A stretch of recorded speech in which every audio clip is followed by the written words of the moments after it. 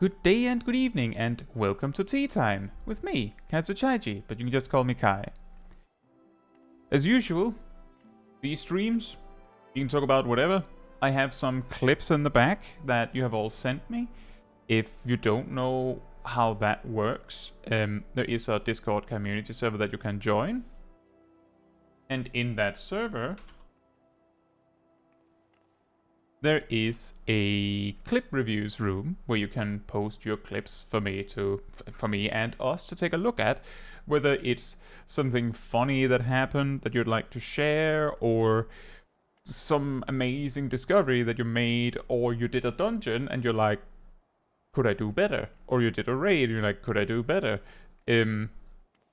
Of course, I haven't done all content in the game, and I haven't, like, necessarily, and I have not done all content with all jobs, so a huge part of my advice is, you know, fundamentals, for example, observations of what we can see going wrong or going right, and things like that. But hey, often it can help anyway, like getting an extra pair of eyes on how you do things. With that said, hey Chris, hey Fru, hey Gazel, hey Ardell, hey Matthew, hey Fatman, hey Tristan, hey Gazadragoon, hey Ham, and hey Saras. Hope you're all doing very well. I thought you said you weren't going to make it, Ham. Hey Angel, hope you're doing well as well. Right. So, actually a funny thing that happened is I did a dungeon last night, like dailies, and, well, someone logged it, which means that I have a 99 pass on the Ghost Park Expert Roulette as Viper, which I think is really funny.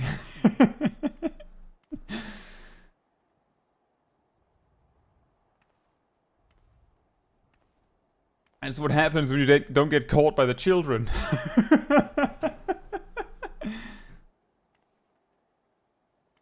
And I should be here, should be able to be here for like 1.5 hours. I'll try to keep that in mind, and we have to make sure we've actually checked your clip before then. Hey Wool and Cyanide, hope you're both doing well. Who's out here logging in dungeons? Some people do. The thing is, Fatman, that sometimes you can use a log to, like, quickly get an overview of where something went wrong without, like, recording the whole thing. The thing is, I know the context there was testing if logging worked at all. And doing a dungeon is a pretty safe way to test that, right? I still think it was really funny to be like, well, I have a 99 log in one of the expert roulettes, apparently. And I'm pretty sure that was one of the dungeons runs where, like, you've probably seen me do, like, Extreme 2 farm, where, like, for the 10th time that stream, I'll be like, oops, I wasted a rattling coil there. Still doing that. 99 pass in a dungeon.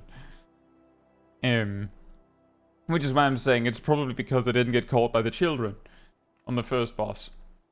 Hey Zaf and Ilana, hope you're both doing well. Gazel said I had someone log me an expert too, but I was at 56 dancer.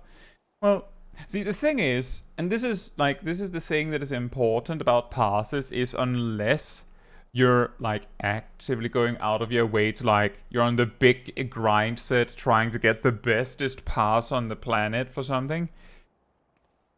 Unless that's the case, then what really matters is compare yourself to yourself, not anyone else. See if you can beat your own record. So you got logged at 56 as a dancer. So next time you get logged as a dancer, will you be better than 56? That's what matters. Doesn't matter that you're specifically at 56. The question is, can you, like, if you play dancer more, do you do better? Or have you, like, have your skill in that job stagnated? And if you get a pass that is like really high, like I would say like 80s, 90s or so, then you're already at a point where, like in actual content where the pass really actually does matter, you're probably not getting higher than that unless you're like in a group actively making an attempt to do maximum damage, you know, coordinating raid buffs, maybe even aiming for specific kill time, things like that.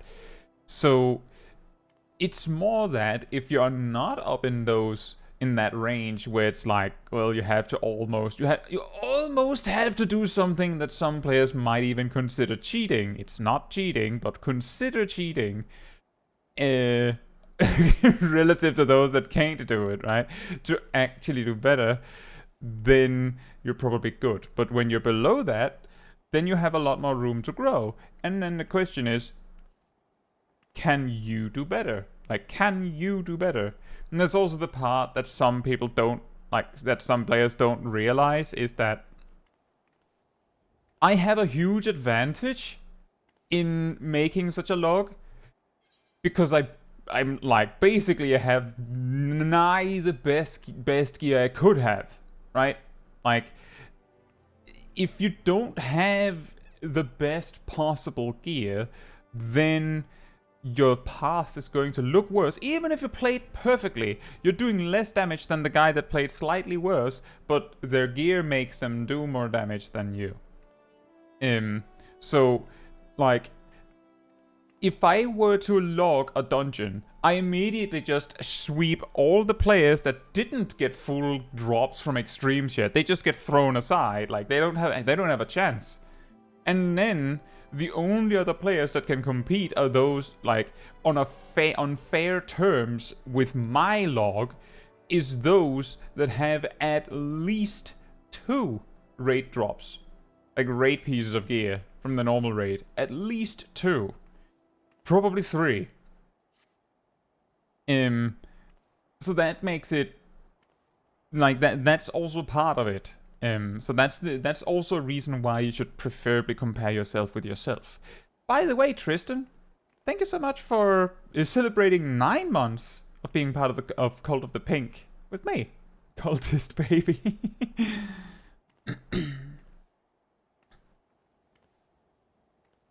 Yeah, exactly, Ilana. A lot of players get fully caught up in, well, I'm not better than these other people.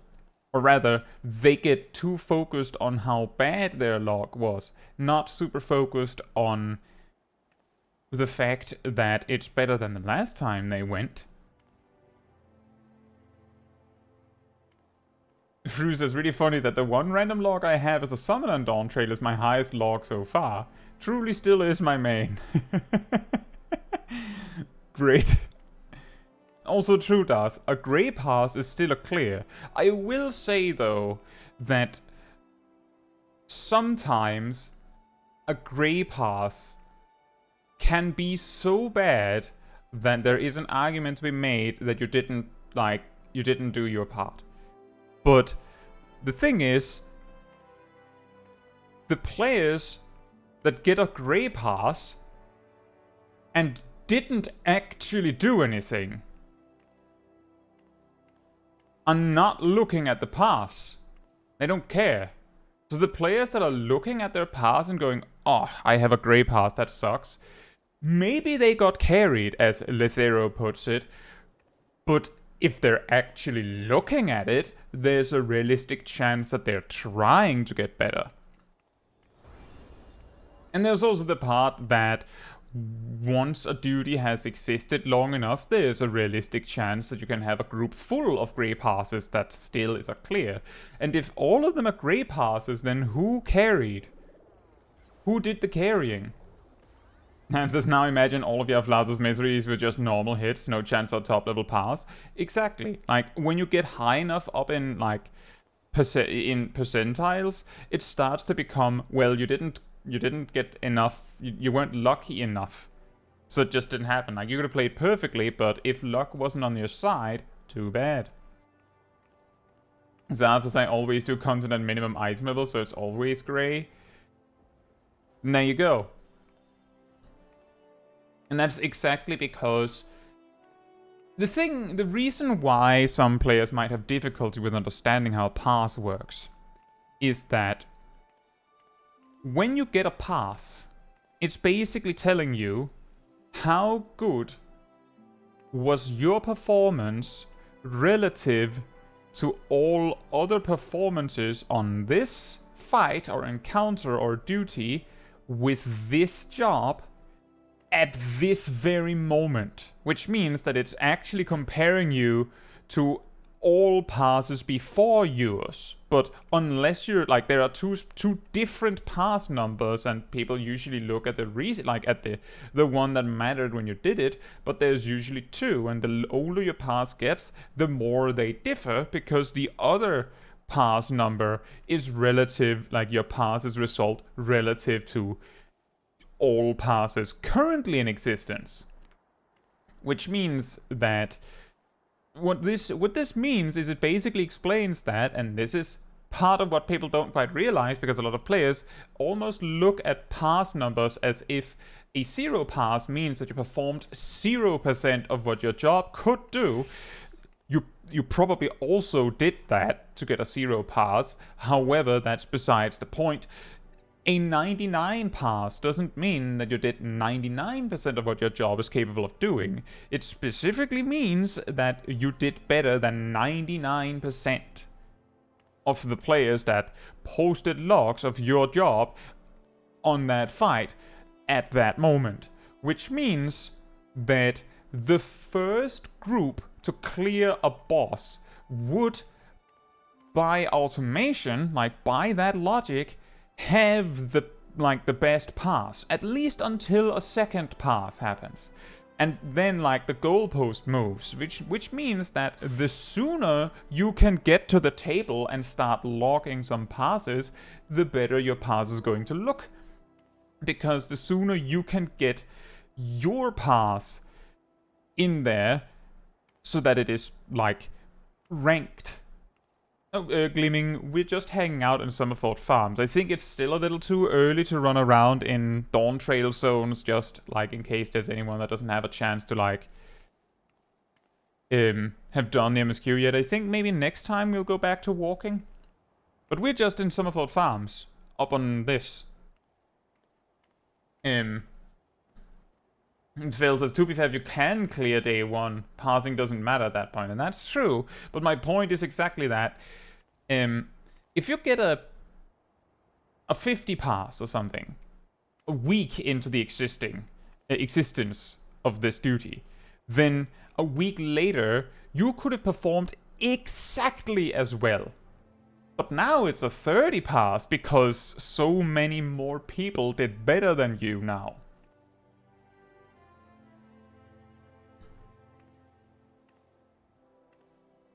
You didn't do 33 auto attacks and greet 3 vuln stacks while critting on a Tuesday at 3:33 PM after you brushed your teeth. Very specific.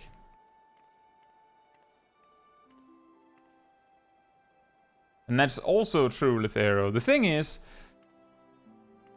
that part plays in a few different ways. the higher potential a job has, like the higher it ranks relative to the other jobs, the more likely it is that that job will attract players that play the best job to be the best job. Not because they like it necessarily, they might also like it, but they're playing the best job because they want to be the best, and that comes with the additional motivation to also do the best, which means that the competition will be fiercer with those jobs because there will be a heavier emphasis of really solid players because they all want to be the best. Whereas jobs that are less popular or alternatively just straight up weaker, there will be less competition. There's, I think, like comparing parses between Black Mages and Summoners. There's even that meme of Boss Lightyear and Summoners parse. Well, I think the problem there is that Summoners don't have that much space for... I don't know if the word here is skill expression, but it's more that the optimal rotation for a given fight for a Summoner can probably be planned out relatively quickly. Partly because Summoner doesn't have that, like, they don't have that many moving parts in the first place, so they can't really find some sort of secret sauce on a fight.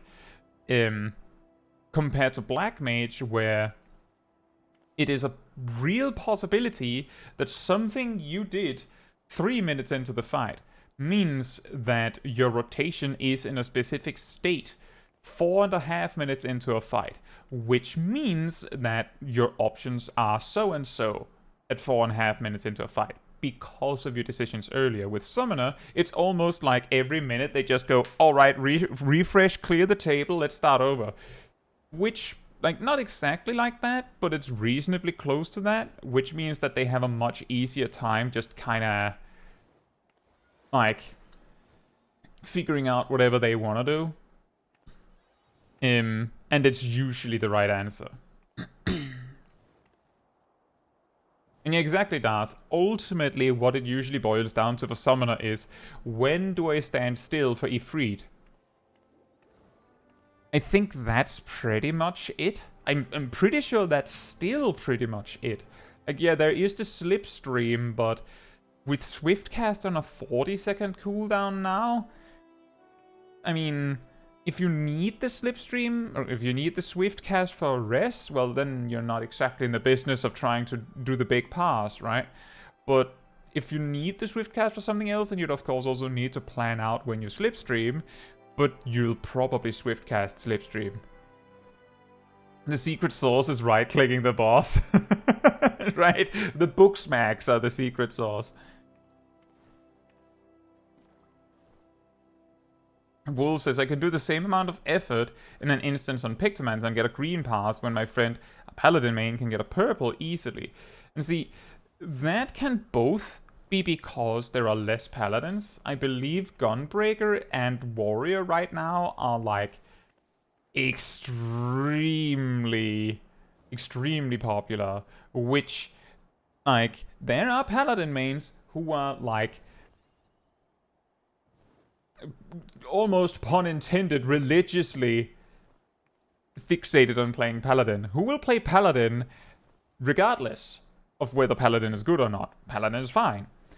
But if there is a different tank that is really popular, it automatically has the knock-on effect of making the other tanks less popular. And again, if you want to be the best, if you're a big parser man and you want to be the best, you're probably not big parser man as Paladin if Gunbreaker and Warrior do it better, right? It doesn't even matter about balancing in this regard. These kind of players would choose whatever is better. Sometimes. Hey, Ryan.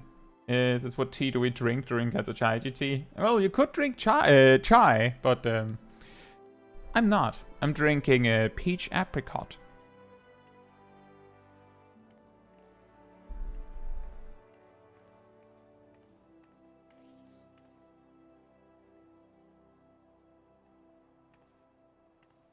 Shizuma says, I think lately people look too heavily at FF logs for balance. Most of the data is overwhelmed by people running a fight over and over for optimization. It's not weighted forward towards the average player, but the average run. And people tend to look at the maximum number, 99%, which just represents parses. And that's actually really true. And that's actually something that I've run into multiple times, where I'll have a discussion with someone and be like, well, this job is fine. It's like middle of the pack. That's good enough. Or even I'll look at a job at the bottom and be like, well, it's only so-and-so % behind the strongest. That's not that bad. Like, it's not great, but it's not that bad. And then they'll be like, well, actually, in the 99th percentile, the distance is much greater. And I'm like, yeah, because no one is playing the worst job. Like, who's playing it? Like, the parses are playing the stronger job, right? They're playing the stronger job, which means that the 99th percentile for the weaker job is not that. Or at least not to the same extreme degree of that.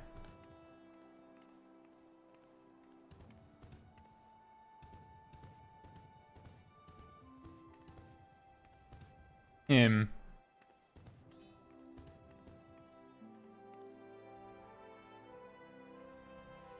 see, the only thing where this can become a problem to talk about, the only time where this can become a problem to talk about, is exactly that.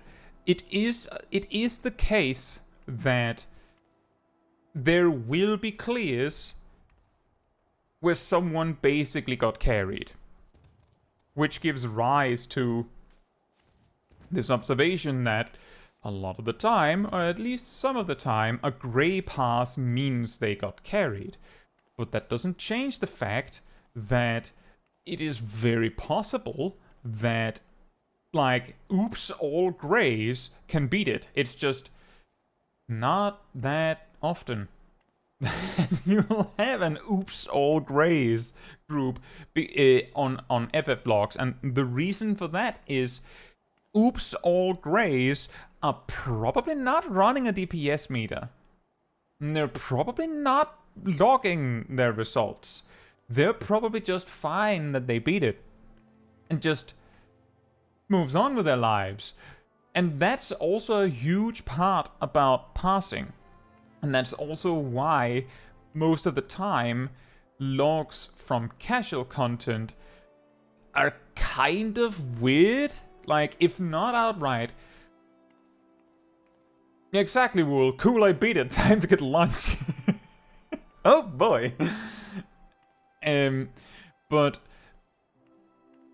like in casual content, there's a very high chance, like if someone is passing, right? Like they're having a DPS meter running and then they log it after the fact to see how well they did.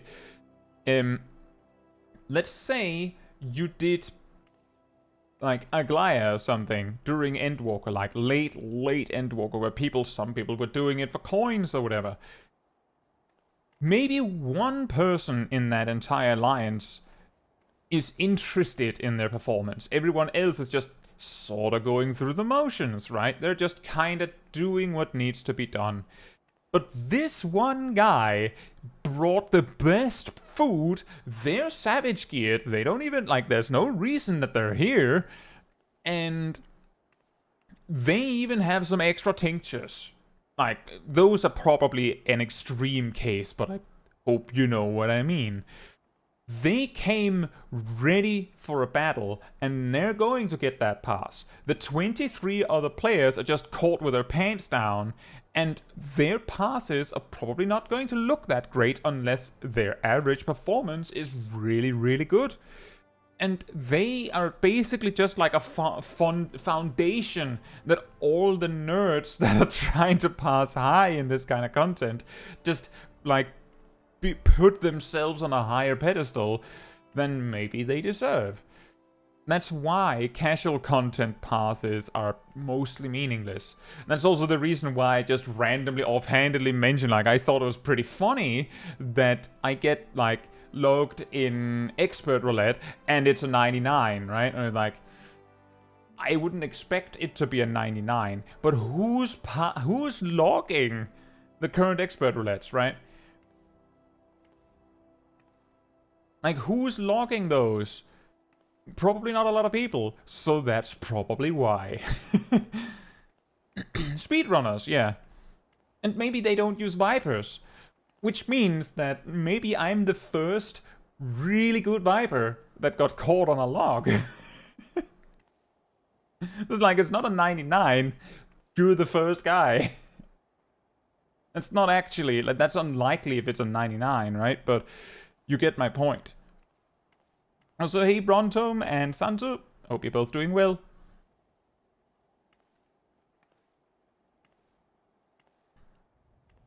Matthew says, my 100 in Lunar Subterrane is meaningful to me. And that might also matter. I'd also say, depending on how late you got that might actually be quite impressive. Phil says, some people just live log everything. My static leader does that. Yeah, that's also an argument. Some people like to make sure that everything they did, like, is something they can, like, revisit in some way. Like, some people record everything in their lives. Some people log everything in their lives. Hey Lexi, hope you're doing well. Netherius says, I'm the weird guy that went with Savage best in slot on alliances because I was too lazy to see a reason to change it out. Well, that was not quite what I meant, Lethera. What I meant was more that,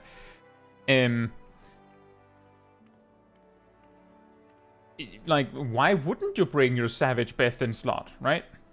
We're kind of talking about parsing, yes, Lexi. Why wouldn't you bring your best gear if you have it? The point was more that the people that might go out of their way to, like, log a really good pass in an alliance raid, they're probably excessively overprepared for that scenario, right? Which would mean that they have full bis, they have the best food, they have tinctures in a casual setting, just to see if they can get a really good pass. And that's kind of the reason why a pass is somewhat difficult to get any, like, meaningful, like, data out of for an individual. Santos says the people who intentionally upload their logs for alliance raids probably don't pass well for Savage. Don't know anyone who does well in Savage but cares about alliance raid pass. I don't think most raiders even care about extreme passes. Who knows? Like, the thing is, aside from yourself, who really cares about your pass? If it's really good, like, actually, like, if it's among the best, then people start caring because you're the best at that moment. But if you're not the best, then most people don't care about your pass. There are statics that will look at your pass history to get, like, an idea of how good you are.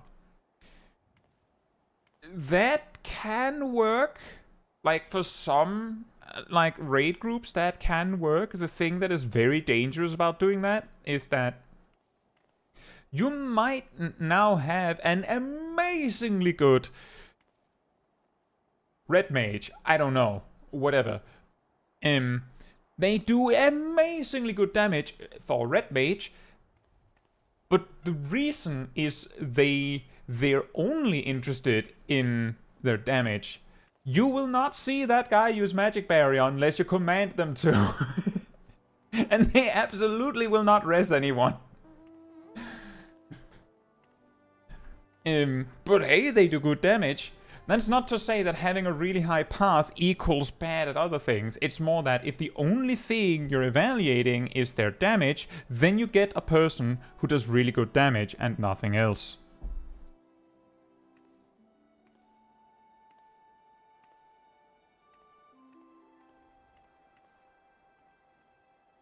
So hey Altiba and Karasu, hope you're both doing well.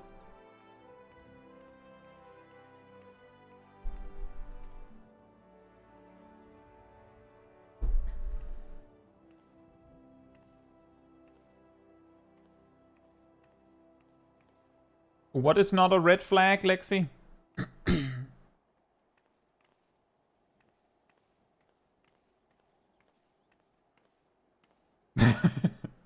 They deal amazing damage for red mage. I see how it is. Well, the thing is, if I said they deal amazing damage, I have a feeling someone would be like, but actually, red mage doesn't do good damage.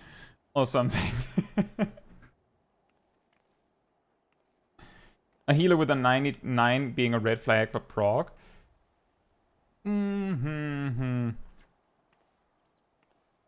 I think the important thing there is to... Like, and see, this also circles back to what I was just saying about the red mage. You see a white mage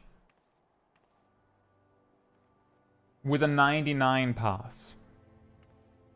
If you take that at face value, that white mage did really good damage. Presumably they did their part of the healing, right? Presumably. But it isn't... It is a thing that there can be groups where they will actually let one of the healers do the heavy lifting on healing, such that the other healer can pump harder. Which means that what you're more interested in is making sure that that 99 pass wasn't a case where that white mage was basically sandbagging it on healing and letting the other healer do all the heavy lifting. You're like, I'd say I would rather see a slightly lower pass, and then they're doing a lot of the heavy lifting on healing on top. That's not to say that getting a 99 pass as healer requires that happens. It only becomes a requirement as soon as someone else does it. Right? Like, if you start having white mages where they request that their co-healer is specifically a scholar with chain stratagem, and the scholar has to do all the heavy lifting on healing, then you start to reach a point where the only way that you can get a 99 as a white mage is if you also do that.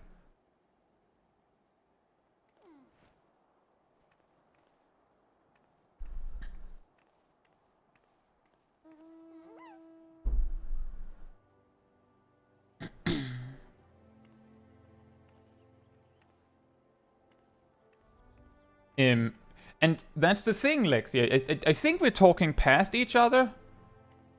Or alternatively, you're focused more on your rebuttal than listening to what I'm saying.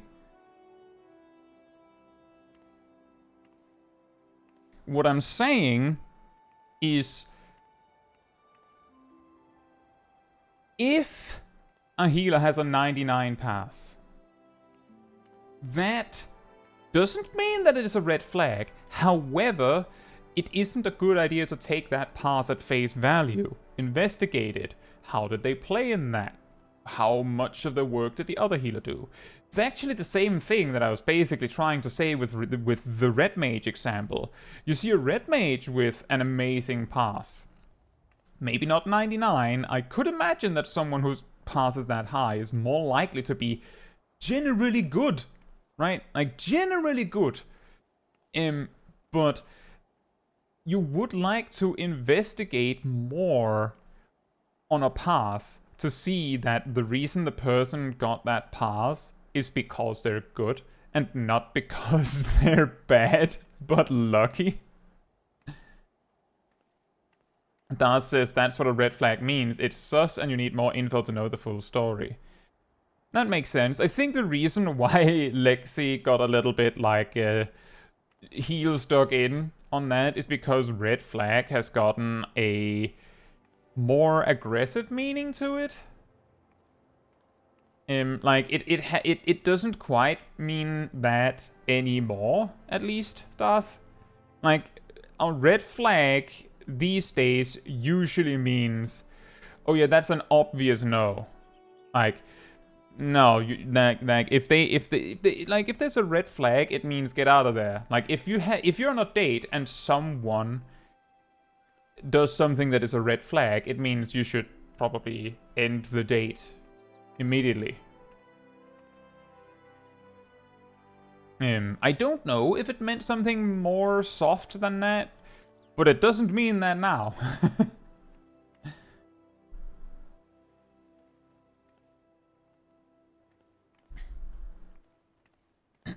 Gen Z slang is confusing. It is, but I feel like red flag is something that we've said for at least a decade now.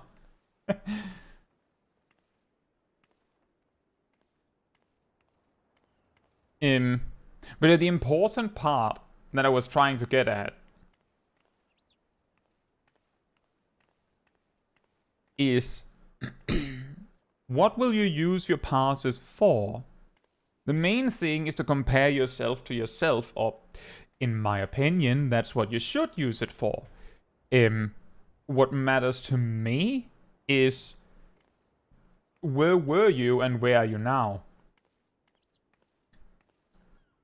You know, the how it started, how it's going meme? Like, that's what I want to see. I want, like, on the left, how it started, I want to see, like, a gray pass, and then how it's going, or how it ended, or whatever. I want to see, like, a pink pass. Like, that's what I want to see.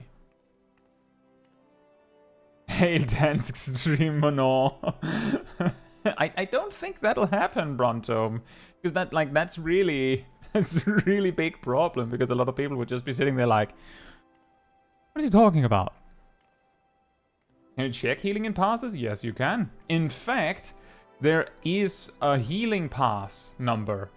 The problem with that one is that that one can also be cheesed and, like, memed up. By which I mean...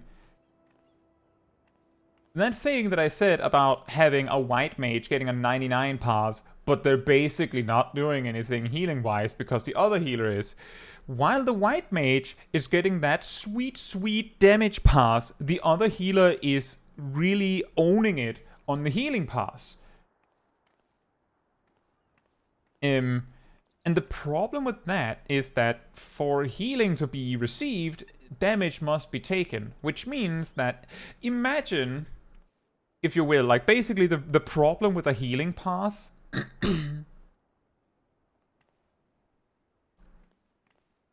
is that, imagine if a boss had an effect where they could only take 500,000 damage per 5 seconds. That's likely going to, like, put a pause to 8 players going ham, right? And, like, it just throttles your damage after that. That's kinda like how healing passes can be.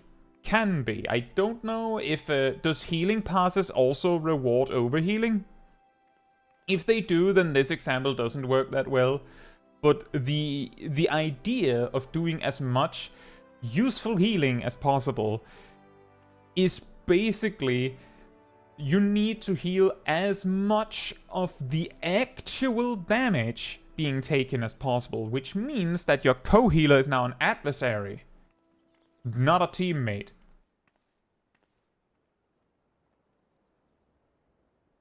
The reason why I had to ask is because I think I heard about something with, like, a ridiculous healing pass or something on an ultimate, where the reason for that was because, like, a sage or something was spamming E-proc and the shields counted or something weird like that. But I didn't investigate it further. That's just the reason why I wasn't certain. Yeah, because of that, it means that to get the best healing pass, you kinda need your co-healer to heal less so you can heal more. Like, imagine, like, that boss fight I said, a boss that says, oh, you can only do X amount of damage per 5 seconds. That would mean that you would want to bring, like, either you would want to bring less damage dealers, or you would just have, like, oh, healers don't attack this try, like, at all.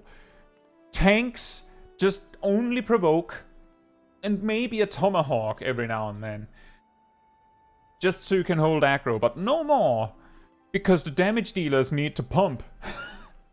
We brought 2. Need to make sure that they get maximum pumpage. Hey Giraheen, hope you're doing well.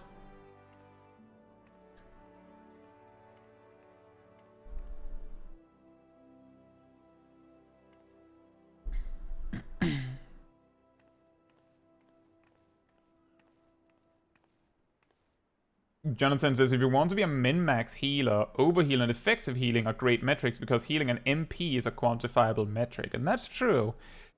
That's the thing, is that the reason why I asked about the overhealing thing is because I would assume that if a parse should do anything with an overheal, it should say, well, that's kind of pointless.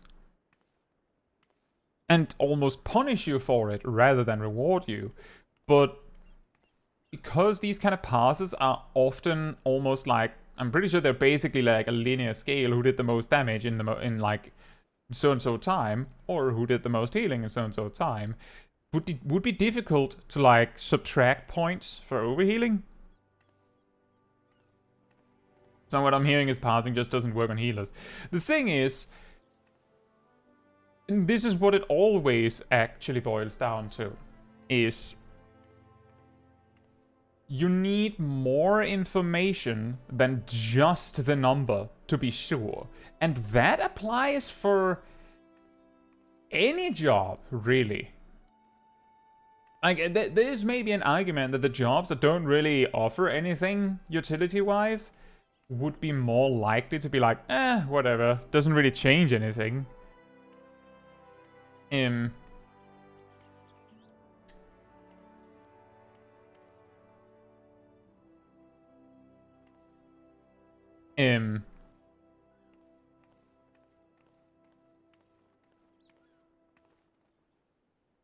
Like it doesn't really. The thing is, and that's what I sort of like keep circling back to, is using a parse, or rather, what do you use a parse for? And I think what it ultimately is helpful for is comparing yourself to yourself, and sometimes to compare yourself to someone else. Like if you want to know how they're doing better than you, for example. Or being able to understand how what you're doing weighs against what someone else is doing, or what others are doing. But using your parse, you can't really use it for very much. It's basically just how well did you perform relative to others. That's what it means. But that's like a sliding scale that keeps changing, because the instant someone else posts a parse, like a log from that same encounter, if your job was on the list, then your parse, relatively speaking, should be better or worse relative to whether the other parse was better or worse than yours.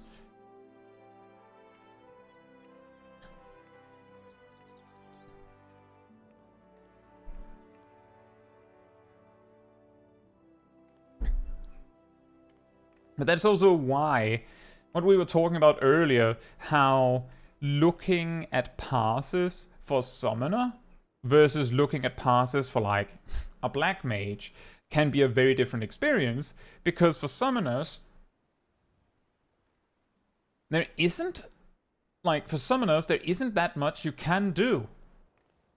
Like, once you know when Ifrit go, like where Ifrit fits well in the fight, that's kinda it. Like, that's mostly it, right?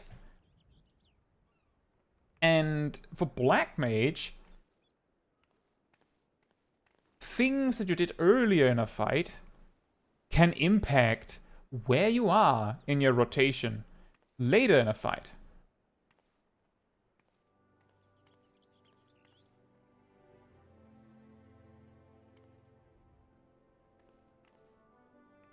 Bill says XIVAnalysis isn't super helpful half the time, TBH. Well, XIVAnalysis mainly highlights, like, it, as far as I know, the way XIVAnalysis works is that we've discovered what you can and cannot do in a fight, right? Like, what things should and shouldn't be done. Like, for example, knowing, well, you can fit this much damage in your burst, you might even reach a point in that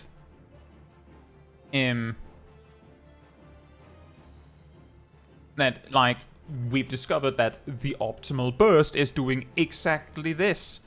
So then XIVAnalysis can very much quicker than you can look through your log and go, well, at this point your GCD was clipping, at this point you missed a cooldown, which actually means that 5 minutes later, when the boss died, you missed a cast of this cooldown. At this point you used a major cooldown while this buff wasn't active that you were supposed to maintain, and so on and so forth. But it's not like XIVAnalysis will be like, well, to do this fight, you need to play exactly this sequence of actions. It's more like the fundamental things that build your general performance, right? Like, it's not going to tell you, well, at 2 minutes, this particular job is supposed to do exactly this. It's going to tell you, well, at 2 minutes, you didn't click your raid buff on time, because it drifted, which is an obvious mistake, but maybe you didn't notice. Sometimes it'll also point out something that is incredibly obvious, such as catastrophic error, don't die in the middle of a fight. That has a tendency to ruin your damage. Shocking revelation. Exactly the theory is like, hey, you could have done this. The thing is, XIVAnalysis isn't going to change your green parse to a purple parse, but it is going to make it so that when you do parse, you will have, like, if you are fully satisfying what XIVAnalysis says, then the problem isn't in you forgetting to use anything, or using a specific thing wrong in a vacuum. It's more likely that the reason why you're parsing lower is because you could have used something better.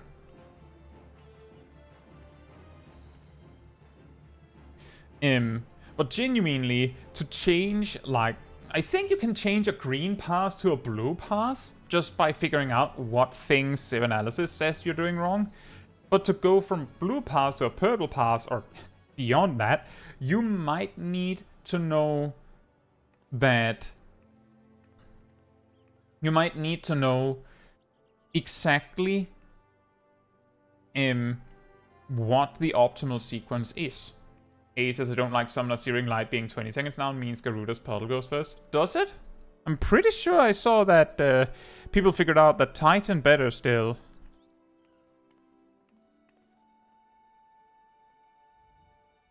I mean, I don't know, like, we've had problems with this in the past, that it wasn't updated, but here's the balance. Saying Titan first. I think it's because of the tincture, well, the gem draft. I think it's because of the gem draft.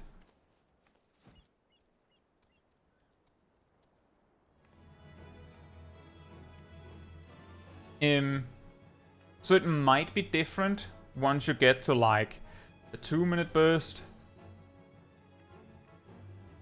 where you don't have a gem draft for it. But this does make, like, this tracks, at least to me. Let me just check.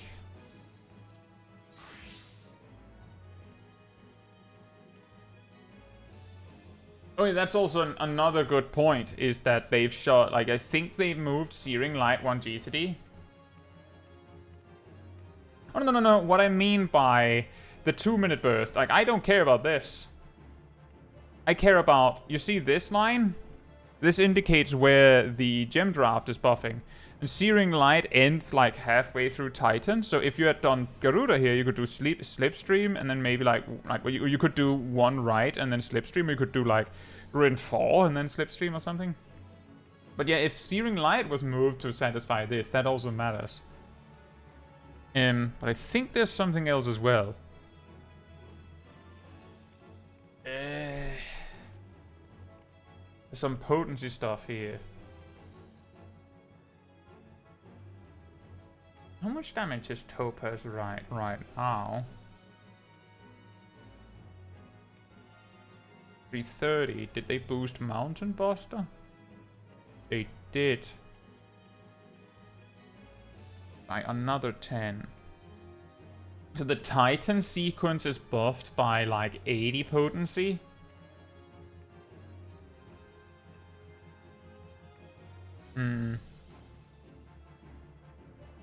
The Garuda sequence is buffed by 40 plus however much Slipstream gets, which is also 80 combined? No, wait. That's 100, isn't it?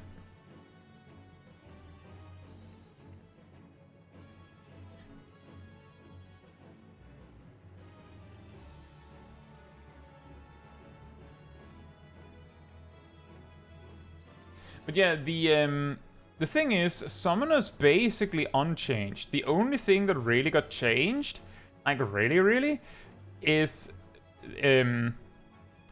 this Searing Flash you get from Searing Light. That's pretty much it. Everything else is the same, it's just that it looks slightly different while doing it.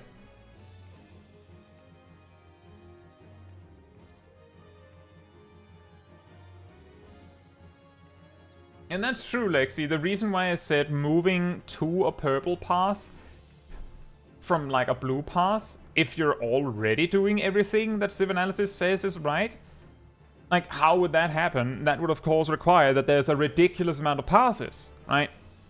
And that Buzz Lightyear meme thing that someone mentioned earlier about summoners is that if actually doing the bare minimum, or rather, of actually doing your rotation correctly is trivial, even, then you might not get a purple pass by doing so. Because Buzz Lightyear meme, you know, the one with like all the boxed Buzz Lightyears,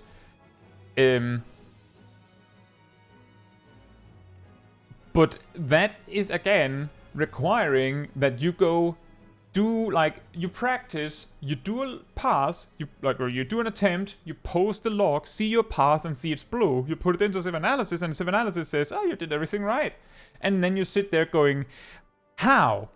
And that's when it then becomes, well, it means that there isn't very much you can do. From blue to purple, everyone's doing, I don't know, 11.45 or 11.45k exactly, like doesn't matter, random number, exactly 11.45k DPS, or doesn't matter, some number where they just vary by like single or double digits, and you need to go beyond that to go to purple, because you have to, like, this super dense area where everyone's basically the same. You need to overcome that. How you do that? Well, you find the secret sauce. What secret sauce does Summoner have? Not really anything. Auto attacks, maybe. And if that's not it, well, then you need to coordinate raid buffs better. Or be lucky.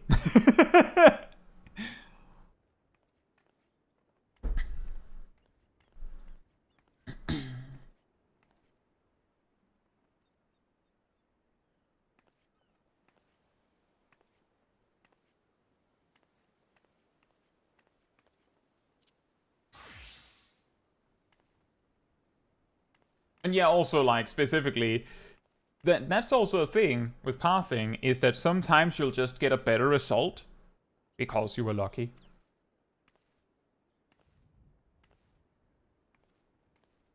Anyway,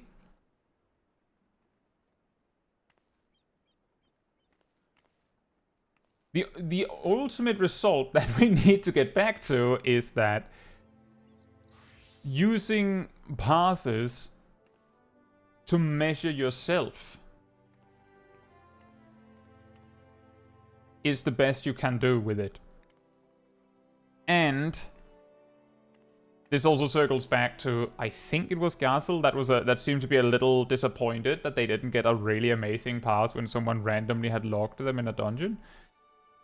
You should not use the passes to dunk yourself with. Like, you should not use them to get disappointed. It should be seen as an opportunity for growth. Like, actually, genuinely, if I had gone into the Extreme 2 and been like, well, I would be concerned if I had come out with a grey pass as Viper, because I felt like I did really well.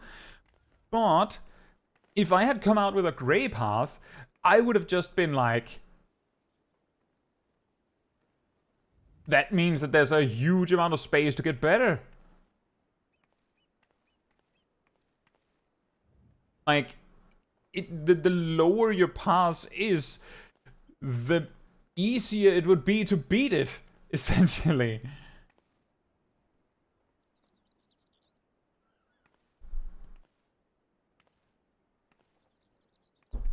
Unless, of course, you're looking at it and going, well, I'm already doing everything right. How is it possible that I'm getting a grey parse? In which case, back to the drawing board. And exactly, Lexi, that's probably also part of what makes it a lot harder to see a healer, to understand a healer parse. And that's also part of the reason why, when I went into the perspective that some statics will look at parse history, not past history, although it would be past history, but parse history to evaluate you.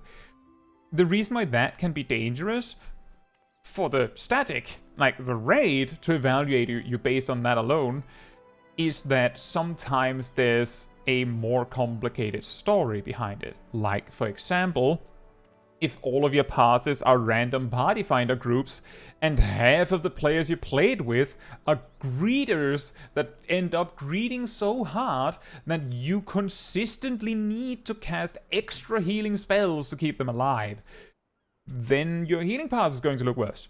Like, it's straight up just going to look worse. And there's not much you can do about that beyond trying and trying until you get a group that doesn't do that. And the only way you could do that is if you had a consistent group to test with.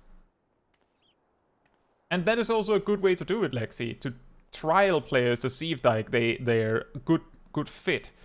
I think the reason why some statics go to checking parses is, well, joining a static is, a lot of the time, it's almost like a job interview. And that sounds absolutely ludicrous, I know. Like, it sounds insane. But it kind of makes sense, because filling that spot, it has a lot in common with filling, like, a position at a company. They want like, let's say you're player 8 in their raid team. They want the player 8 to be the best match, so they don't have to replace you. And you don't want to be replaced.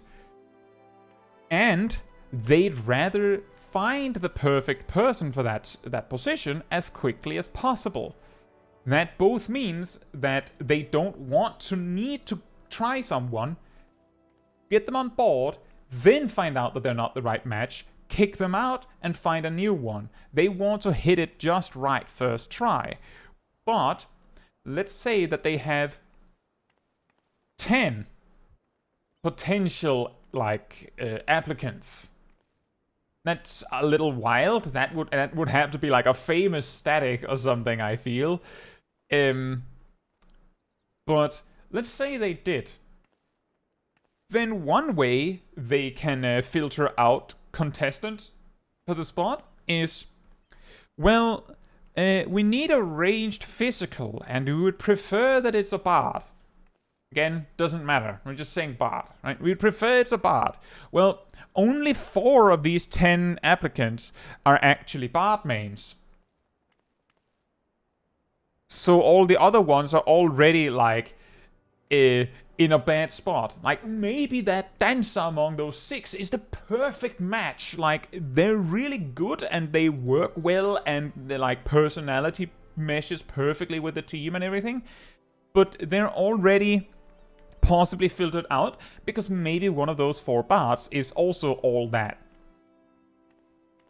So then they look at the 4 bards and go, well, how, like, parse-wise, how good are they?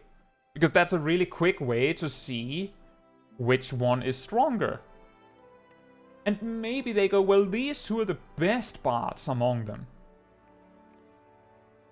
Maybe they even take, like, have a conversation with all 4. I know some statics will straight up have, like, basically an interview to talk with them. See, well, how are they? Are they nice? Do we talk well? Do we fit together, right? Can we talk? And then, by the time they're finished with all that, they might have it boiled down to, well, we need to trial you, and, well, you're the better pick, so we'll trial you first, and then let you know that you're going for trial, so, like, actually act like you didn't hear this. We'll trial you, and the other person is just left in the dark for a few days.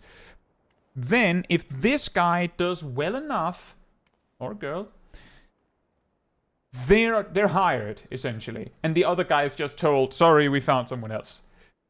If they're not all that, then the other person gets trialed as well. That person might just be left in the dark, not knowing whether they were taken or not. And they trial the second person. And if they're worse than the first person, and you take the first person, like, they might settle. They might even, you know, go back to the rest of the stack and go, well, those both sucked. Anyway, this dancer then.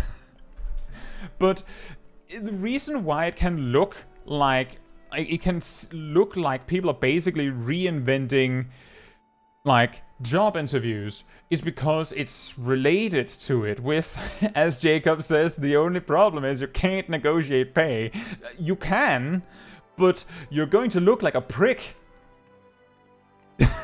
Like, at the interview, like, they're like, all right, so do you have any questions for us? Yeah, so what do you think about if I said that I require that I have first dibs on mount drop? Like, just as a general rule. How do you all feel about this? No? Okay, great. Well, it's just an idea. You can absolutely negotiate your pay. You can also be very likely to not get chosen if you do.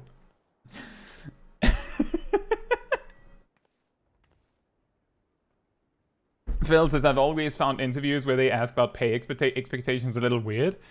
Yeah.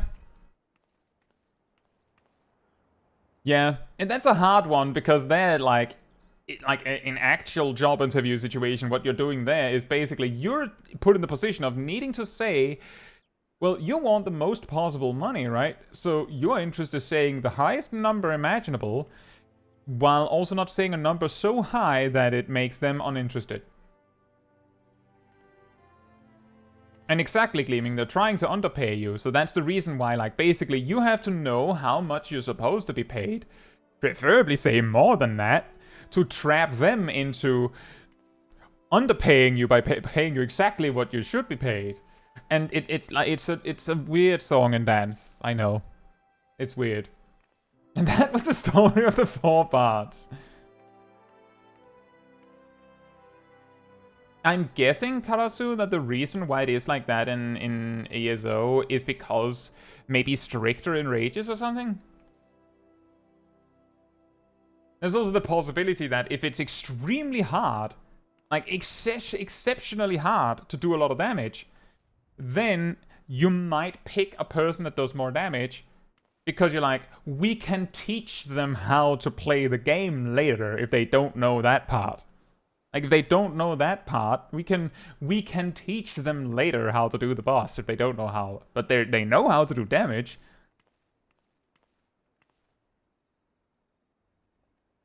Zav says, I did Criterion static management, and finding the 4th person was mostly difficult because none would stay for longer than 2 weeks, so it was a little disheartening. Why not?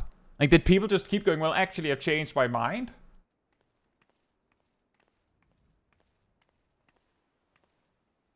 Right.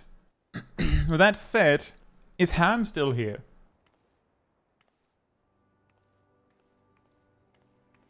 Is Ham still here?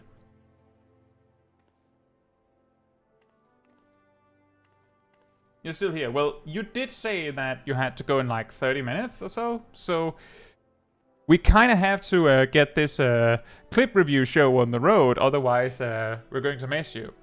Right, so, and that was a little blurry already, so I'll just do this while I explain.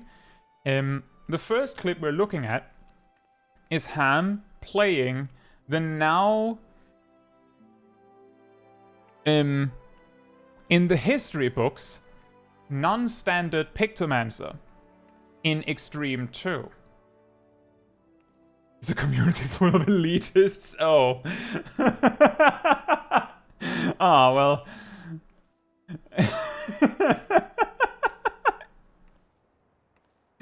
Well, then, I guess the important part is like then we don't want to play with them anyway, right?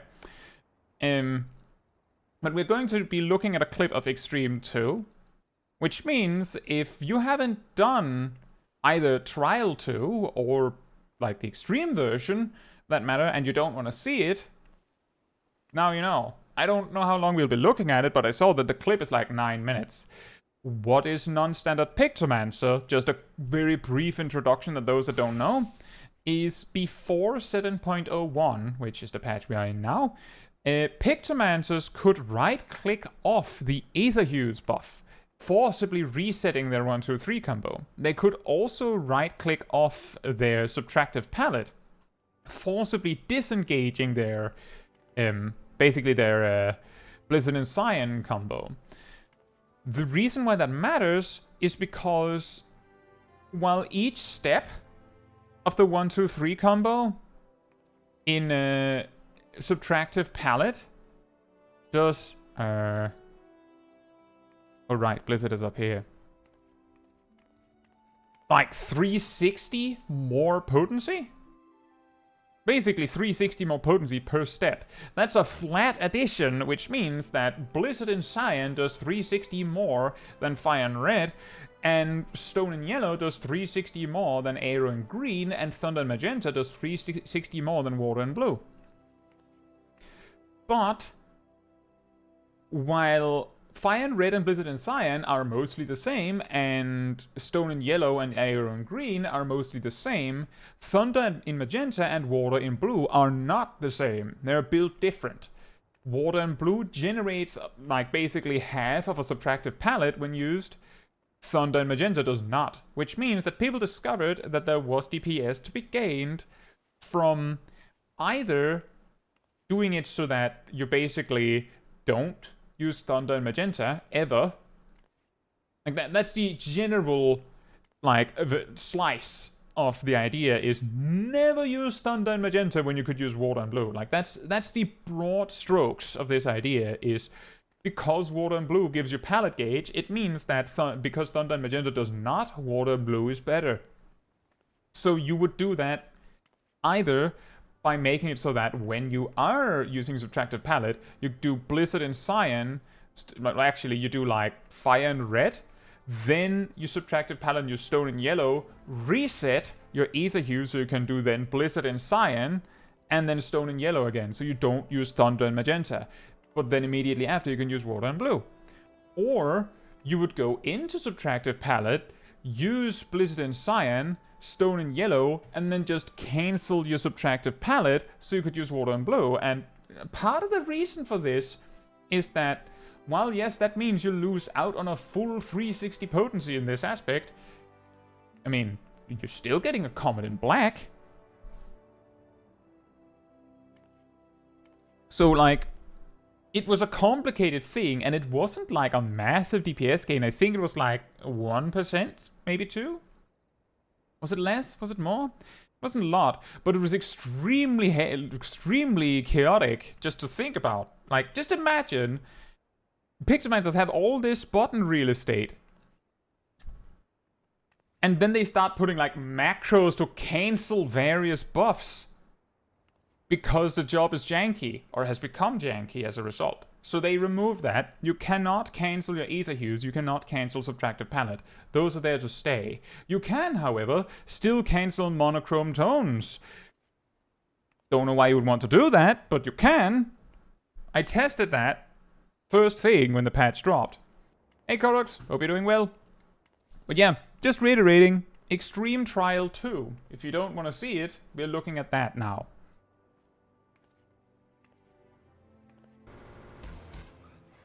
That start where it's like grrr, always scares me. I think for a second The game is bugging. By the way,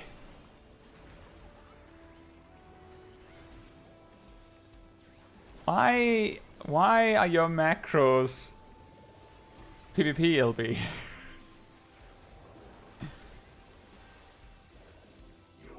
I also showed, well actually Ham, here's a fun little behind the scenes. I showed cancelling monochrome tones in the guide, but the guide was recorded before 7.01 dropped. So I could have shown you ether hues cancelling as well. I just didn't.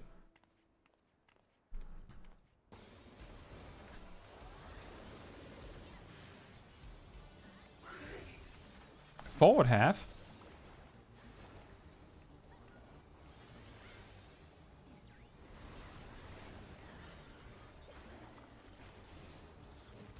Oh, that is nice. The long run with the swift casted motif was very nice.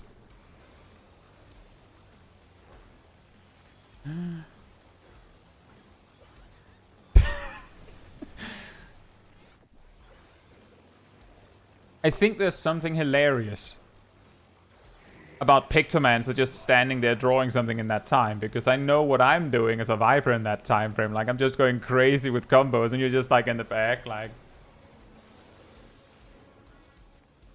Oh, there was the cancel.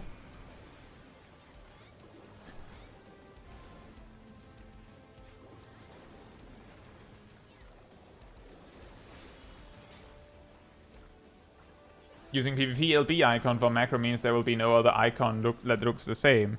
That's true, but I would have like normally I've just used like one of the generic icons.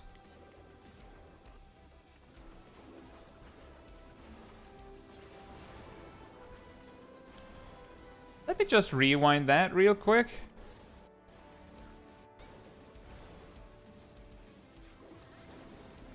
I want to see how someone else deals with this mechanic. Swords are down. Right, you have spotted the sword that is on your spot, right?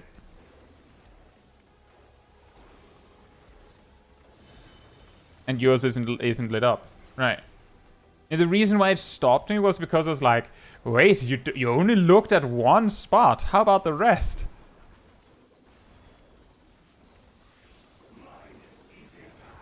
Mine is the path.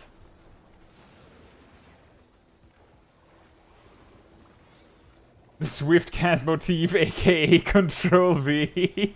Yeah. This new can't hurry art. That's also except when you swift cast it, of course. But that isn't hurrying it. It's Control V, right?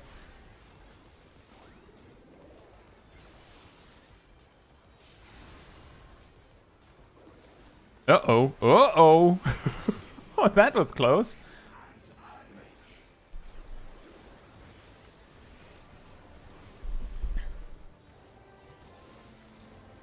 Hey, Shiro. Hope you're doing well. StarCraft Dragoon. Swiftcast just gets you doodles. I would love that. If you specifically swift casted a motif, it shows like a kinda whack version of the image. Like it's fully functional, but it just looks kinda hurried.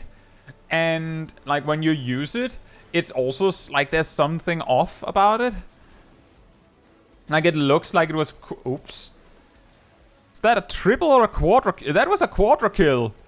Quadra kill.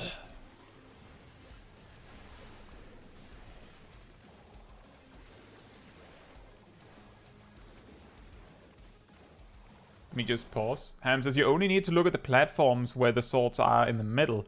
The layouts of the platforms are fixed if you know that all of the middle four will be hit. The sides, not corners, will be safe. And that's true. The reason why I don't usually do that is because I don't remember how often there's been more than one sword in like the center cross or like the center line there across. So I usually just look at one. Gleaming says, no offense to the people in this clip, but that mechanic looks really easy, but they all die. Let's rewind. But that is true. That is true, Ham. It took me way too long to realize. Just take, like, one of those in the middle. Like in the diagonal. Like, why are you doing that? Because I kept taking, like, if we just hop back to that real quick, I always took this spot for a really long time. And you can check the stream VODs. You'll see it's true. I looked at this one and complained consistently that either he'd put a sword on it or he would cleave my side of the room, making it meaningless. And it took me too long to go, I'll just use this one instead.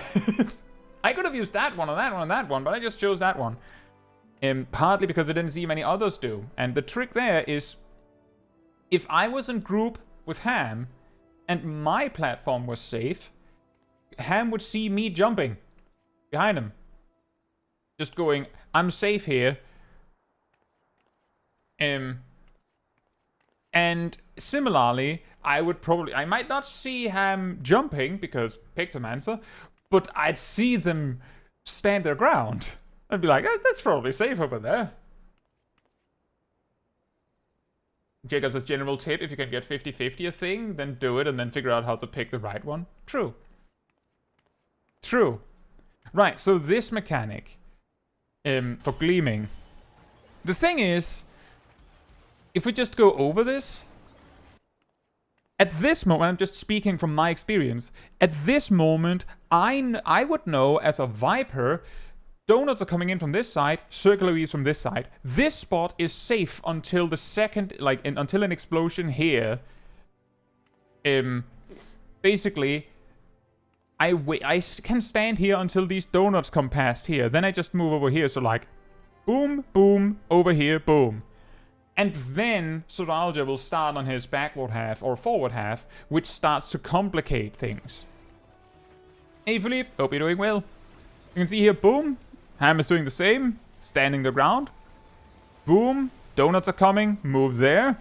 Basically, this is scripted, essentially, like you already know. Now, forward half is also coming, so you have to start planning, where am I going to be so that I can move into position for forward half. Right? So, just to take this real quick, forward half, he's looking that way, which means that he will jump over there-ish, turn 180 degrees, cleave everything in front of him, we mean like everything out here, and he will also cleave whatever is on this sword side, which will also flip, which means all this stuff over here, which means that the safe spot is somewhere down there, right? So that's basically what's happening here, is moving over there, and you can see these circle AoEs means that this center line is safe. Now, the thing that often happens is right here, and this is why I had to explain all this, to explain why this happens, Gleaming. Right here, the people that survive this are usually going, yes, I survived it, take that! And then, oh right, the donut AoE. I've been that guy more times than I'd like to admit. That's the reason. That's what happened. They were like, yes, I did it! Right, the donut AoE, right? Like, it's the configuration where those are circle AoEs is way easier because there's much greater chance that you find yourself between them, and even if you don't, the reason why it kills so many is because you can survive one. But for some reason, they're all caught between, so they get hit by two. But the circle AoEs don't overlap. Like, they don't overlap, so you wouldn't be killed if you had missed the circle AoE. You only die if it's donuts.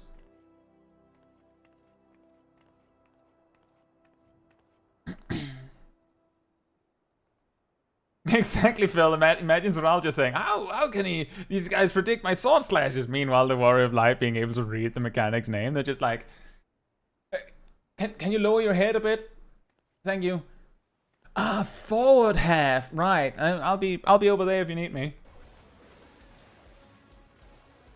But that's pretty much, like, I'm not saying that it's a hard mechanic, Gleaming. I'm just saying that it's like, It's just like idiot.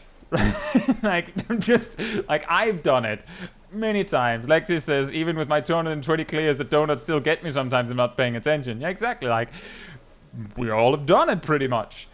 It's not a hard mechanic. It's just that it comes with a mechanic that is a little more intense. It's not that easy in the moment to see where the safe spot is for forward or backward half. And when you finally know where it is, you're focused on that, then it resolves, and then you have forgotten that, right, there was another mechanic happening at this time, right? Exactly, Gleaming. Why didn't they not simply dodge the mechanic? Are they stupid? Yes.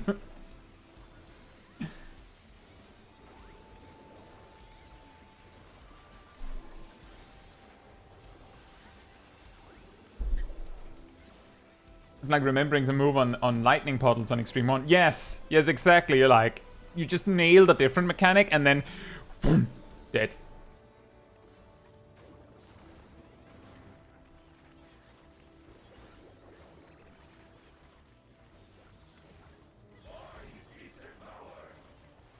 But yeah, the thing is, and then, like, I have also said this when I've been doing this fight on stream, like, oh, that's the nice configuration. Like, it's so incredible how much easier it is when you have the circle configuration there, like where it's circle AoEs instead of donuts right there at the end. Just because if you goof it up, if you like lose concentration for a second, you don't die.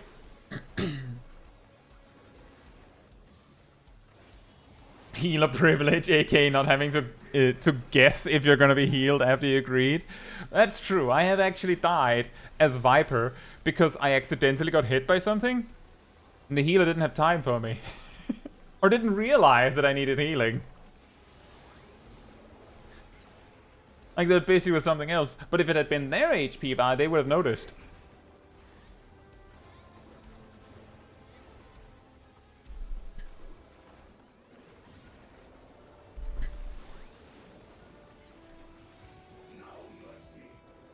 That was a weird clip.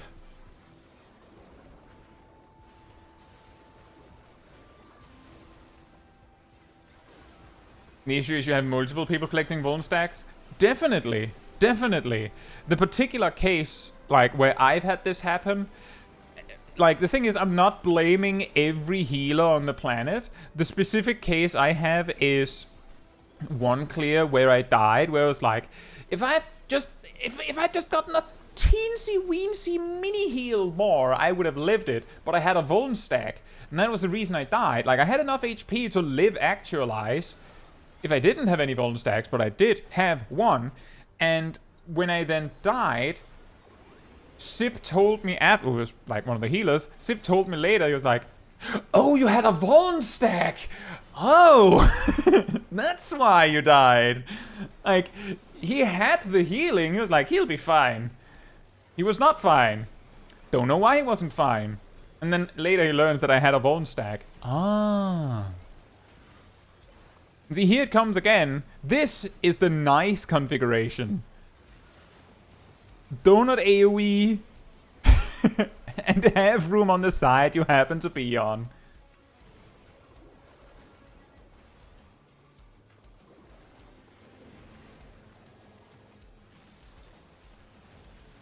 I've been killed by accidentally yoinking that tether from a tank too many times to be that confident standing that close to the tethers.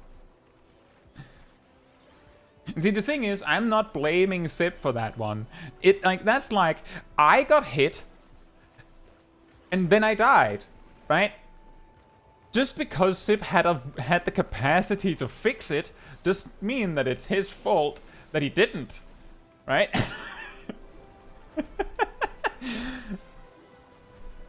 Like, how does it suddenly become his fault because he happened to have the cure on hand? I was the one who managed to get sick.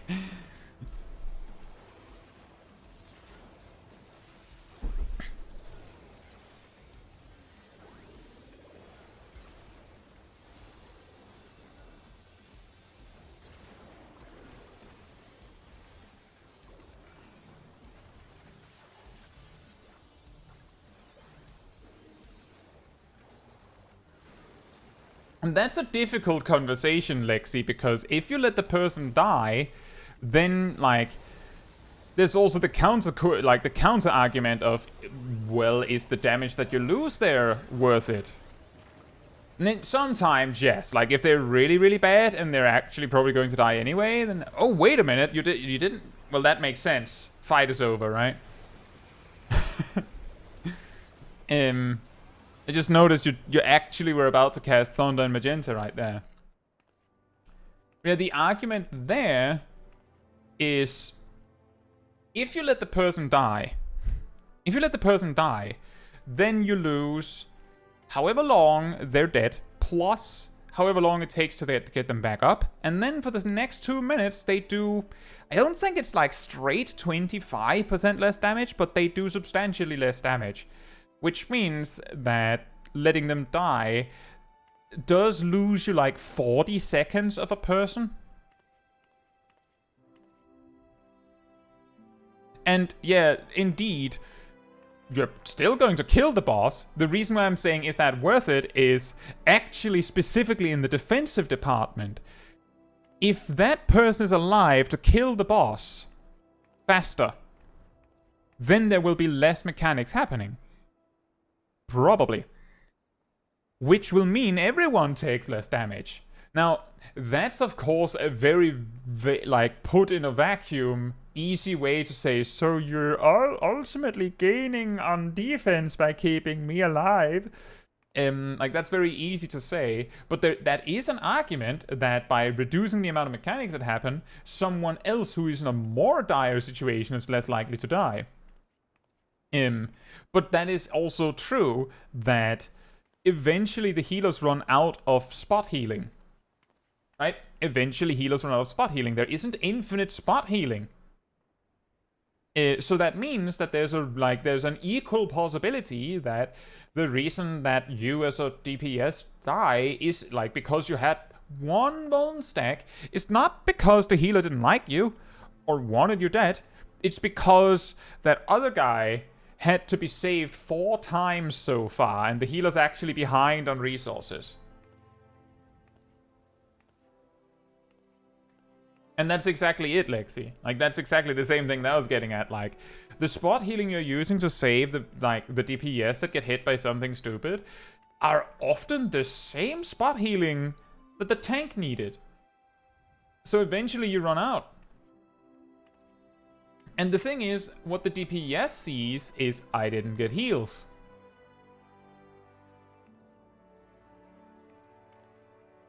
Fails as imagine dying as a result of a risk-reward analysis by the healers.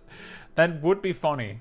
Just could you imagine if you just there was just like a bot in like your static, like I don't know, like in voice comms or something, like a bot analysis that is just like, Fel took 1 vulnerability stack, optimal solution, let them die.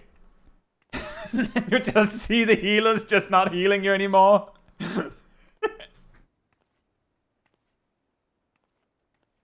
No healing for DPS until morale improves. I could heal you, but then I wouldn't have resources later. Exactly. AI drivers piloting healers. That would be funny. And it is true. But that's also the reason why, like, ultimately, like, my story there was I died because I had a vuln stack. However, I learned that my healer friend, Sip, had the resources to save me, but looked at the situation and went, it's probably fine. That probably also means that he didn't have, like, he had the resources to save me, but he didn't, like, have, like, an excess of resources to save me, right? It wasn't like, it was like, well, I won't need this. It was like, well, I might need this. And yes, exactly, Sip. That was also what I said. Don't worry, I said that too. I said that you said, oh, you had a vuln stack. Because we were, like, talking about how did you die. No, I had a vuln stack. Oh. Because the evaluation had been, I looked at myself and went, I have a vuln, like, thought to myself, I have a vuln stack, I will need more healing or I will die. Well, I'm not getting it. Dead. Sip looked at it and went, well, he has enough health to survive actualize. sees me die. What happened? Oh, the Vuln stack. And that makes sense. Like, I was close to full HP. Whatever healing I was that would have been thrown my way would have been like primarily overhealing. But it would have been needed.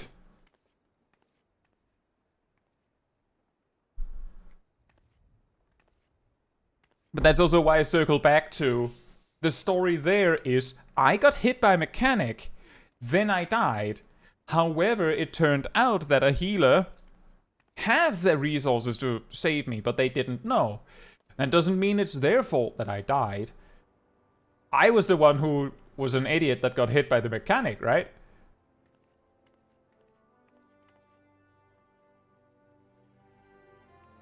It's like, if I drive a car and crash it, and then someone comes by and is like, oh, I can fix it, but actually I can't afford the fix. And then I'm like, well, that's your fault now then. Like, I was the one who crashed the car.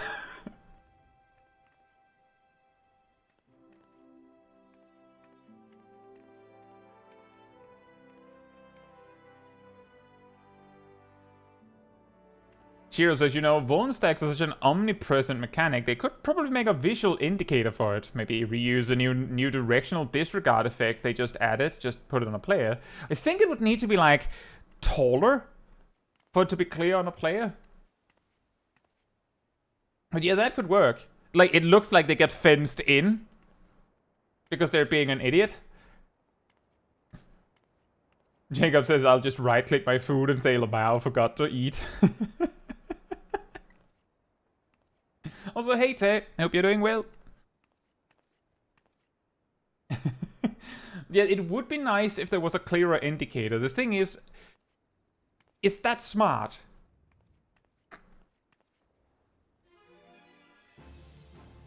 Don't Vuln stacks always show up on the first debuff slot? I think so?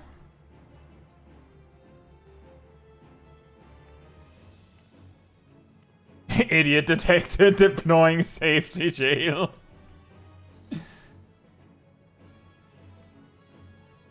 But the thing is, if vulnerability stacks, and yes you can, Gleaming, I'll get to you in a moment.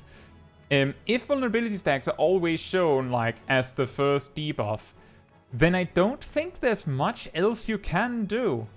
Like, making it like so that you can see both here and here that the person is quote-unquote in danger doesn't help very much, because if the healer's looking here, they're not like looking for someone to heal at that very moment, not necessarily. But if they're looking here, there's a better chance that they'll be like, oh, that guy has a Vuln stack. But they might not realize that it is needed. And I think if you had a visual indicator for Vuln stacks, that might get a little overwhelming. I have heard people mention that while something like having markers like this over people can be nice, sometimes they get in the way. Like, if the boss has limit cut, something like that, then it might be difficult to see what number you are if you also have like a marker over your head. And if you then also have, like, I don't know, Vuln stack indicated as a dunce cap appearing, like, floating over the person's head, that's another thing that is then, like, on top of all that. And I don't think we need it. It's a little bit like the Swiftcast macro problem. It's a solution to a problem that doesn't really help. Like, the reason you died wasn't only because you had a Vuln stack. There was other stuff happening. Maybe the reason you died was because 3 other people ate all the resources for the healer. Maybe the healer didn't see you. Maybe the healer was confident you'd live it, but you didn't. And so on and so forth. Exactly, Sip. That's also a good example. The markers on Extreme 2 are only there for conga lines. But do we need them? Some people appreciate them. And I think it's nice to know where your spot is. It also, like, that's also what makes it easier for me to, like, regardless of what spot I'm in, if I have the HP to help, I would gladly come on over and help soak some damage for the person in front of me. But if I'm not sure where my spot is, then I would spend my time looking for my spot instead. The choice I made was calculated, but man, am I bad at math. That's also the thing with that actualize thing I talked about earlier. Oh, are you going, Yurihim? Oh, sorry, it was Ham. Thank you for coming, Ham. And enjoy your evening. With that actualize example is, I can't remember exactly how much damage it does, like, off the top of my head. But the amount of damage it did was to the point where I looked at my HP, went, well, I have a vuln stack, so I won't live it. Then it did basically exactly the amount of damage I thought it would do, and died, but I was basically perfectly in that range where it was like, this is the amount you need if you don't have a vuln stack, this is the amount you need with a vuln stack, and I was like, here. So, like, it was just, like, the more we look into it, the more it was just really unlucky, right? Right. So, next, we have a clip from Gleaming of, I think, Kryl bugging out. Just a moment. Why did you open in that? Why didn't you open in this?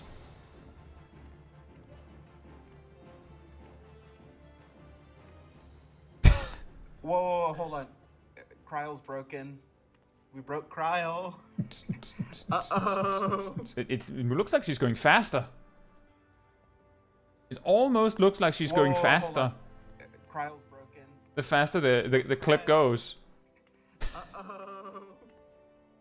She's not sure whether she should be on the slope or like aligned with the ground. We broke Kryl. Uh-oh.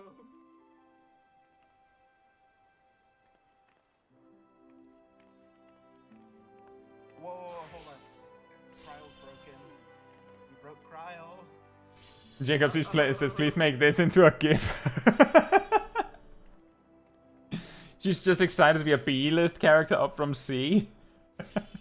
For instance, I do this sometimes, honestly. You actually like dip up and down on moving. That's pretty funny.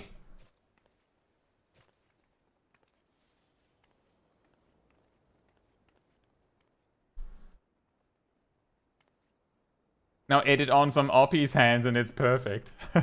Hey Sage Moon, hope you're doing well. Hey Zoya, hope you're doing well as well. Are you trying to clear this time? This is tea time. We're just talking and looking at clips.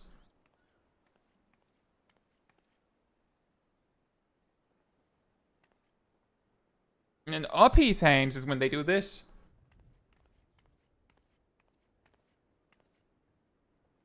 Do we have a Lalafell that would like to demonstrate?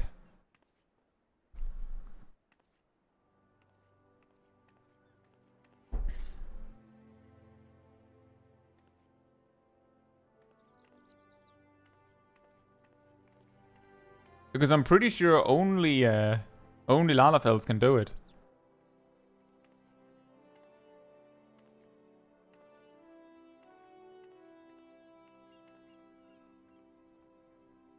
Guess we don't have a Lalafell that would like to demonstrate.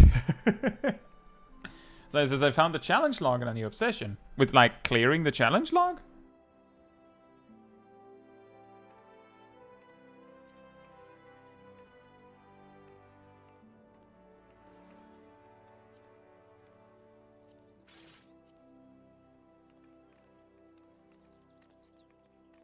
Uppy sip. You know the one.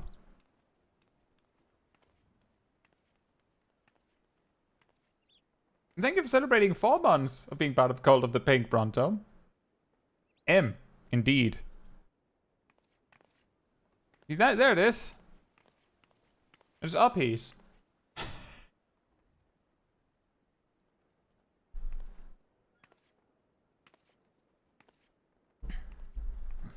Did you pocket chat? I guess you did. I'm actually impressed that you didn't just pocket chat, you pocket... I believe it's like 1 free super chat per month of membership or something like that. You somehow pocket chatted one of those. Like, that's actually wild. Indeed. Right then.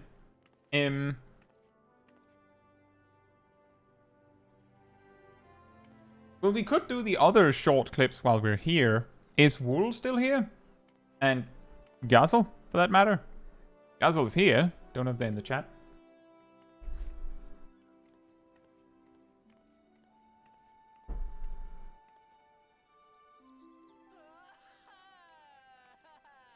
Sage Moon says I'm level 86 with Pixelmans right now, but it's so agonizing to level. Is it that bad? I found it pretty fun. 86 is actually where it starts to get a little nicer, because then you have two charges on Steel Muse.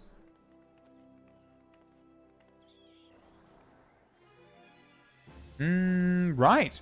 Gazel actually made a little clip out of oh wow, that looks interesting. A little clip of the stream when we did dailies. We got Labyrinth of the Ancients, and somehow we managed to keep the dragon in the center.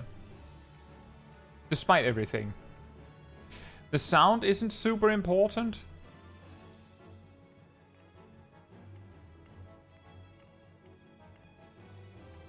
But what is important is, you see here, Gazel places the dragon like this. This is safe. The thing that you need here is... So the story is, just for anyone who's a little bit out of the loop, is in some data centers, maybe even specific regions, the common strategy is drag the dragon to Narnia, which is like there or there, like up here, like something like that, right? The reason you do that is when the dragon dies, all the skeletons run over to the dragon, and each of those that make it to the dragon explode for like 1000 damage or something like that. And you can imagine, with the amount of skeletons that spawn, that could lead to a wipe. Now, the logical explanation is, by putting the dragon so far away, there's a better chance that the dragons, well, rather the skeletons, will die or will reach the dragon one at a time, assuming they all make it. Which gives enough space between them that the healers can just spam heal, and it'll probably be fine. Probably. But if the healers don't do that, and the skeletons are not killed, people will die anyway. That's the key here. Now, the reason why other regions, and even some players,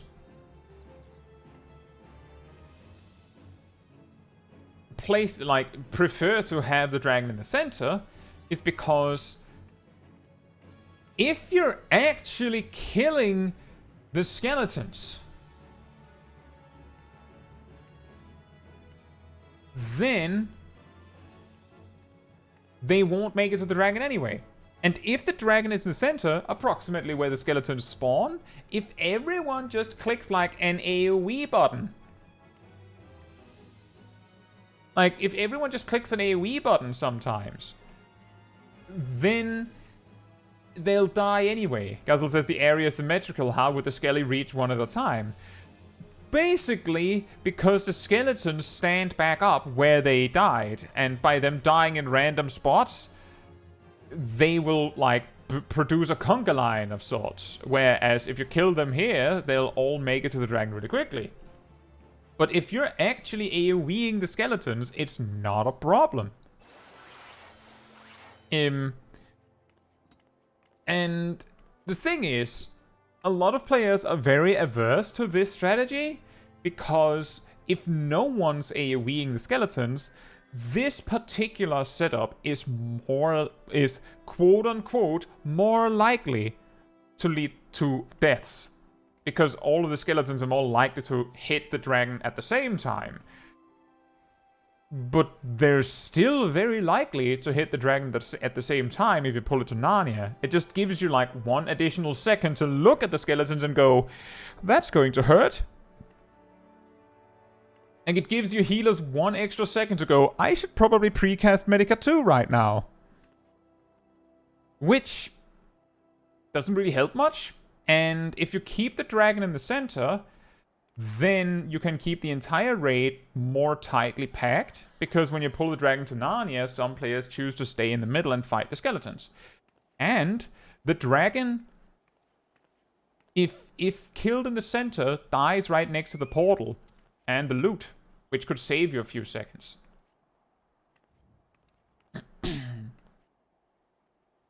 I don't know, Phil. The thing is, when this fight was current, all I can say is that the intended strategy is, you might be shocked, but the beam between the skeletons, you might have seen the tethers on the skeletons when they stand up, that makes them immune to a heavy debuff that they automatically get applied to them if they're alone.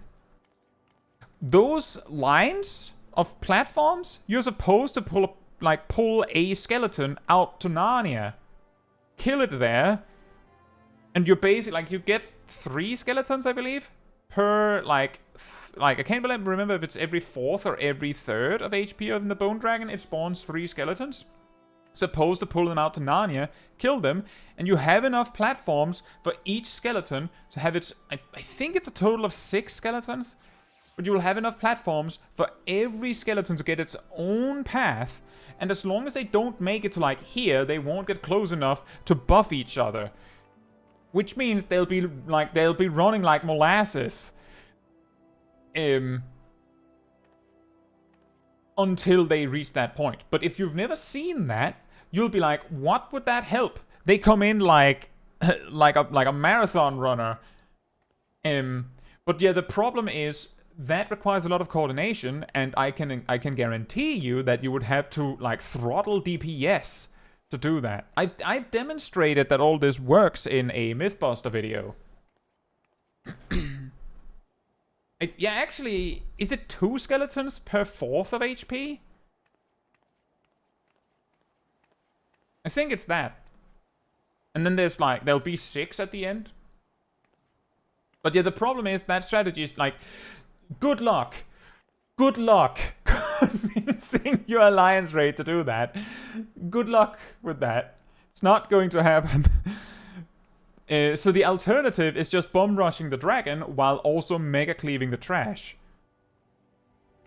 So what actually happens here is Yasuo picks up the dragon, puts it here. I just want you to see here. There was a taunt there from another tank. Right? They saw Gazel is not moving. I guess I will have to take the reins and move the dragon to Narnia because clearly this tank doesn't know what they're doing. This is how deeply ingrained the Narnia strat is in this region specifically. It's this deep. It's if you see a tank not move the dragon to Narnia, then someone else will do it. Gazel says shout out to the white mage who stunned the dragon. The white mage who clearly was cleaving the skeletons, by the way. There it got stunned, so it didn't follow the tank. Oops, dragon dead. Where's the tank? They're still over in Narnia, by the way. Was that 2 explosions? Here comes the rest of the skeleton explosions. 1, 2. I think that was 2. You're fine. Tank still in Narnia. Dragon hasn't decided to move yet. Gazel takes back the dragon. Now they're fighting over it. The tank came back because it was clearly not working. The dragon dies again. Skeleton time. 1 explosion. Here come the skellies. There's 2 explosions there from what I could see on the damage. We're fine. We're still fine. Now, there's no... But by the way, at this point, there's no more skeletons. There is no reason to pull the dragon to Narnia anymore.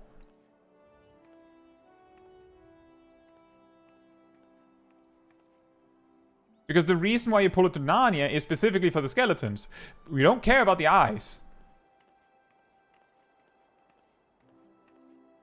What a commentary. It sounds like a boxing match.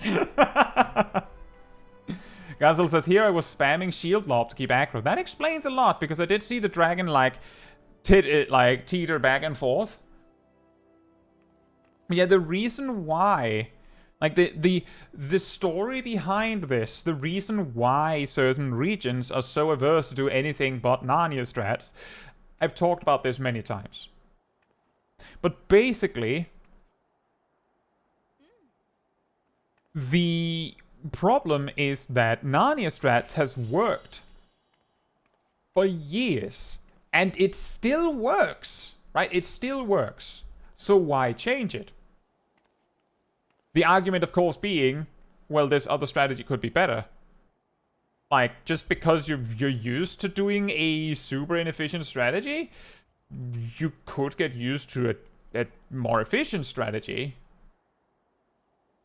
Like, ultimately, as Gazel put it, the arena is symmetrical.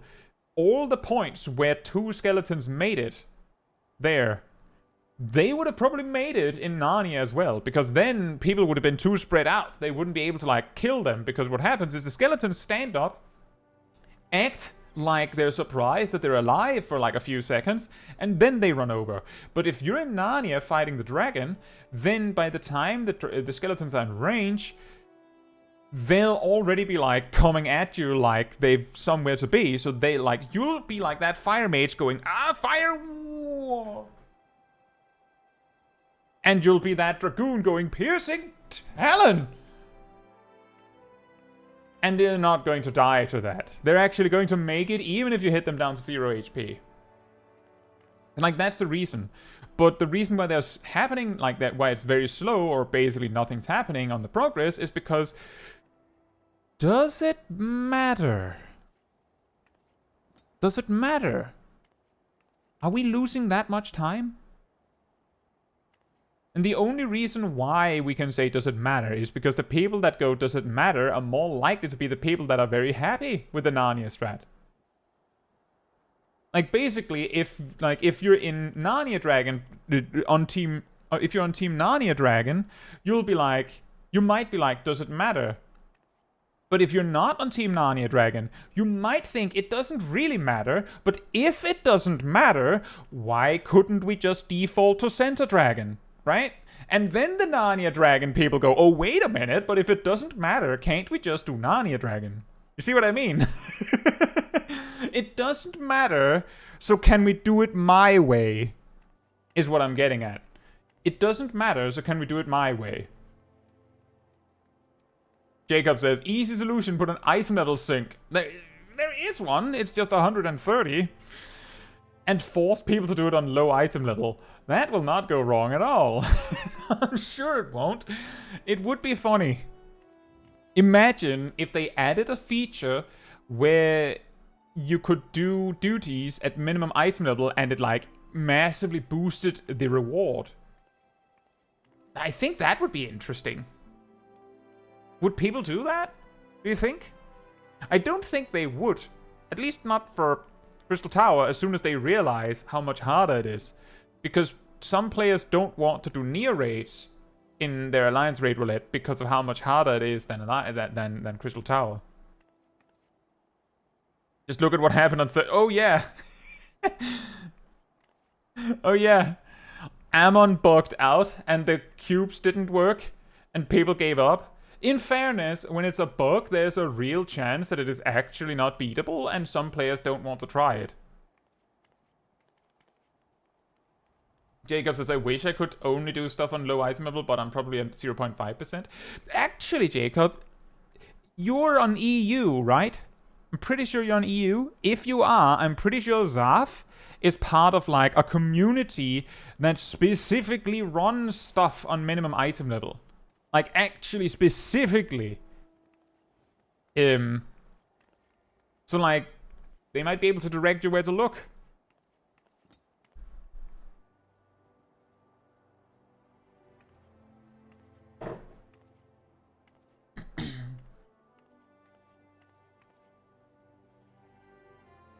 Pushing damage makes curtain call skippable. Yeah, it does. That's what we discovered when we had to.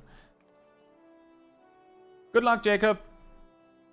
But it's just saying, there are communities for this, and we do happen to have one that is very interested in that. Imagine if they added something like mental roulette, but it's minimum item level, no echo roulette. For a second, I thought you were going to say, it's mental roulette, but it's minimum item level, no echo. And I'm just thinking, there's a large part of mentors that wouldn't do that. But if it was just minimum item level, no echo roulette, that could be really funny. Especially because if it's just one, you just click on it and then you just land somewhere. Like, you're landing somewhere with a group that all clicked that specifically. So that, like, you're all in it, but it would be really funny.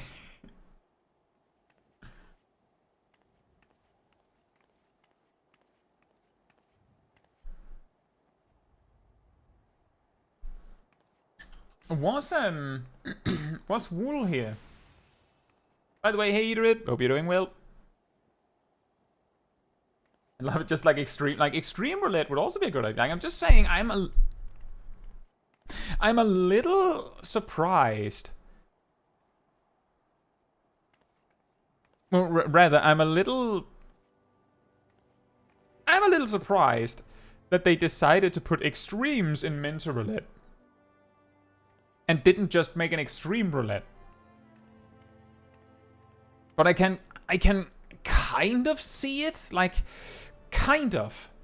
If you randomly queue for extreme roulette, hypothetically, and you land in a group with first timers, there is a very real possibility that you will see, like, you've seen it. You've probably all seen this one. Like, you queue for trial roulette, you get, I don't know, Seed of Sacrifice. You see someone watching cutscene, they say, I'm a first timer. Is there anything I need to know? There, because it's normal, like just regular Seed of Sacrifice, you can just go, we'll figure it out. Like, we'll figure it out. But imagine if it was extreme, and I just want you to know that that happened to me earlier today. Landed in an extreme, and someone said, this is my first time, is there anything I need to know? I looked at the fight and was like, well, there are these two mechanics, and then the other tank pulled. Who was also a first timer, by the way.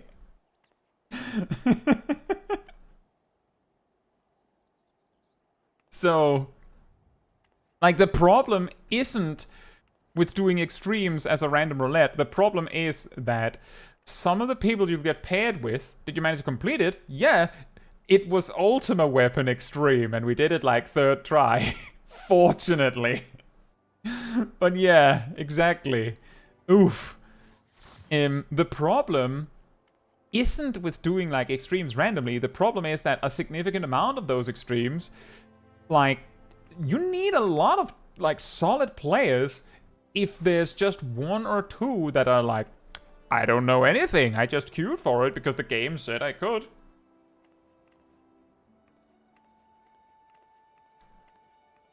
Phil says, I managed to get a group of first-timers through Ravana Extreme despite not knowing the fight myself, and that is my crowning achievement. Nice. Blind run.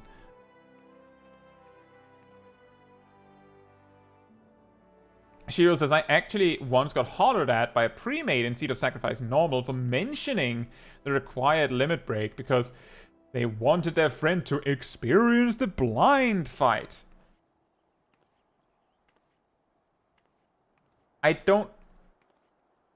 I mean, on the one hand, going, Don't spoil the fight for him, man.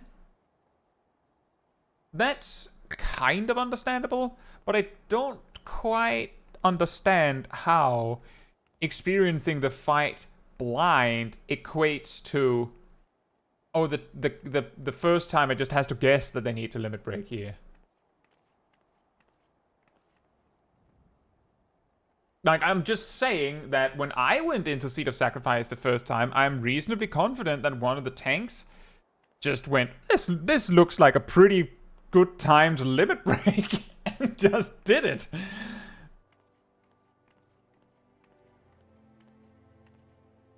Korok says, did that happen a lot during the WoW Exodus? I think it happened more, but I think the reason why it happened more was because a lot of players came into Final Fantasy XIV as a result of streamers who basically, when they unlocked, like when they reached level 50, they were like, I want to do all the hard content at level 50, while before I continue onward. It's like they made party finders, and well, they actually didn't even do party finders, they just went, I'm doing this extreme, and grabbed 7 people from the chat, right? And then just went and did it. And these other players coming in the WoW Exodus didn't have those kind of connections. They just kind of had to queue, but they wanted the same experience as their favorite streamers do. Understandable, but you don't get that by just queuing.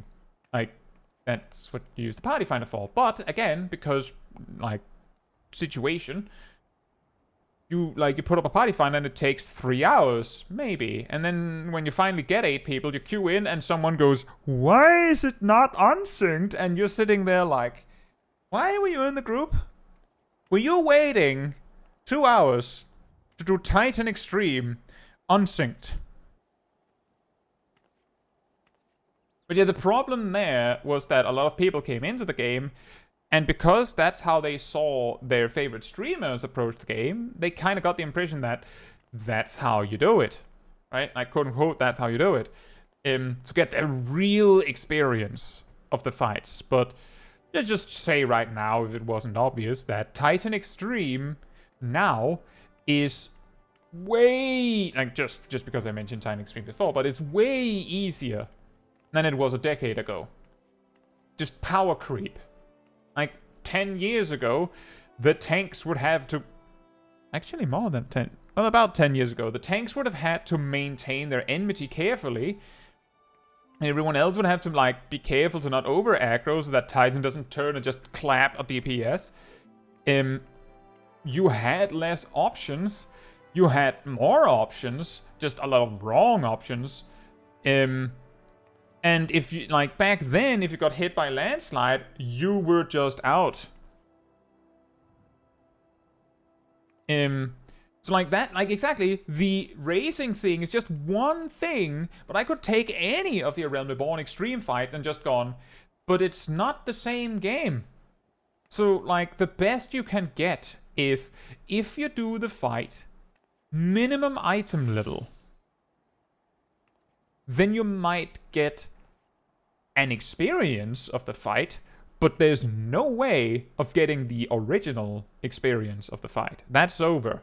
The good like, I think the reason for that infatuation with this concept for players coming in from World of Warcraft is because in World of Warcraft, it does not quite work like that.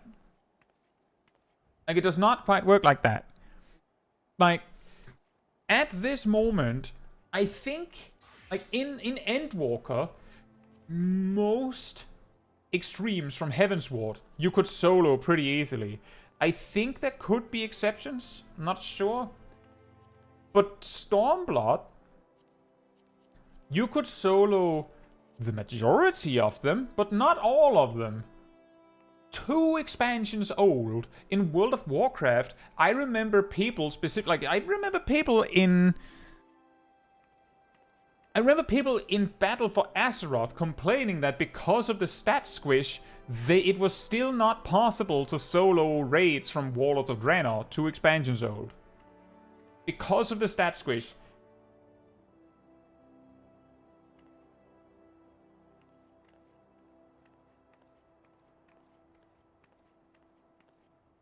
Sage Moon, are you saying you're doing it right now? I can say if you're doing them unsynced, in Endwalker, you could solo Hell's Kier Extreme in like the second raid tier.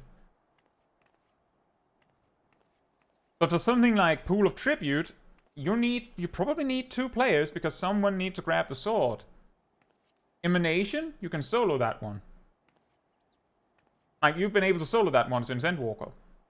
I think it was Zane Lionheart that told me that they soloed Shinru with, like, Viper or Dragoon or something like that.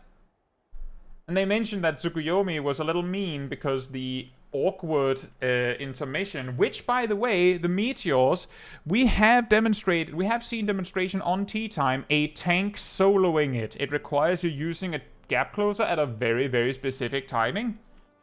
And it's really strict, but you can do it.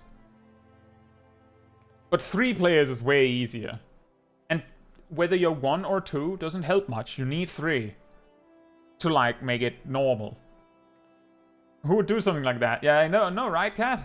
I also know, I'm pretty sure Great Hunt has been soloable at least since Endwalker. I think I remember. I think it was. I can't remember if it was Mr. Happy in like late Shadowbringers that demonstrated it was possible with Machinist or something. But the interesting thing is that Hellscare, I think you also need 3. No, you don't, Sage Moon. You bring 1 warrior, they have been able to solo it since mid-Endwalker.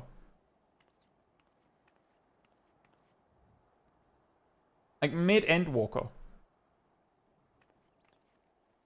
Might have been sooner than that, but it's just been possible in Endwalker, so you don't need 3.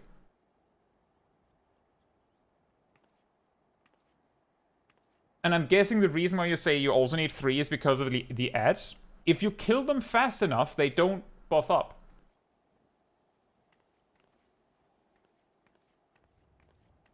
Yeah, exactly, Sage Moon, but welcome to Caetsu Chaiji channel with lunatics and mythbusters that test these things exactly to say, nope, you can do it alone. I did it alone in Endwalker.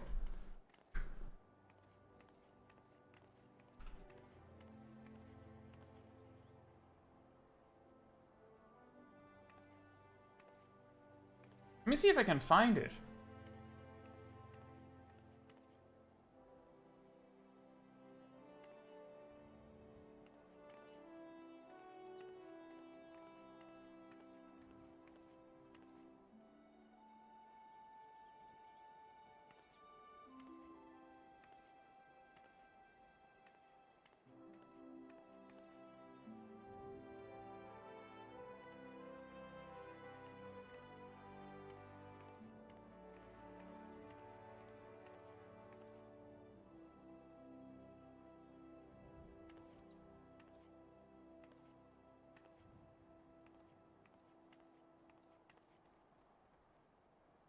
It's a very old stream.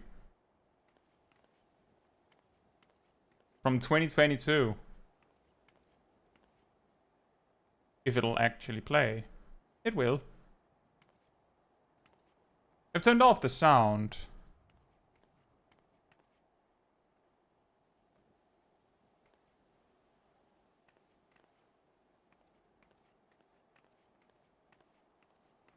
I'm pretty sure this is the kill attempt.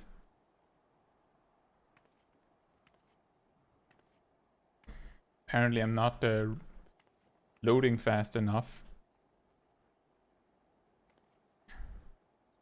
That's what I get for trying to load it while I'm streaming.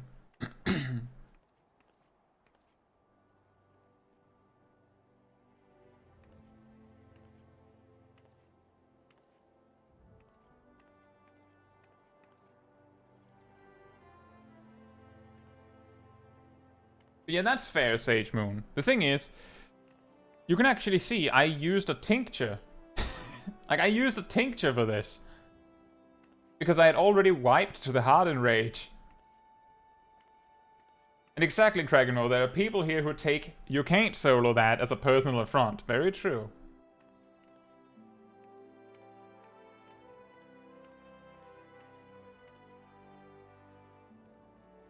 So see, we want to clear 1 plume. We don't actually care about the ads because we're a warrior. We can just invuln it.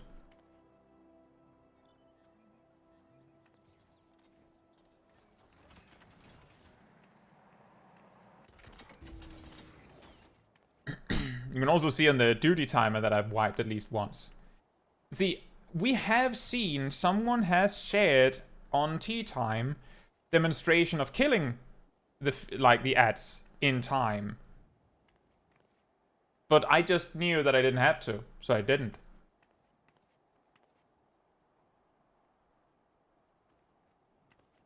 And another reason why it is reasonably soloable is because this scales to the number of players.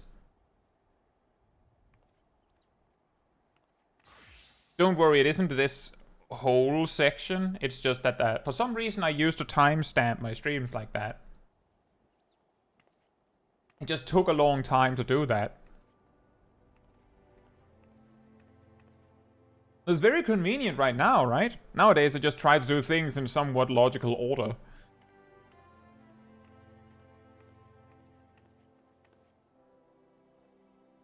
And this is essentially like one big DPS check for like a warrior in this context. Because you just have to make it.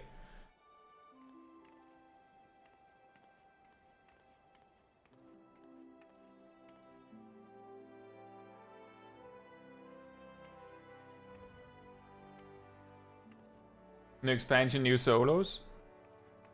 Yeah, that's also the thing, is that now with Dawntrail, any fights, like, almost any fight in Dawntrail that wasn't soloable before is soloable now.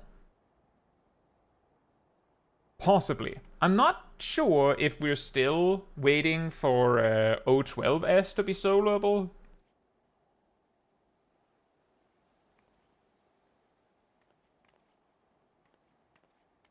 But yeah, that's the thing, Sage Moon, is like, if I say something can be soloed, it's usually because I have evidence. And like, someone has actually done it.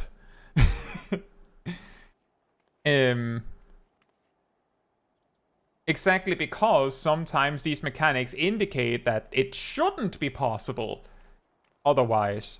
But someone proves that it is. O12S is soloable now? Well then. It doesn't surprise me, because at the very tail end of Endwalker, we had reached a point where people were like on the cusp of being able to survive the thing in phase 1 that was causing problems.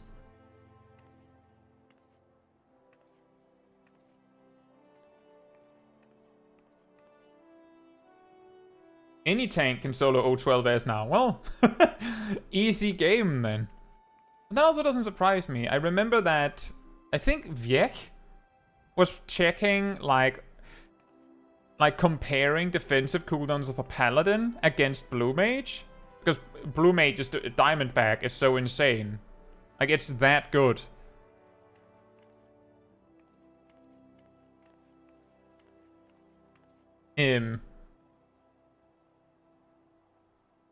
Every time Kai claims something is unsoloable, Kai will get proved wrong in a week.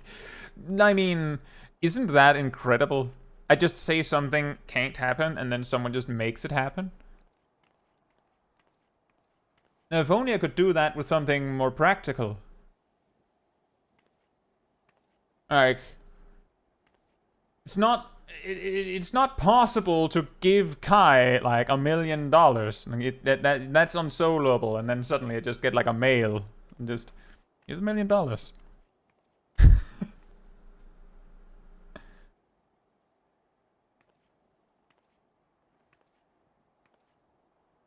Like, now that would be practical.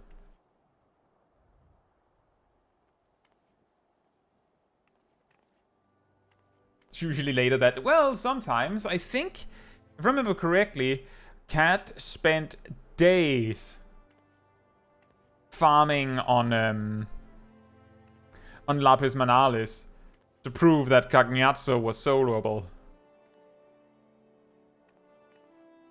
Shadowbringers has several unsoloable extremes? Possibly.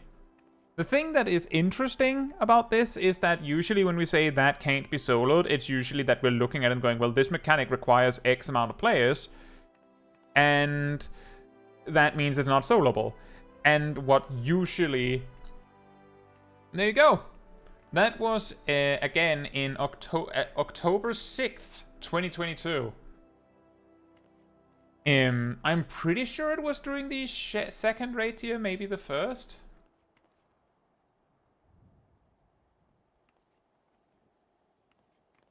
Ruby Extreme might not be soloable due to ads. Possibly. My best guess there is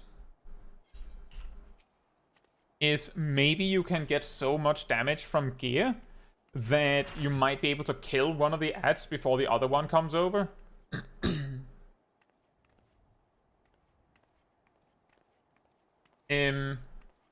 Right. Let me see here. Give still more clips. Just double checking.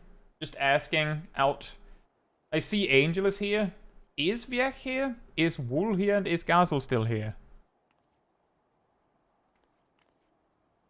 We are often... What determines whether something is soloable at a glance is... Or rather, it not soloable is... Well, there is this mechanic that requires 2 players. Or 3 players. Or 4 players. And then the follow-up question is...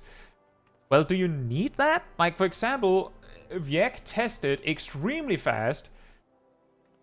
The thrice come ruin kind of effect of the tank switch mechanic on Golbez Extreme doesn't kill you. Like, it isn't a one-shot. It does a lot of damage, but it doesn't kill you. However, a tank doesn't actually have the DPS required to solo Golbez Extreme. But it's not blocked by the tank switch, at the very least. Like... That's already, like, information that is useful. Everything will be soloable with Beastmaster? Well, let's see what Beastmaster looks like and works like before we assume anything. Look, it's Techno Bahamut!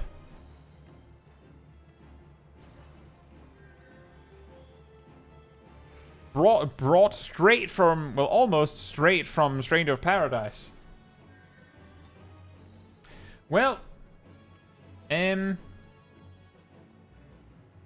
do Gazel next. That's a little shorter.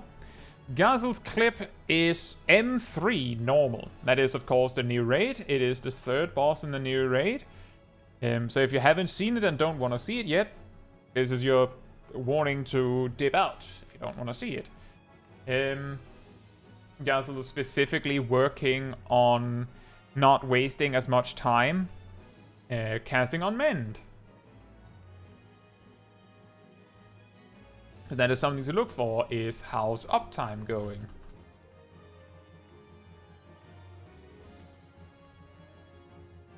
Details and description for timestamps. Looks like the timestamps didn't quite work properly. You dropped Darkside?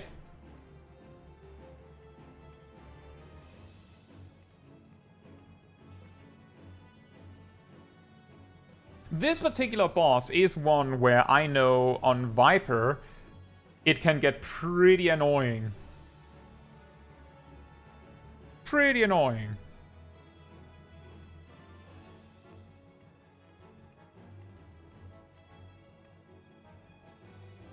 Because of that, specifically.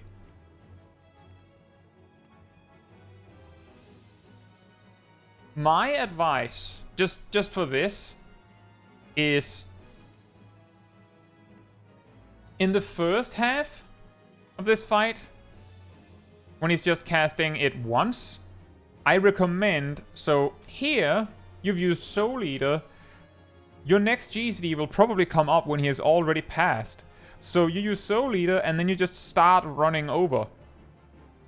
Not so that you're already in melee range when he dashes over, but so that you're in range to use Shadow Stride, which is your gap closer, when he reaches his destination. So, like, you run over. Here, you're not in range, but you could have been, and you could have used Shadow Stride and then Hard Slash on time.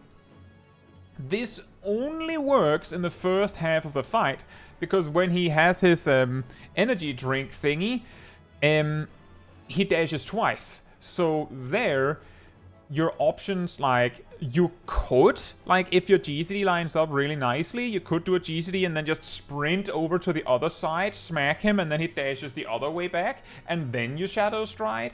But that's really specific, and because he dashes so often, there's a real possibility that you'll run out of dashes if you keep doing that. There, like in the second half of the fight, my advice is more so make sure that you are near where he finishes, like after the second dash. There, Unmend might be your best option. But yeah, if you know, like, this applies to all content where the boss starts moving around.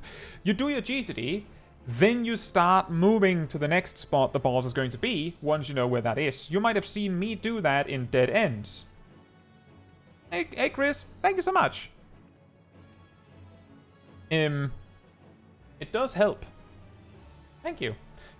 Like, you might have seen me do this in Dead Ends, where, like, when the boss starts doing, like, the 4 jumps around the arena, I will, like, see where it's going to jump first. I'll do my GCD and then just start running over there, so that when the boss then jumps to there, I will do another GCD, and then, like, I'll try to move in a direction where, like, not too committal, where, like, I'm closer to wherever the boss is going to jump next. And, like, just, like, try to track it so that I'm ahead of it, so that my GCD keeps spinning without me having to use Unmend or NP or whatever, throwing daggers. It's the same idea here. Now he does it again, and there you can, of course, do the same thing again. And I'm guessing that's the primary reason why you're having trouble with Unmend, like with using Unmend a bit much, is because Mr. Man here really likes to go around. You could have used Arm's Length for that, I think. Yeah, you could. Arm's Length works for that. Don't need to, but I don't think there's anything else you need Arm's Length for specifically.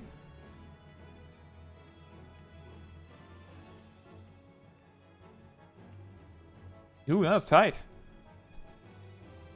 In the air, of course, once again, you track over, Unmend. Isn't needed, you can Shadow Stride. Once he drinks his energy drink, things change. And I'm like, the reason why that is my advice there is I'm not actually, like, I'm pretty sure that my solution in the second part is I just use Uncoiled Fury. Like, I just use a ranged GCD that's good. And then he comes back and it's fine. Otherwise, I think I tried but still got pushed. Well, that'll happen either do, like, see here, now you don't chase. Unmend is probably the better choice, but now you're in trouble. Right? Like, let me just take this one again. I'm pretty sure that it's just like you didn't use Arm's Length fast enough. Here, you see where he is. You want to, like, so you do your GCD.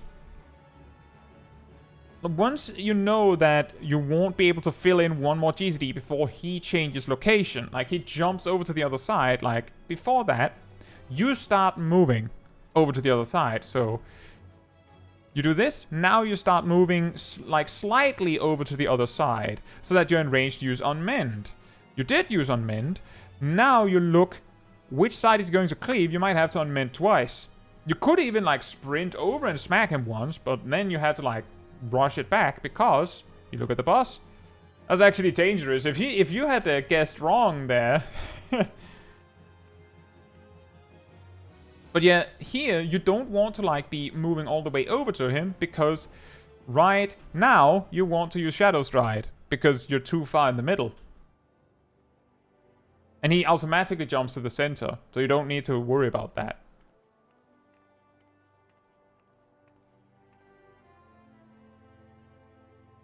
But yeah, exactly, Fru, because he kind of just, he takes full control over his position, you just have to focus on being in melee range, being in melee range, being in melee range. And there he actually walked back. That was a little weird.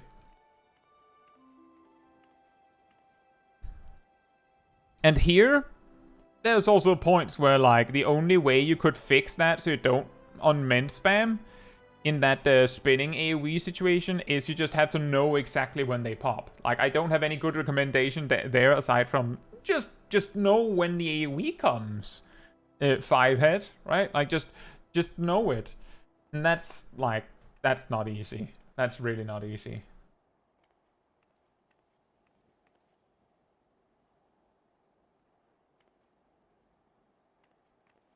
But yeah, a big part of it is figuring out how to track him, like chase him around the arena, so you don't like, oh yeah, I see your dark side did drop. You also had full MP. But find out how to like track him better, so you don't spend time on mending when you could have been closer.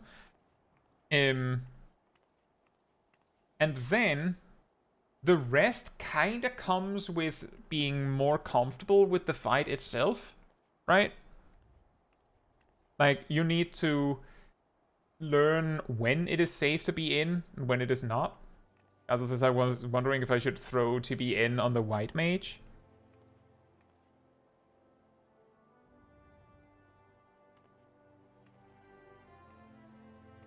I mean, like, here... what happened to them?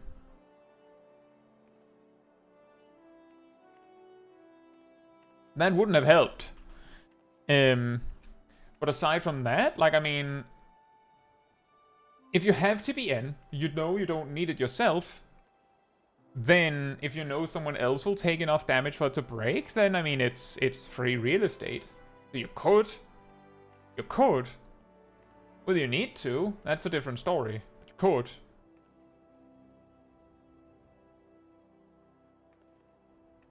Oh, when they got rest.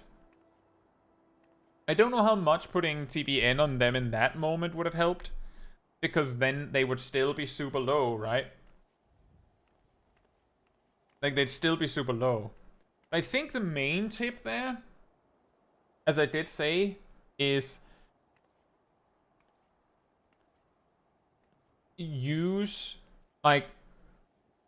make use of the fact that you don't have to stay in melee range once your GCD has been spent. You can start running ahead if you know where the boss is going. I think that'll help a lot.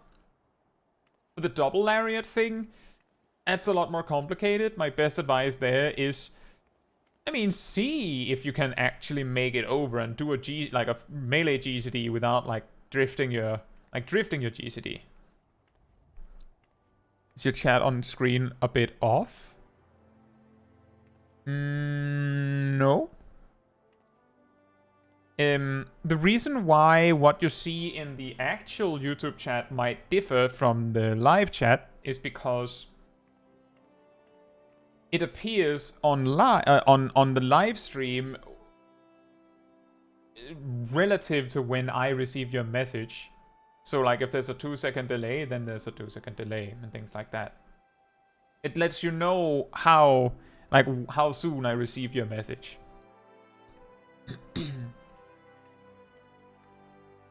Drew says something worth noting is these fights have a lot of sustained damage, which, you know, if you throw TBN on a DPS or a healer with it, should be helpful, plus it'll pop. Sometimes. That's the thing, is that sometimes. And the key is that you also want to make sure that it pops. And that you don't need it yourself. Like, it'll be kind of awkward if the boss then, like, winds up to tank buster you, and now TBN is gone.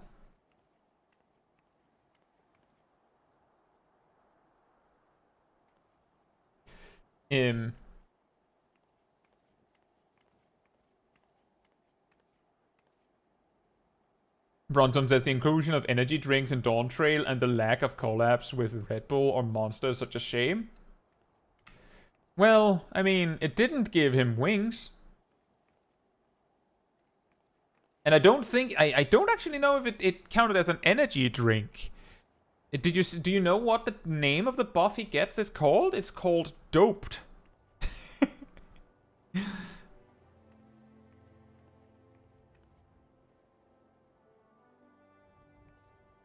Exactly, it's liquid roids.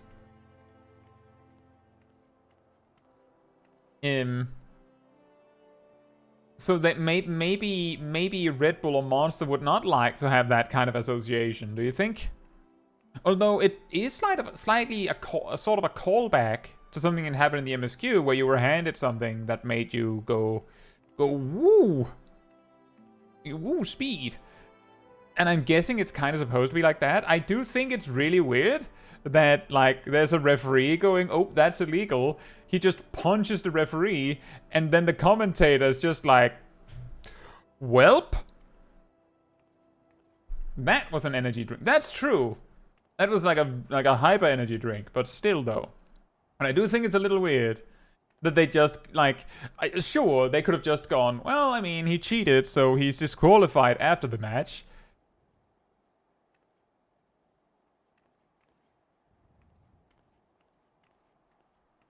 Breaking fake rules is very entertaining. Well, we don't even know if it's a fake rule.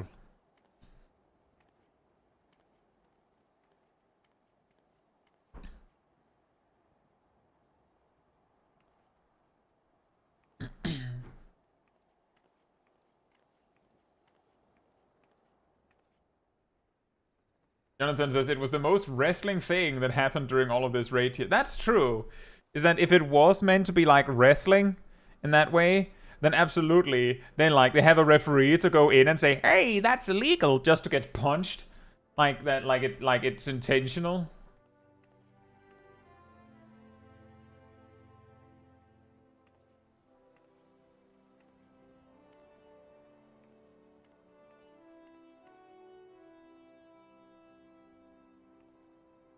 Are we getting the chair Savage? She starts the fight, roided up, and then in the phase 2 on Savage, he just like brings out a steel chair and then just uses that as his weapon, and it makes him do way more damage.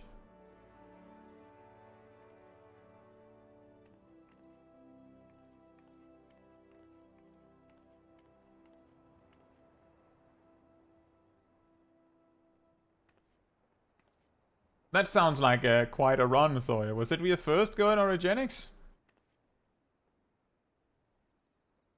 We get steel chairs a duty-specific ability. Now there's something. Right. Angels in my stomach does not feel very good. That doesn't sound very good. That does not sound very good. Are you still good for your clip?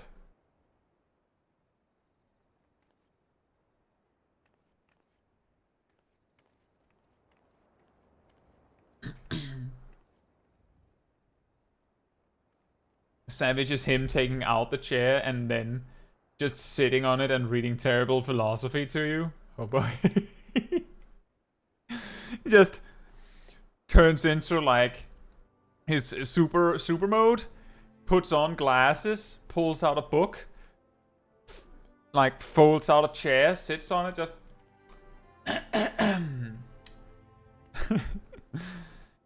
and then he said, die!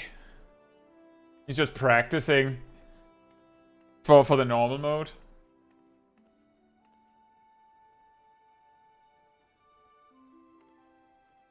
What's that? It's Wicked Thunder with a steel cube! That's true.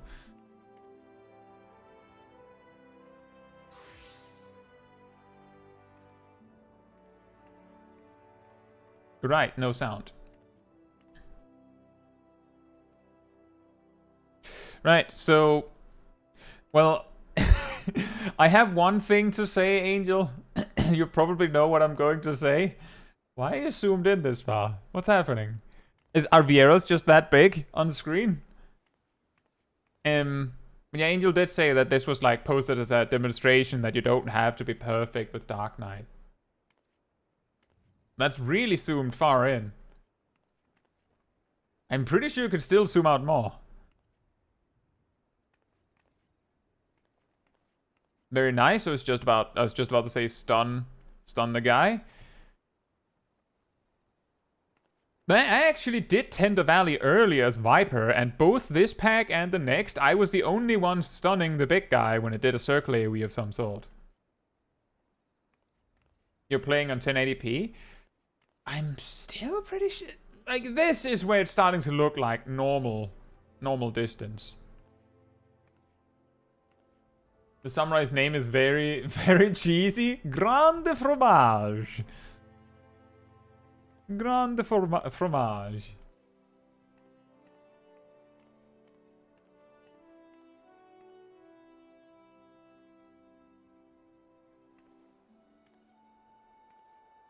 I was just looking at the Shadowed Vigil, like, wait a minute, well, you did use Rampart. Some players prefer to use Rampart for the first pull, because as a result of Rampart having a shorter cooldown, it will be... Oh, there's a mob on the loose. There's a mob on the loose! Provoke it! Which you did. Because Rampart has a shorter cooldown, if you need it for the second pack, it'll come up again.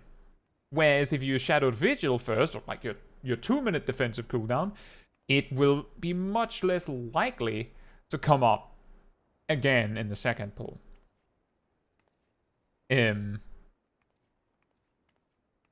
mainly, like, I have a tendency to use the 2-minute cooldown first, mainly because, well, I main warrior for tanking, and my 2-minute cooldown is technically a DPS gain, so it'll be ready again early on the boss.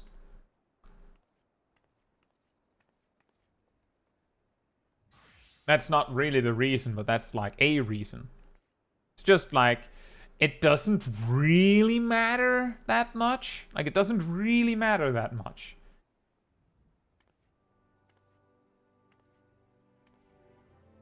But do you use it on the boss? If there's a tank buster, yes. Which usually takes a while, which is why it doesn't matter.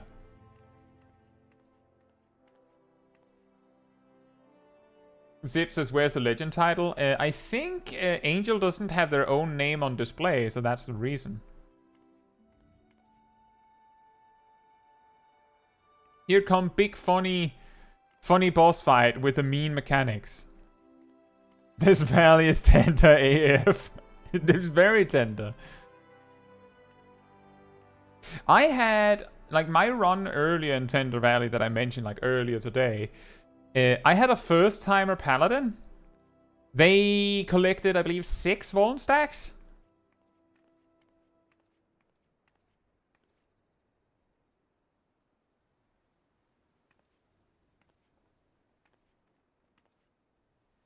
There'll be a bit of a oopsie moment here because DC of Samurai. Yep. They got the DC marker immediately.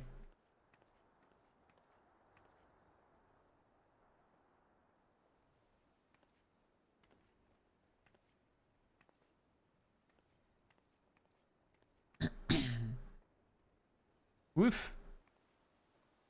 There's not... there you kind of had to know where the safe spot was. Rondom says, I Rampart first and 2-minute cooldown second when healers have less options. That also makes sense. It kind of depends. For me, that's really... Oops. That's kind of difficult. You can auto-attack when you disconnect. Was he auto-attacking? It kind of depends on how the healer meters out their cooldowns. Because sometimes, sometimes the threat of the second pack is significantly greater than the first pack, which then causes the healer to go, oh, I have to preserve some of my cooldowns so that I have them for the second pack, which is a lot scarier. Now, that of course also comes with the argument of, so the tank uses their big defensive on the second pull because it's scarier, which then could lead to both the healer and the tank, kinda not really bringing it for the first pull, making it scarier as a result.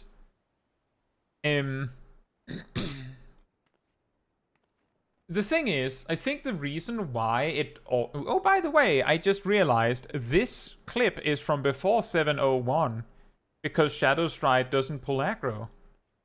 The reason why it isn't really something we care that much about, you'll also see, like, you might have seen in my guides, that I'm not like super strict going, you have to do it in this order. I kind of usually say, this is a way you can do your defensive cooldown cycle, and then kind of just leave it at that. Give like a suggestion as to how you can do it. But keep it open-ended, because it doesn't really matter whether you use your big defensive on the first pull or the second pull. It's, in my opinion, a lot more important that you're consistent. And what do I mean by consistent is, if you have a good healer, they're probably paying attention to you. Gazel says, Angel did this as an example after mine got reviewed last time. That's true. That's right, it goes in the circle hole, yeah. Yeah, the important part is being consistent and predictable, because if you have a good healer, then they're probably paying attention to what you're doing, because that makes it easier for them to like plan their cooldowns around what you're doing. It's like, for example, a good healer would play around how the warrior uses bloodletting.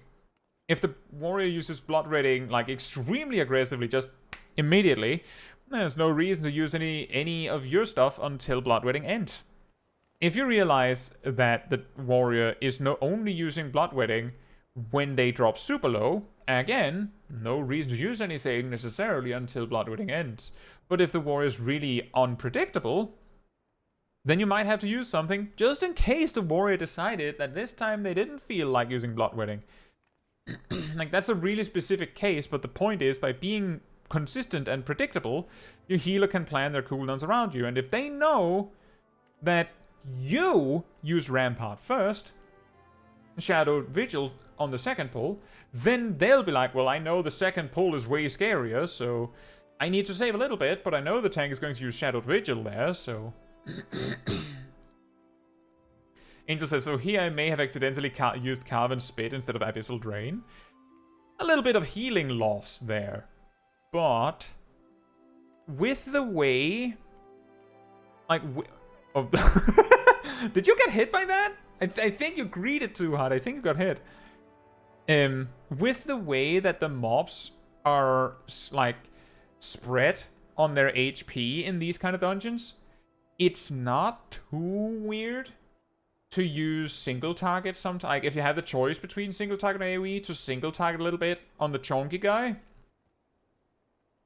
Simply because the chonky guy takes so long to kill that it might actually make the pack die more evenly if you focus it a bit more. There's a little bit of healing loss. But, like, with Abyssal Drain specifically. But aside from that...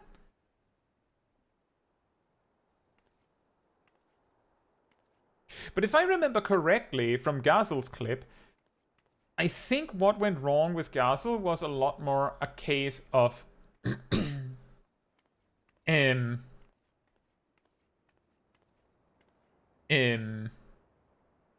of not knowing the dungeon well enough.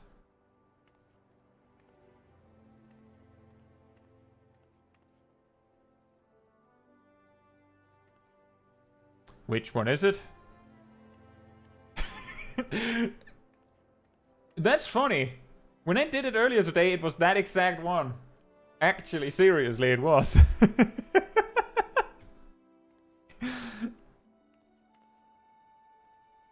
Jonathan, sometimes I wonder why tanks fold, like... Yeah. No! The samurai! Got dunked! But it is often just because the tank isn't consistent with their cooldowns. Don't mind me potting. Wow. Were you logging this, Angel? Agreed! Oh, nice TBN.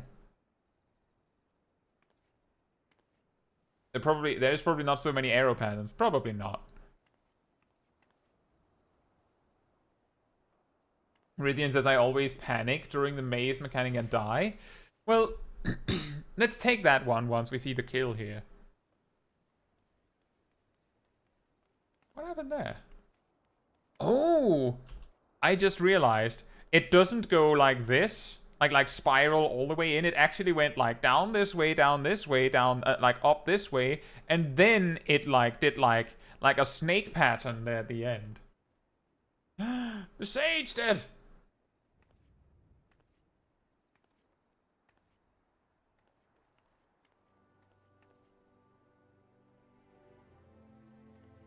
Well, now you have to solo it. Well, or the samurai gets it. Right, so the maze mechanic.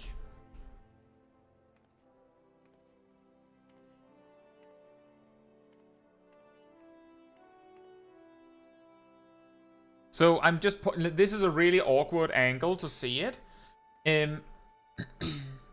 My advice for figuring this one out. Once you've heard my explanation, you're probably going to be like, yes, obviously. It is really obvious, but it might not be obvious for everyone.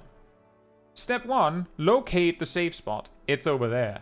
The reason why I paused here is because Angel spent like a good 5 seconds looking in the wrong direction. Once you've located the safe spot, you find which arrow is pointing towards it. As you can see here, it's a little well, actually, you can't see it. As you can see here through the chat box down there, these arrows point this way, so they clearly don't work. Which means it is this one that works. Then you say, well, how do I get to that? How do I get to that? How do I get to that? How do I get to that? And there's something back here. How do I get to that? How do I get to that? And then, like, you find your way back. And the reason why you do it this way is because if you start looking for the path here to the safe spot, you have to check all 12 spots. And then, like, once you've found the spots that point outwards in any way, you have to find the ones that point towards this. And, like, if you start here, you'll be like, well, that one probably points over here, and then you'll try a different one, and you'll never find it. But if you start at the end, the only possible, like, the only qualified choice will be the good one. So you just make your way back. So you can see, like, it's this one. And here you can see ding, ding, ding, ding, ding, ding, ding, ding, ding, ding. It's really mean when it's that far, but that's the reason. Can't fool me, the greatest gym leader of Tural. Gazel says, it took me 1 death to realize that. Exactly. That's what I mean. It like, once you know it, it's like, oh, well, obviously. Do movement abilities work to bypass a maze? Nope. I'm actually pretty sure that the moment the maze starts, like, I'm pretty sure that it grabs you if you even make contact with it. So what happens is, like, if you try to use, like, let's say you're a ninja, you're standing here, you use Shukuchi to jump here. What happens is either, like, because the way movement abilities work is that they drag you quickly across the floor, is that you'll either hit this, this, or this, and it'll just go nope and push you back. But good idea, but it doesn't work.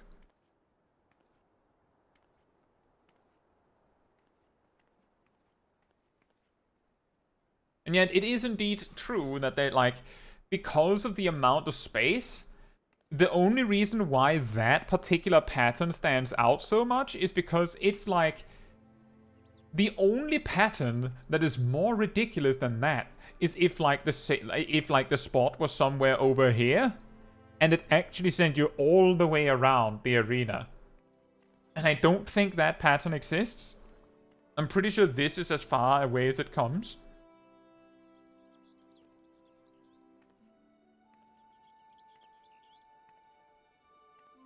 But yeah,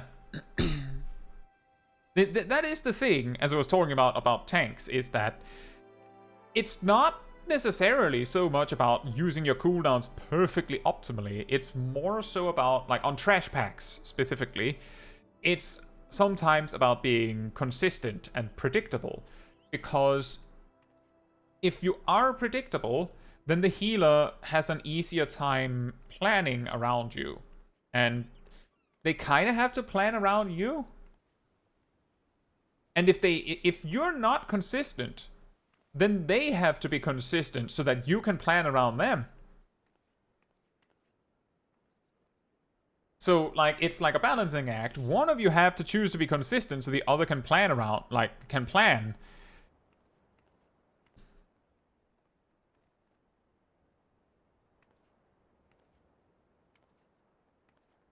And it's, in my opinion, it's just generally easier for the tank to be the one that is just consistent. Because they dictate the incoming damage, right?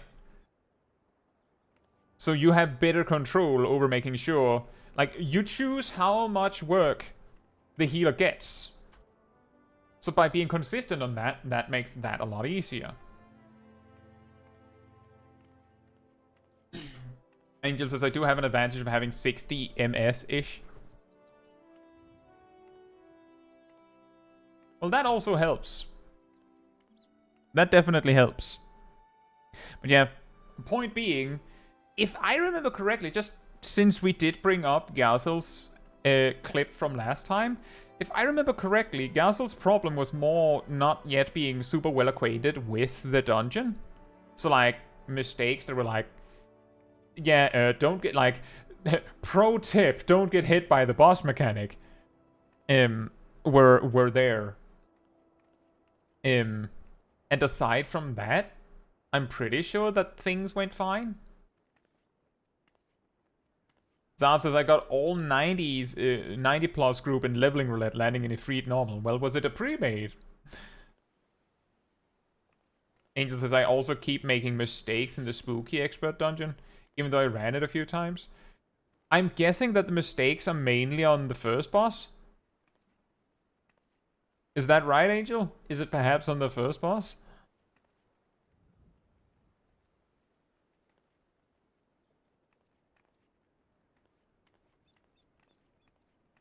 I should almost have like on the door, I should have like one of those like days since gotten hit by one of the children in the spooky dungeon. I think it would say 2. Because I think I got hit Tuesday on stream. It is really, really hard. My best advice on that one, by the way, and just caveat to that, it's way harder if you have if you're lagging. But just general advice on that is that it would probably it's probably a lot more doable if you accept the fact that you're not going to have full uptime on that fight. You're straight up not going to have full uptime. Like, I have genuinely used Writhing Snap on that fight several times because it was just not safe to be in melee range. Like, the reason why that happens is because when it lines up the 4 circle AoEs that, like, expand out, there are, like, 4 pixel-perfect safe spots where you're in melee range. Which means the only way for you to use those is if you bait the children and then move into position. And then you just have to hope that that no one happens to, like, dash through that pixel as a result of the baiting. And there are 3 other players there, and they might not be in on it. And that's the only way for you to have safe uptime there. And once the first explosion comes, you're, like, even more closed in, because, like, to keep up the attack, like, you get, like, this almost, like, hourglass shape of safe spot. And if you step forward, in my experience, you run straight into, like, a stampede of those children. Just so often you just have to back out. So, like, that's my general advice. If you're a melee DPS, accept that you probably won't get full uptime in melee range. Not even if you justify it with Uncoiled Fury as a Viper.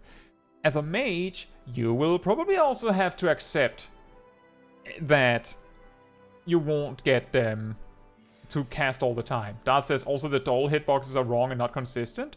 To me, I'm just saying, 20 MS EU they're very consistent. Like, they're pinpoint accurate. I have not been caught by one of those children without going, yeah, okay, you got me. Like, I've never been caught with thinking it was unfair.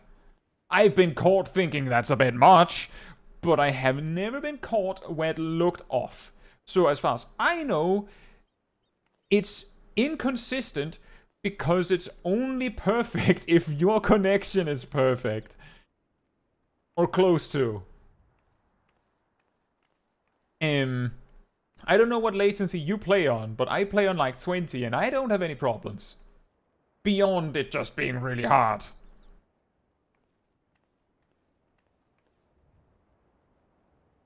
Fru says, I still think about the moment I ran perpendicular into one of the dolls and dodged it perfectly. Exactly. I've also had situations where I basically ran into the backside of one of the dolls and it let me have it. And I'm guessing it's because for them to be that perfect and accurate, the server has to basically be like, what you're seeing is the doll's actual position plus your latency. So if your latency is 20 ms, for example, then the doll is actually like 0.02 seconds further forward than it looks. Which means if you have 100 ms, then it's like a tenth of a second further forward. And that can really quickly make it look like they like charge you like they're playing rugby.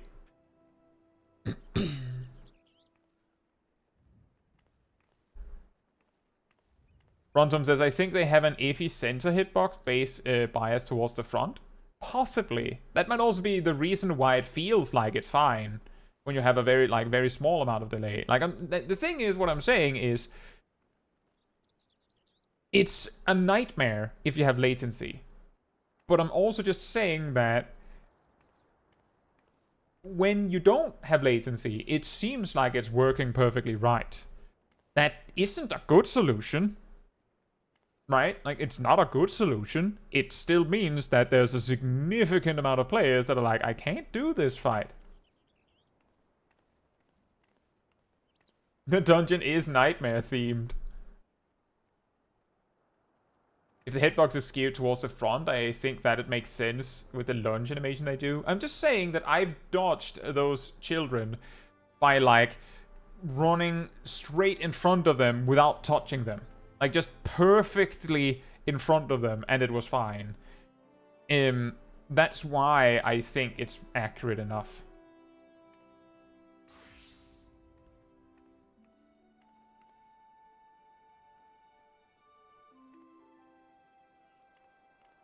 I don't think there's any tools that would help you with that fight, Darth. Like, that particular problem wouldn't be made any better.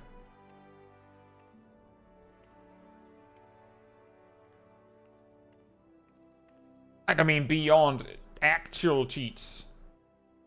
A trick I heard about, I don't know how much damage it does, but I heard some people mention that the children stop chasing the moment they hit the edge of the arena.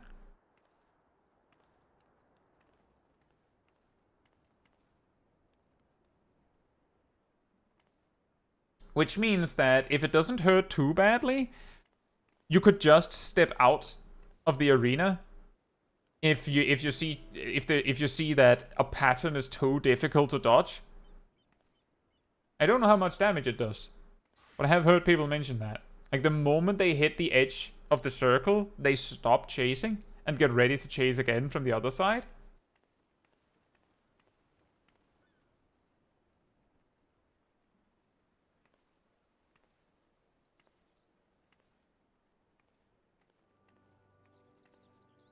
But yeah, exactly, Fru. I think if we could see, like, instead of seeing those children running at you, you just see, like, a targeting reticle showing exactly what it's tracking, like, the exact hitbox. I think players would be a lot more more likely to be like, ah. But the problem is that if you have latency, once again, what you see is not what's actually happening.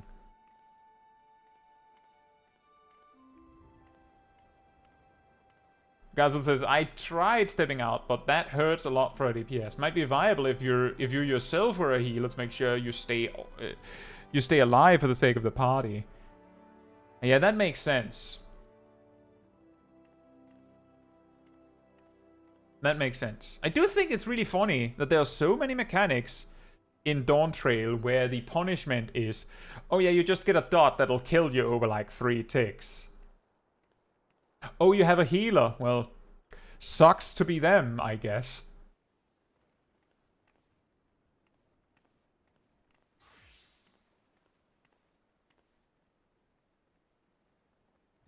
Is the damage instant or tick-based? Well, you receive the dot, I believe, immediately when you step out. And that dot is like ticks every 3 seconds as normal. But I'm pretty sure it ain't, like, it just goes, welcome to the edge of the arena. Here's your souvenir, it's a dot.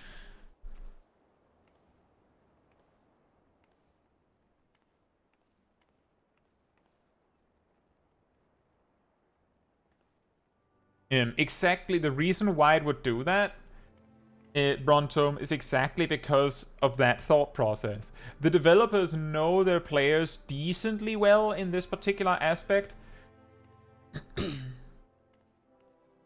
That they know that if you could step out of the arena for like a second and it doesn't punish you, then players would find a way to use it. Parent says, do you think this is a response to healing feeling stale? Maybe? I don't know. Maybe it's a case of they think that just handing out vuln stacks has gotten stale. I think it could also be that a super heavy dot feels like a more reasonable punishment for such a mistake. Because the dot punishes you right here and now. And there might be a way to save you right here and now. And if you do, then you've survived your punishment and you're good. With vuln stacks, you get one, and now you're just kind of stuck with it. And if you make another mistake, here you go, another vuln stack.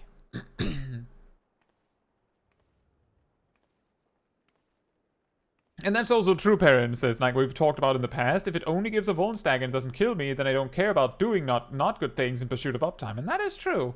That is actually an interesting thing, is that the dot is so insanely heavy that it's a much more effective deterrent.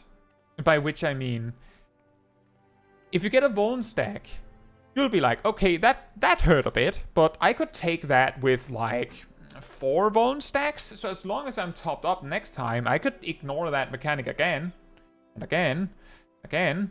Whereas the dot is like, immediately you're like you see the Viper just take a dot, and if they don't have both Second Wind and Bloodbath, they're immediately on their knees praying, like begging the healer to heal them, because they're going to die if not.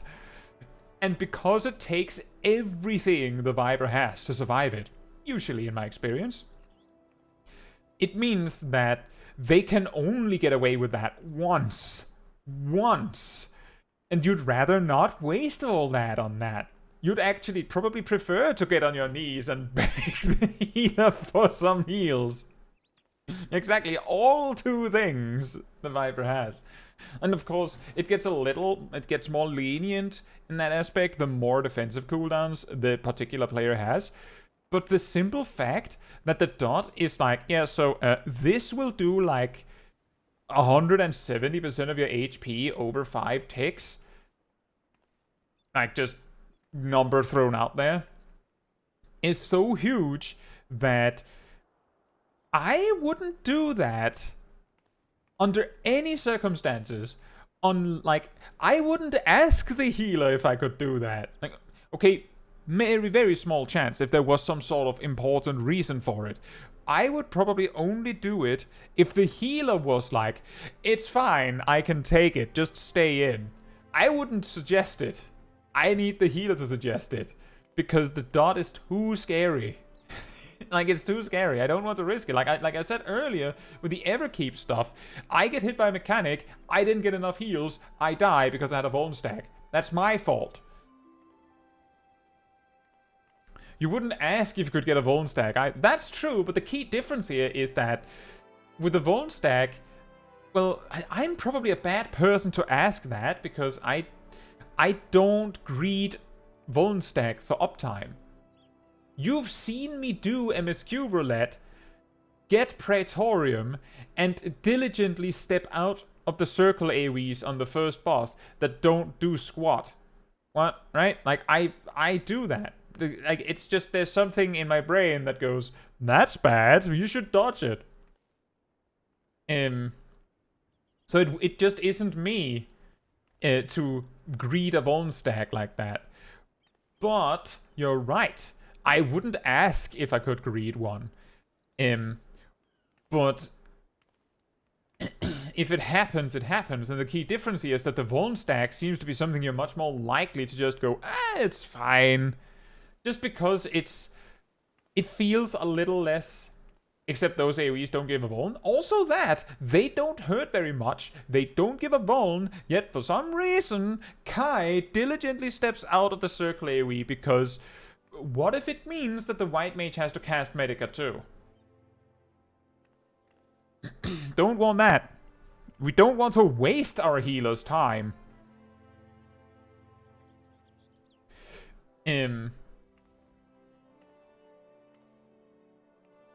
But I think I would say that the dot is actually really good as a punishment for mechanics where the developers are like, no, do not even think about it. Like, no, you should not read those. Because they're so evil that they're like, it's so obvious that you're screwed up. That you're taking so much damage that you might actually have to beg for heals to survive it. Whereas the Vuln stack is less obvious. Like, like Actualize does like, I think like it's like 90k damage to a Viper in my gear. I think maybe it's 100. But you get a Vuln stack and it does 10% more. Whatever, right? That's fine. I just need to have full HP, it's okay. Smash got to me dying because I didn't get topped up, while everyone else were fine because they didn't have a Vuln stack. Whereas the dot is a lot more cut and dry. You're going to die without outside assistance now. Whereas the Vuln stack is like, you took a big hit now because you didn't dodge. The healers have time to heal you. Now, the question is whether they'll do it or not, but as long as you're topped up in the next, like, 30 seconds, you're good. Oh, you weren't. Too bad. It doesn't feel as obvious. And it feels like it gives a greater chance for the healers to get blamed, almost. Even if it isn't the healer's fault. Like, ultimately, you ate the mechanics that you shouldn't be eating. But it does make it seem like, well, I died because you didn't heal me. Rather than, I died because I stepped in a mechanic, ignored a mechanic, or failed a mechanic that I shouldn't have failed. Whereas the dot is, like, the reason you died was because you received this dot from failing a mechanic or doing something stupid. The only damage that led to your death was that dot. And the reason you're dead is because of that dot that you received because you did a bad. Now, the healer had the power to heal you, but they were busy.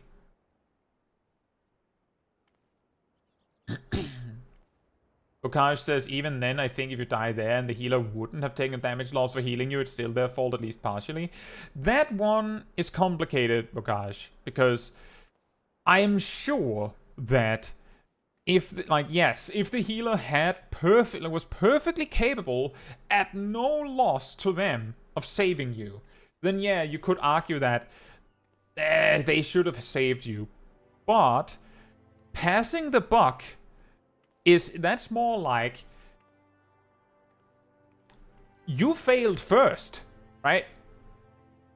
So even if you could convince me that the healer deserved some part of the blame because they let you die, I would still say that like 80% of the blame is on the person who picked up the bad thing. Like, they were the one that stepped in the poop. That's like, it's mainly them.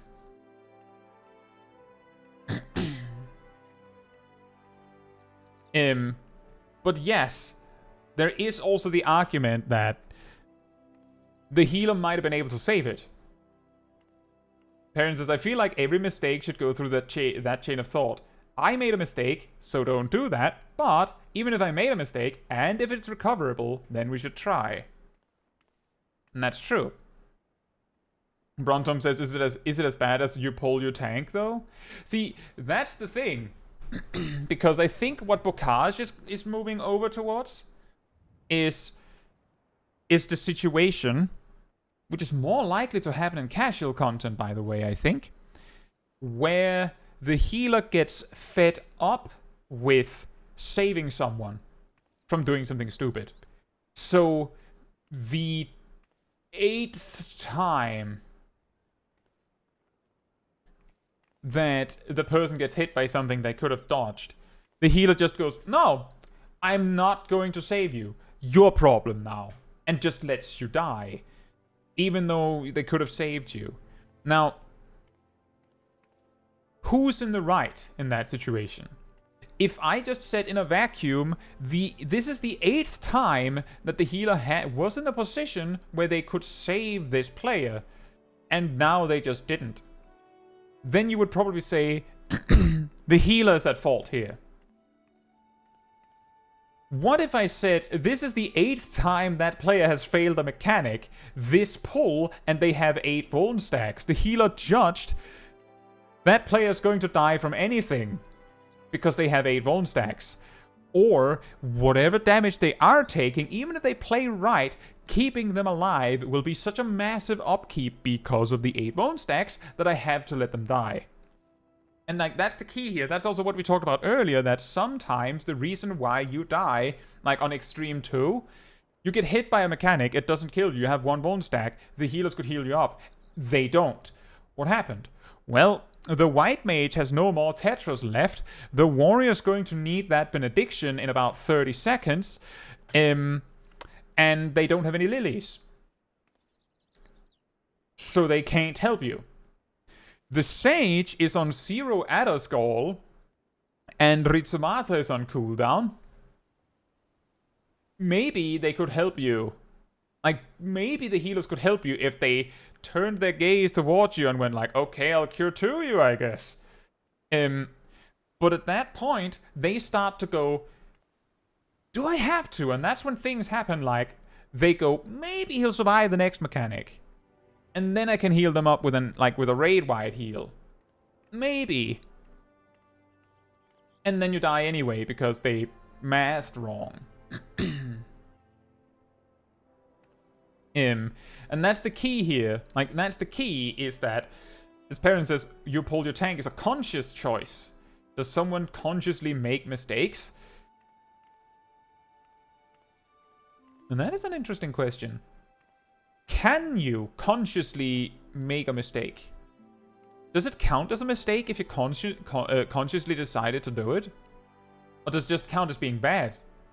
Does it count as a mistake if you did it consciously?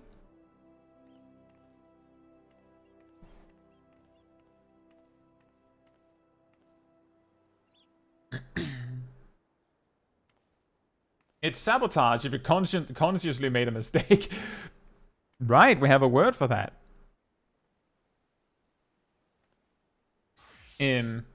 I have actually at times, it's not a common occurrence, but I have at times, and I have also highlighted doing this in mentor roulettes,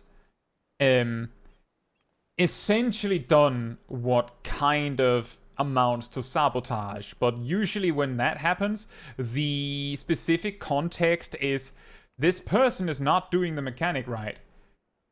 I might be able to save them, but they're not going to learn the mechanic if I save them. And then just catching myself in the thought process and then ending up doing nothing. And there, you might be able to say, well, then you did sabotage.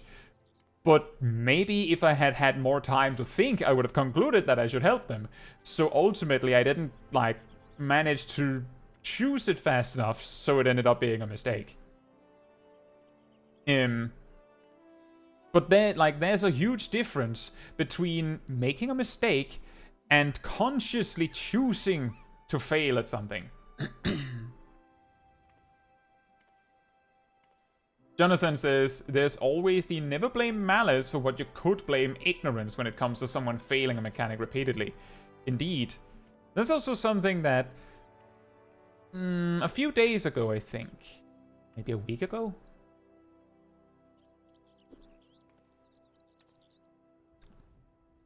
was it Sunday morning? I can't remember. I was in frontline. We had the Seal Rock Seas. And our team made a mistake. Like a classic frontline mistake. And then some players started spouting about win trading. Because people were making mistakes. Yes, it is a possibility that there were people who were actively, like, feeding another team. That is a real possibility. It takes one person to do it. And it takes only one person doing it consciously for it to count. But what I was seeing was like at least like 90% of what I was seeing was very clearly just people are not good at frontline. So it's like that circles back to that never blame malice for what you could blame ignorance. I basically just thought our group is just bad, y'all. Our group is just bad. Bokai says, I wonder if they should remove the hardcast heals from the game so healers can actually run out of healing. I think an easier solution to that would just be to make MP more significant. That would have the same solution. I was thinking about what day something happened.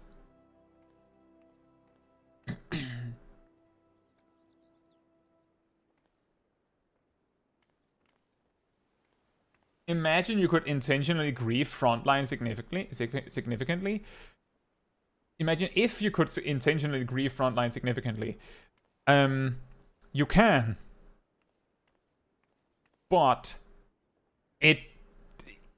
let's just say that I think you will be, like, if you intentionally feed, like, one of the other teams, and yes, that is a thing, your score would obviously reflect that you were feeding.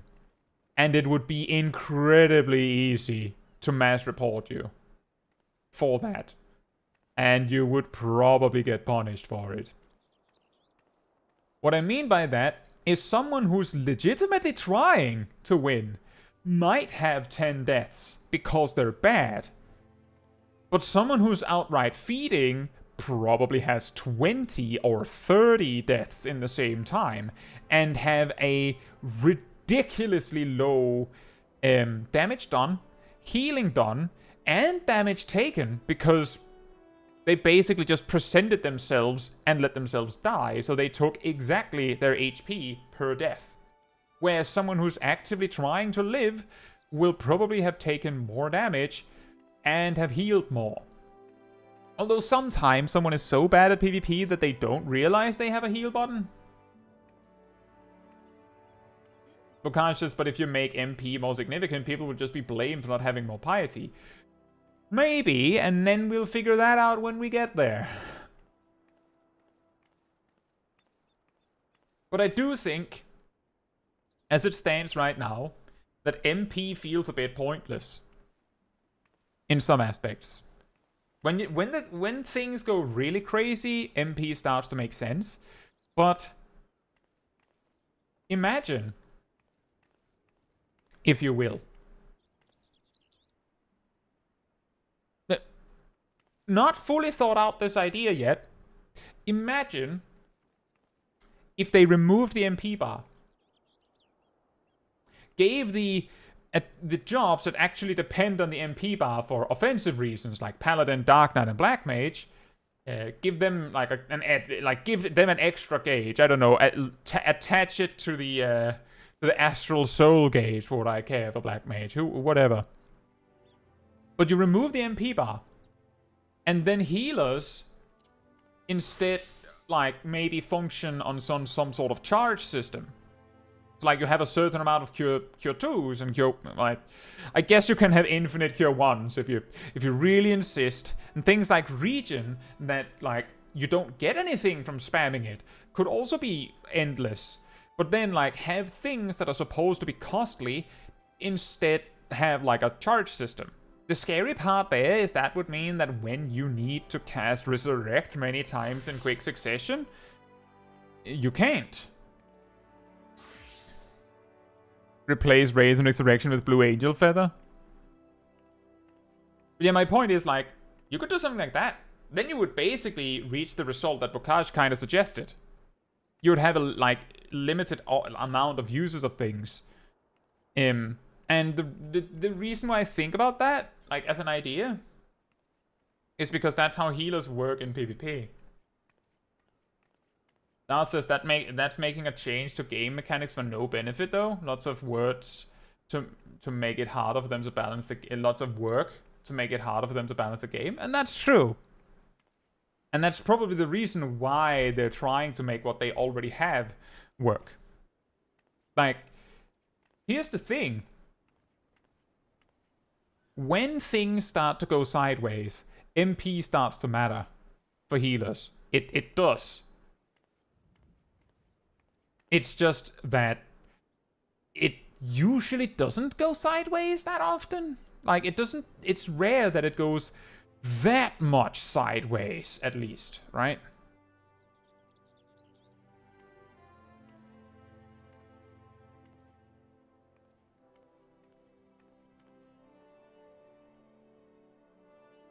Aerodel says, that reminds me of pre-Shadowbringers when MP depended on your stats and level and MP costs were not so fixed. The thing is, Aerodel, that before Shadowbringers, MP costs were actually still fixed. They were a percentage of the, like, they were basically, you had a base amount of MP at a given level, and then some races had slightly more piety than others. But all your spells cost like a percentage of that base MP. So every time you leveled up, the cost of your spells increased to match. And that's kind of the reason why they just went, why don't we just say that it's 10,000? And then just let things be a percentage of your MP. It's because it kind of already were. It was just that having 6,325 MP and then fire costing some random number made it look different than if you had 10k and fire 1 cost 800. So yeah, they kind of fixed it, but they kind of just like they resolved the confusion by just saying, why don't we just say it's a percentage?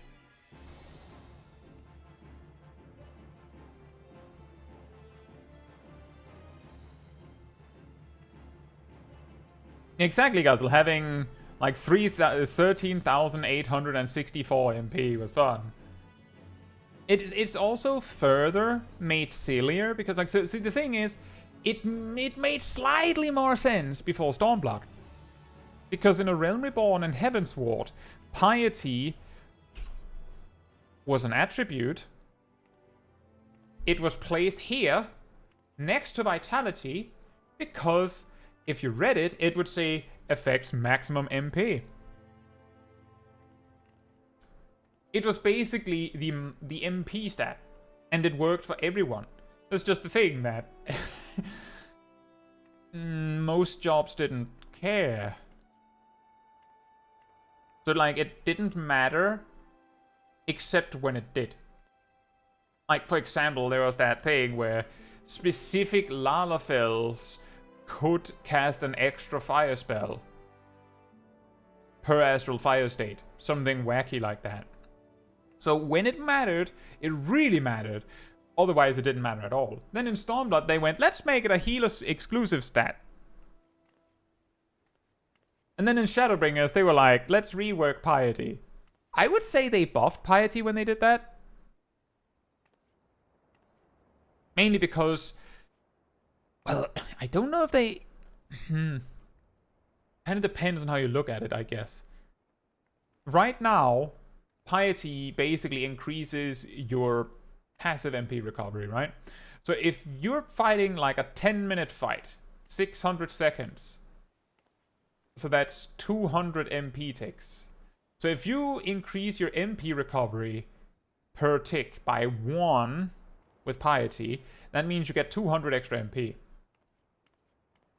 Back when Piety increased your max MP, you would have, like, if we had lived in a situation where you had a maximum of 10k MP, like it was just a fixed 10k, and Piety increased your max MP, then those same points of Piety that would increase your MP recovery by 1 would have needed to give you 200 more MP, or 2% more to give you 200 more MP for a fight. Except, of course, that your percentage-based MP recovery actions would be buffed by you having more MP. And sometimes it could be helpful to have a bigger bucket to put your MP in. I don't know when that would be helpful, but it might. Like, if MP healing, like spell healing costing MP, was more of a thing, and spamming it was more of a thing, then there could be an argument for stacking more MP for bursts of needing a lot of it. But because your MP recovery is sort of fixed, because MP Piety no longer increases your MP recovery by that change, it would take you an eternity to get it back.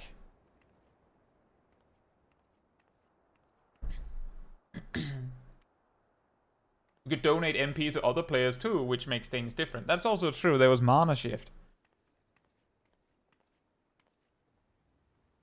But yeah, indeed, if things get so bad that MP is a real problem, there is a chance that you're probably going to wipe to Hardened Rage, or just straight up wipe. You might need a healer LB. Or the fight is very loosely tuned. Or you're severely overgeared for the fight, and you just goofed it. Like, you just completely goofed it. Like, there are options. Like, for example, in the the Extreme 2 clip, where, what was it, 4 players died to overlapping donut AoEs. And then they just got rest again. And, like, I don't believe there was, like, that. I don't believe Hardened Rage was close. I don't think it was. What flavor is MP?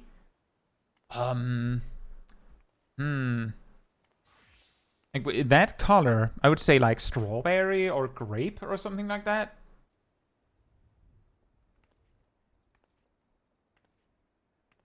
Blueberry, maybe? But yeah, it is true. It takes quite a lot for the healers to actually, like, run out of MP. And if they do, it's usually, I would say it's usually an indication that something else is horribly wrong. Which is part of the reason why Piety is generally considered so incredibly unhelpful. Because in the rare occasion where Piety would be good, there's almost always a different side to the story, that is. Or people don't take as much damage. It takes very little. It takes the healer forgetting to use Lucid Dreaming on cooldown. Well, let me then adjust my analysis, Darth, and say it takes a lot if we assume the healers are playing correctly. Jonathan, I'm reminded of TP upkeep.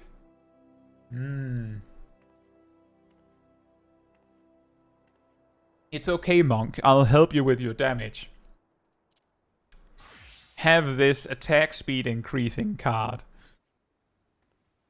I drew another attack speed increasing card, and you're doing a lot of damage, Monk, so it goes to you. Ah, guess what, Monk? It's an attack speed increasing card. Have it. Meanwhile, the Monk... their TP down to like 100 and they have nothing left. What does all this have to do with healer passes? I think we went away from healer passes.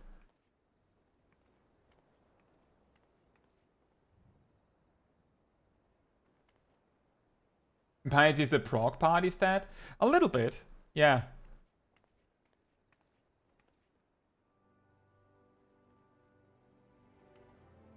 Because I didn't even know we were talking about healer passes. We weren't.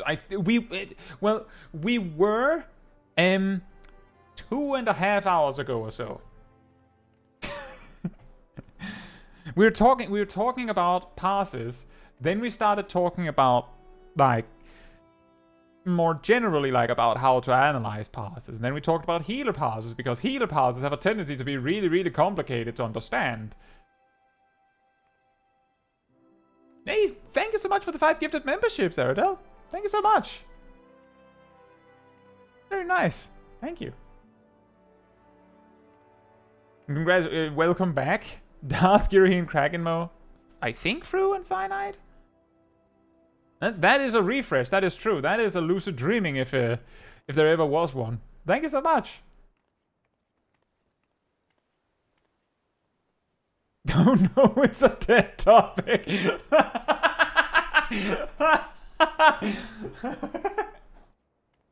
Bronto, I'm just coming over to the discussion about passes, or healer passes, and it's just a dead horse.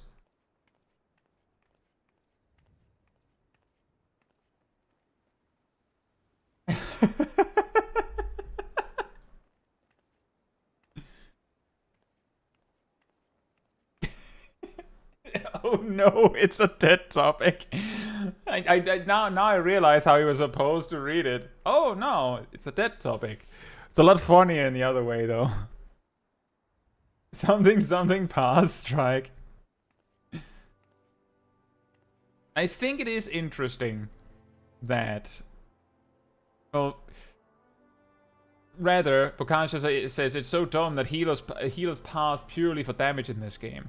The reason why, and we were talking about this earlier in a slightly disconnected fashion, but the reason why is because healing passes, I can guarantee you, healing passes can be cheesed, and if you see a healer, hypothetically, with an extremely impressive healing pass, there's a very good chance that they weren't playing incredibly impressively. Rather, they requested that the other healer didn't heal, so they could pass higher. That doesn't make sense if you're not like the passing type, but the point is that if we weighed healers based on their healing pass, it would lead to exceptionally degenerate stuff. Like, insanely degenerate stuff. Like, I'm not kidding. You could, like, pump up your healing pass by intentionally rescuing a DPS into a mechanic they'll survive, so you can heal them. Now they have a vuln stack, so you can heal them more. Like, you can basically make your pass better by doing exactly the opposite of what a healer should be doing. So that's kind of why. The reason why we weigh basically all jobs based on their damage output is because we kind of make the assumption when we look at parses, you beat the boss. So we have to assume that the defensive and utility department went right. Like, if we assume that that went right because it had to, how much excess energy did you have after that to do damage? And a healer having so much excess that they were basically attacking the whole fight suggests that they are very good. Keyword, suggests that they're very good. Because then you look at the past and then you realize that every time big damage was coming out, that healer was doing nothing and the other healer was working overtime. And then it's less impressive. And that's the reason why healing passes were interesting.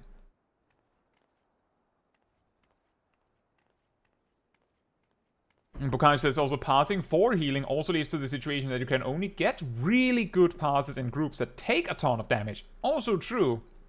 Which means that the better your group gets, the harder it becomes to get a good healing pass. And it's not to say, key here, very important, that's not to say that weighing healers and tanks on their capacity to do damage is also idiotic. It's just the best we have. Like, that's the best we have for comparing one person to another. And the reason why that's the best we have for comparing one person to another is exactly because of the reason that Perrin brings up now. Parsing is a bad metric, and speed is the general metric in which there's real competition.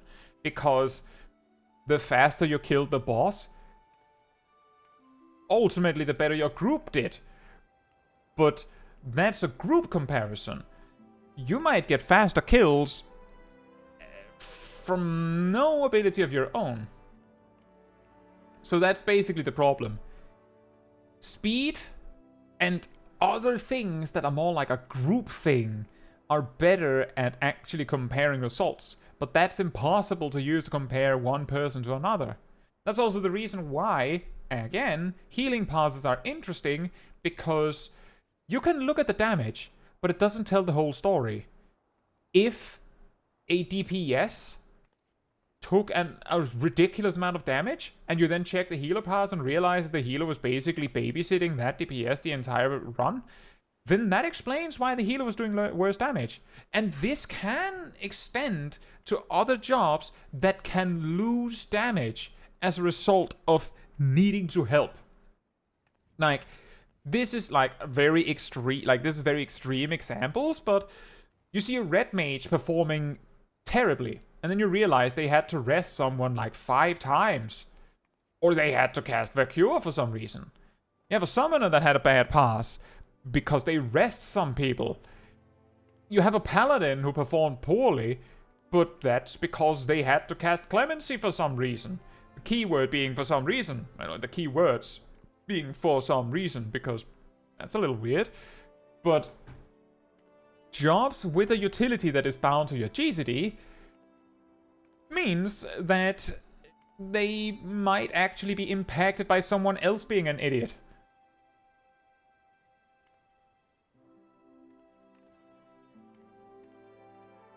And yes, precisely Kraken modes. And it's a team game, so the ability to cooperate is important, but it's harder to measure.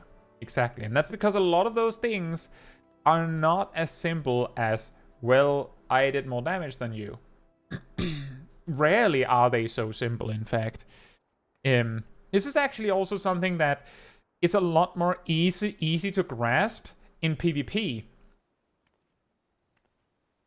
If you've ever seen those, like, end of game scoreboards where you see, like, 5 scholars at the top of damage, but they're also on the losing team, that's because scholars in like, I know this is a really huge sidetrack, but it'll make sense. Scholars are really good at doing a lot of damage. Like, they're really good at doing a lot of damage.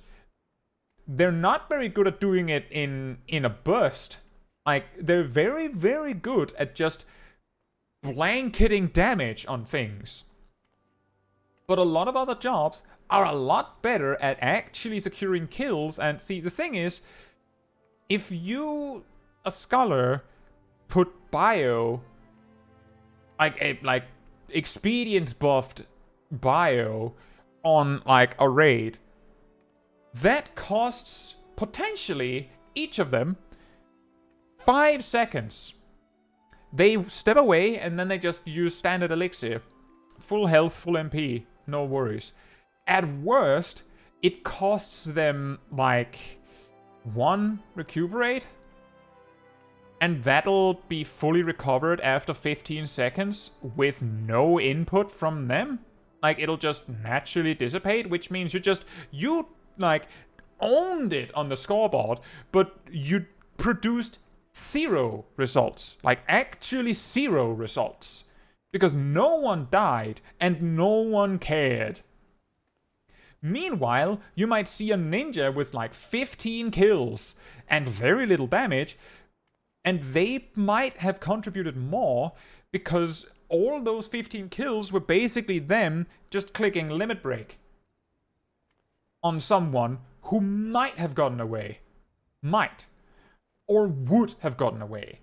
Or it saved other players time because now the player's dead, now we can move on and kill the next person, which means that the ninja meant like their presence and just clicking limit break meant that your team secured 2 kills instead of 1, and maybe 3 or 4. And while the ninja is just like a black hole just consuming kills in that particular context, that might still be better contribution than bio and then nothing happened.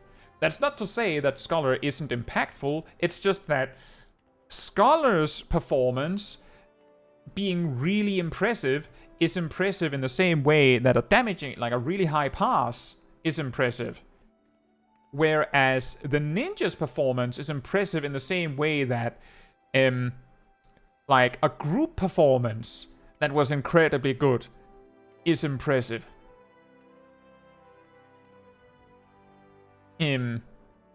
It's not like a perfect comparison, but I hope you know what I mean.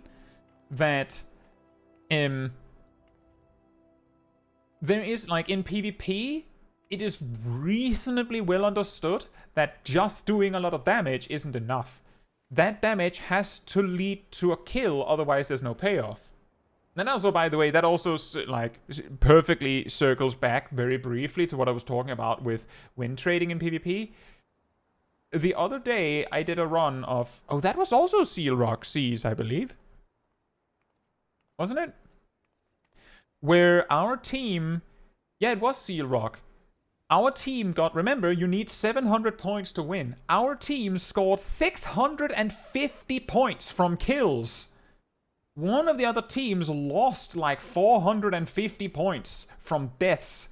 We scored like less than half the points from actually playing the match. Most of our points were just killing the other teams. And it only compounded itself because we had so many kills, we had a huge amount of battle high, which meant when the 2 other teams saw that we were winning, they were like, focus them, stop them, and then just like went into the meat grinder, making us win faster. It was so perfect that there was a point where both enemy teams were attacking us,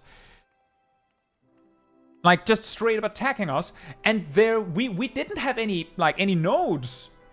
Like, they were preventing us from doing anything. Like, they were like not stealing points from us, they were just trying to stop us from doing anything.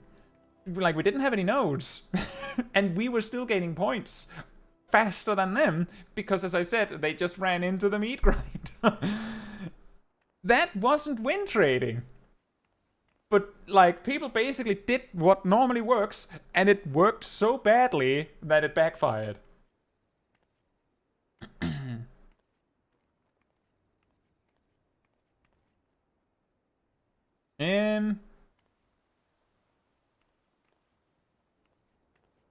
Bokan says, it can still be a DPS game for the group if the healer has to babysit a DPS. It can be. For the group, yes. And exactly, that's also the reason why there's, like, more to it. Yeah, so this, I wish Psych would give you a pink pointy thing when you use it. Like an adder sting? That's interesting. Parent says, let's see. Parent says, I did more damage than you by having my team feed me buffs. Sandbag for a good KT for me. Doing a resource run and having better crit RNG. Oh, that's what you mean. Yeah.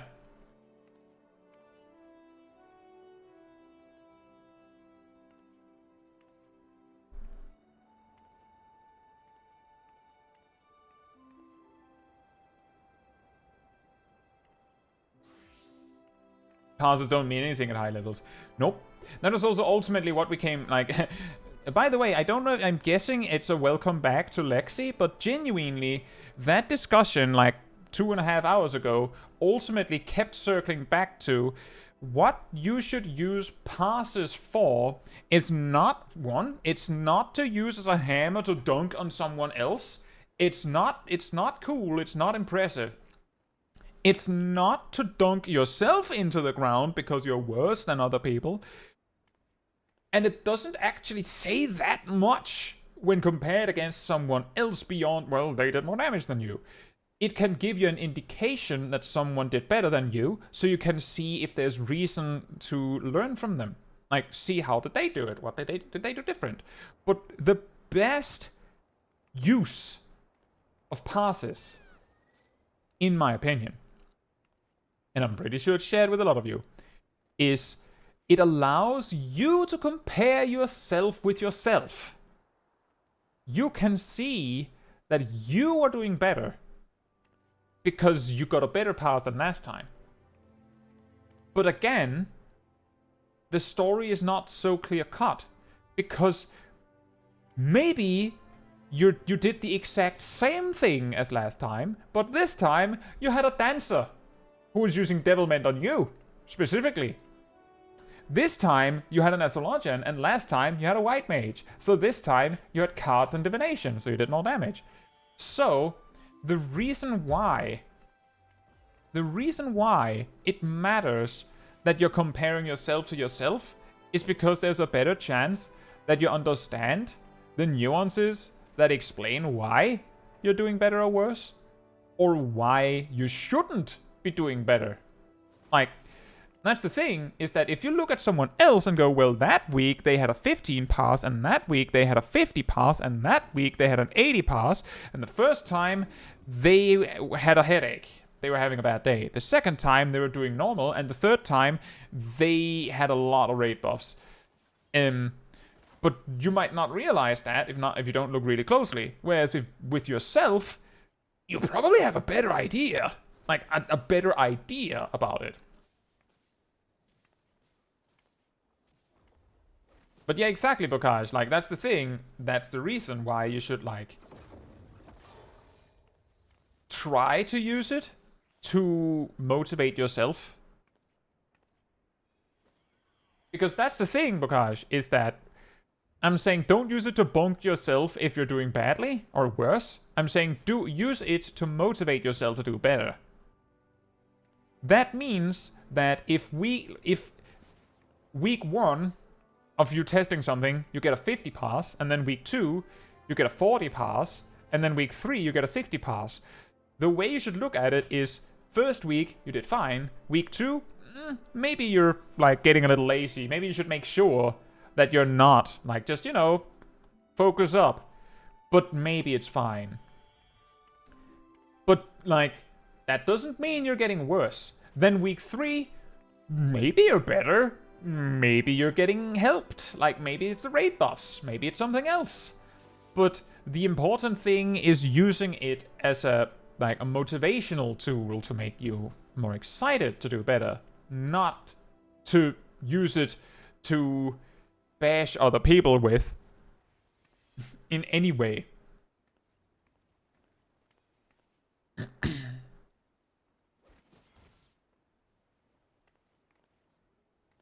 I mean, exactly, Lexi. And the thing is, it's by evaluating yourself that you get better. Like, that's also the thing. Looking at your logs, if you just look at a parse, that tells you nothing. Basically nothing. That's the thing. That's also why Lexi earlier in the stream said XIVAnalysis is nice. It's not perfect, and it doesn't like make you a god to your player by using XIVAnalysis. But it helps highlight obvious mistakes, which means that it's easier for you. Basically, a really effective way to get better at the game is to record your gameplay, watch it back, and see what you could have done differently. Which is sort of what we do on these, like, when I review clips, is that I sometimes stumble upon, oops, you should have done that differently. But sometimes I go a little fast and loose with it, because I don't have a clear target, I don't know what I'm looking for. Other times, I do have a clear target, I'm only looking at that. But looking at your own gameplay is a really effective way to see where you're making a mistake. Like, you might go through the same encounter 15 times and go, and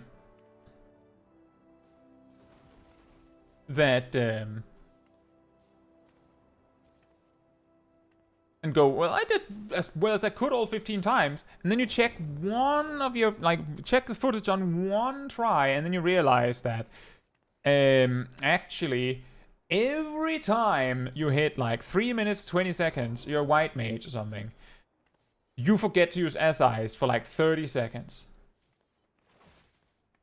Like, some mechanic gets in your way. Consistently.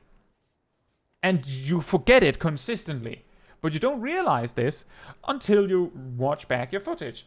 But XIVAnalysis, you put one log in there, bam, and it immediately goes, well, actually, at 3 minutes 20, you had SIs ready for 30 seconds.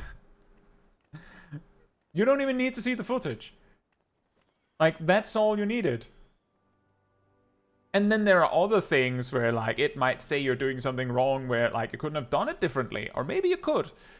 The point is that it irons out some core mistakes. Like it says, small note, using devilment or divination, etc. won't specifically improve your parse. Parse numbers based off RDPS. DPS gain from buffs is removed from your RDPS and given to the buffer. That's true.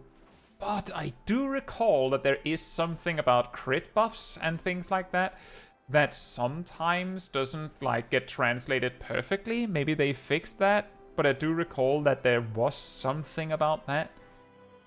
Because the reason why is, how do you credit a critical hit chance bonus?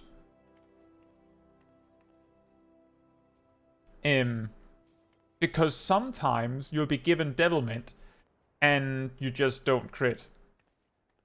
That's incredibly unlikely, but sometimes you just don't crit.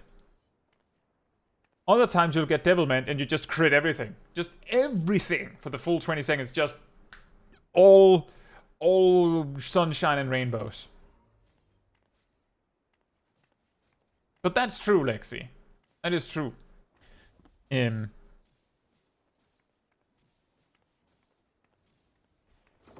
Yazel says, I don't understand why some people are complaining about Psych being too strict on cooldown. Don't they know Asais exists? No, Gazel. I think the reason is, I think Asais has been it is. Although I believe it used to be 45 seconds. But it has been in the game since Heavensward, I'm pretty sure. I'm pretty sure they didn't add it in Stormblood and went, level 56. It's level 56, right? Oh, yeah, they don't think they added it retroactively. I'm pretty sure Asais has always been there. So I think white mages have just kind of accepted their lot in life. That's how it is. And sages are not... the thing is, some of the things... That's true, Perrin. Thank you. Some of the things that get added in the game, I'm almost certain that the jobs were dragged kicking, the players playing the jobs, of course, kicking and screaming to do it. because the developers were like, well, that's what you're getting. We're not changing it. And sometimes give it a little time and suddenly they're happy with it. Like, right now, let's see what happens. I'm not saying that this is a guaranteed end result, not at all, but I'm just saying that right now, Black Mage is being dragged, kicking and screaming to that Astral Soul gauge. Whether they want it or not, they're going to have it.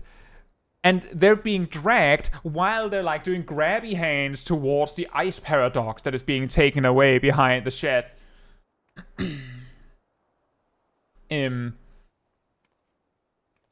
maybe, like, I would actually, like, take note of this. And please remind me if this actually happens. If, when the next expansion, Dusk Lane, or whatever they come up with, comes out, and some new addition to Black Mage comes out, if they actually go and scream about now Astral Soul is ruined. Like, because some other thing is built on top, I would laugh so much. I find it incredibly unlikely that that would happen. I can't even think of what they would add on top. But I would find it so funny if, like, 3 years from now, the people that are left Black Mage maining are so happy with it that they get mad when you change it again.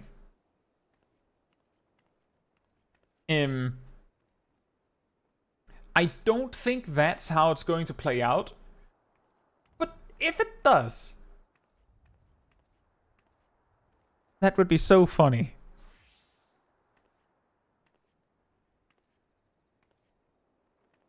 See, pairing with the detailed description for NDPS and ADPS. I always mix them up a little bit because, like, yeah. I usually have to like reference like a sheet that says these things to make sure to not mix it up. Yeah, this should take that. NDPS shows how well you executed your rotation in a vacuum, irrespective of how well you and your party aligned your raid buffs and bursts together. That, of course, means how well you executed your rotation in a vacuum, of course, means did you use all your cooldowns? Did the GZD keep spinning? Because if you do it irrespective of raid buffs and stuff, then it means a job that doesn't have a personal damage buff or a raid buff has no reason to align at all. Which means, like, if you had a separate score for NDPS, which I guess you do, you could score higher on NDPS, maybe, with some jobs, by ignoring raid buffs. And Paranoid also adds, ADPS shows how well you aligned your personal damage with the party's raid buffs, exactly by rewarding you by counting how much damage you actually did, by crediting you for the damage you gained from a raid buff. Example says there's always people who get mad with changes? Yes. Lexi says, feels like no matter what they do, Black Mage mains will never be happy. I don't know. Actually, Lexi, I wonder how much quieter the anger would have been if Black Mage was still top DPS.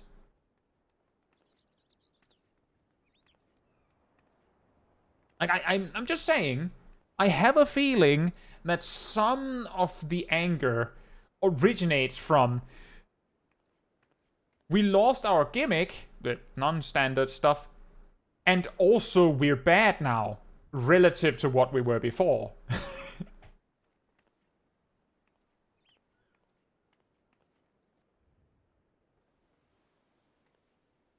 And we'll never know. And those people that actually would have not complained a thing if they had been top DPS would never admit it. Because they might not even realize. Even, like, they might not even realize, even if you check them out and were like, well, if that's true, then why are you maining exactly the job who's top on FF logs right now? Oh, it's because it's more fun. Yeah, it is very fun to do big numbers of damage. That's true. That That is true. It is extremely funny to do big damage numbers.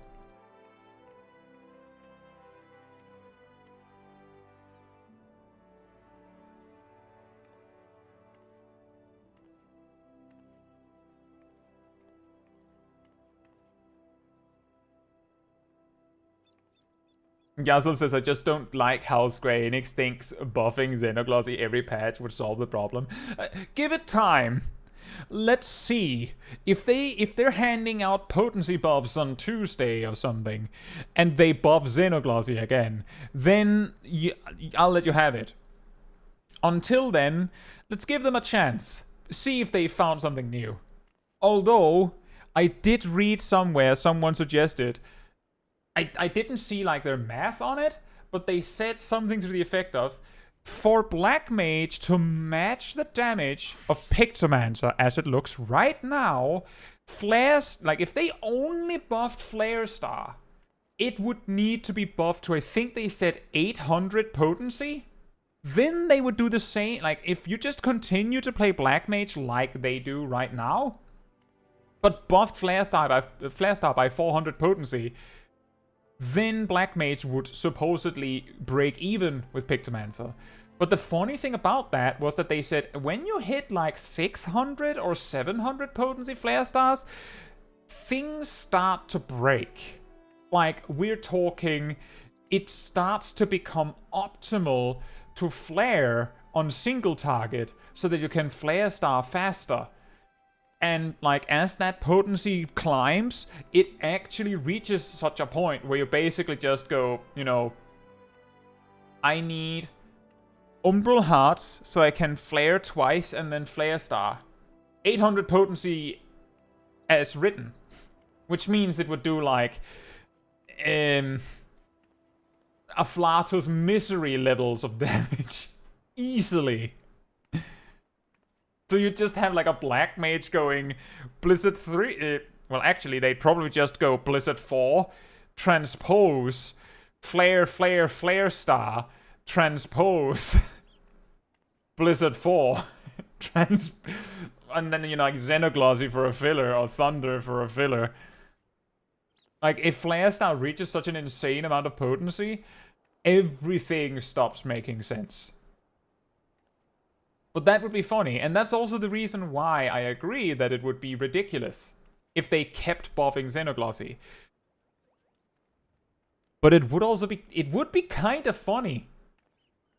It would be kind of funny. Then it would get closer to Mega Man's explosion! Yes! Yes, it would.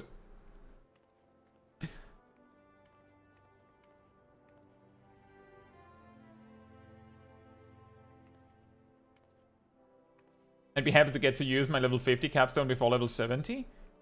What do you mean, Bronto? As it stands right now, you would want to use Flare somewhat regularly on AoE. And even on single target, before you learn Fire 4, there is an argument for using Flare. Because when you use it in just the right spot with a Swift cast, it is basically a better Fire 1.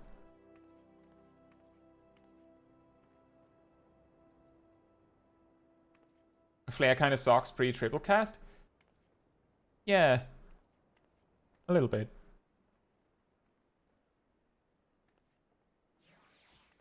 Hey, remember how High Fire 2 and High Blizzard 2 used to be useful? Good time. Well, actually... High Fire 2 and High Blizzard 2 are usable. It came out that the observation that you just skip them completely with transpose, it's not fully correct. If you're triple casting, then yes, there's a benefit to just skipping the 2s. But if you're not, then the existence of cast attacks, like it basically comes in with a steel chair and just barely dunks the full transpose rotation. Like, we're talking single-digit potency difference from my estimates. Like, it's so small that it's just barely like, well, it doesn't really matter. And if you get a really high target count, then like using them correctly without triple cast is again, the single digit potency is to the advantage of using High Fire 2 and High Blizzard 2. It's just so minuscule that it doesn't matter that much. Gazel says, but Black Mage is kind of suck pre-triple cast. Oof. I will say, I don't understand why they nerfed High Fire 2 and High Blizzard 2 by 40 potency. I don't know what they were aiming to accomplish with that. Like, I don't know. I don't know why. They gave Black Mages an extremely good reason to not spam High Fire 2 by adding Flare Star and removing Enhanced Flare. And then some, like, I don't know if it was like two developers were separately told, nerf High Fire 2. Just a bit. And one of them went, I'll remove Enhanced Flare. And then just kind of did that. And then, like, someone else were like, oh yeah, the level 100 ability, like, that should be Flare Star, that's awesome. Which just happened to make, like, Flare Star even better. And then the other guy came to work and was like, oh right, the nerfing of High Fire. Let's make it 100 potency. You know what, to keep it symmetric, we should also nerf High Blizzard 2. Like, while High Fire 2 is just lying, they're like, just barely holding on. At least my damage is kind of okay. And it's just... You're still awake? I don't get it. Like, what? Question. I haven't done the numbers. If High Fire 2 was 140 potency, what would change? Would you then do High Fire 2, High Fire 2, High Fire 2, Flare Star? Or would you still just go High Fire 2, Flare Star?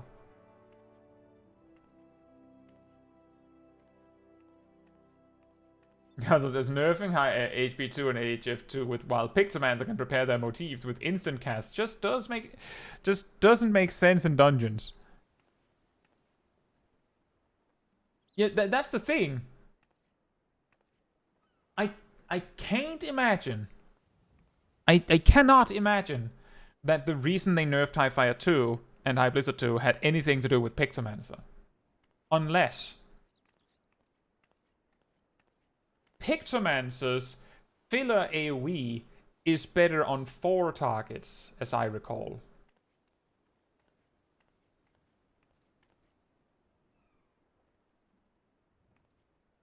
What in the world is happening with that bot?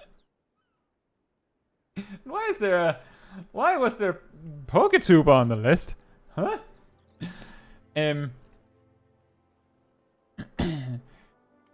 High Fire 2 being nerfed to 100 potency, and the same for High Blizzard 2, means that they're better than your bread and butter filler attack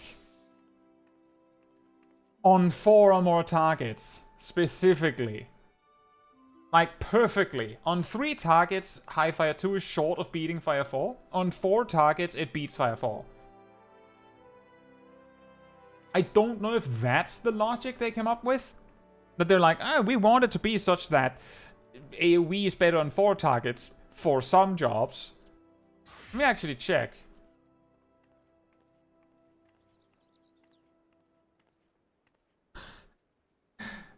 Yep, they also did it to Summoner. Tried Assassin doesn't beat Rune 3 until 4 targets. Huh. How about Red Mage?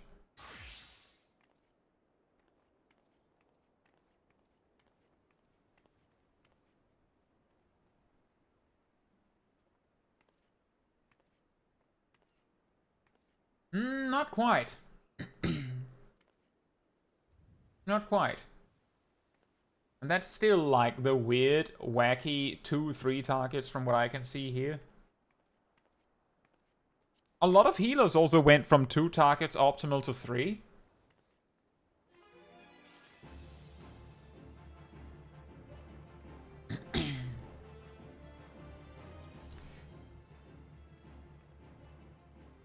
Somehow they made Astrologian and Sage gain on 2, gain on 3. Yep.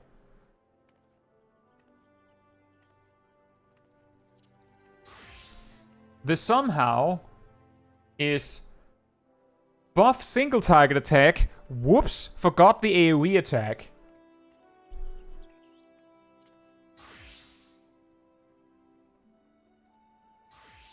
Buff the single target attack. Whoops, forgot the AoE attack.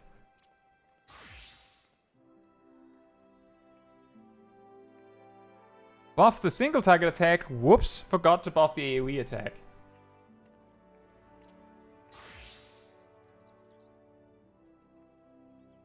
Actually, Scholar's AoE attack is so insanely strong that it's still better on 2. Wasn't it 185? I could have sworn it was 185. Am I remembering that wrong?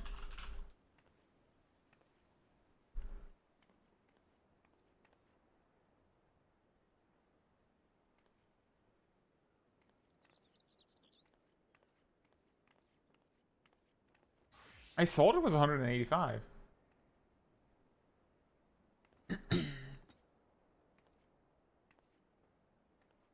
That's also true, Microwell.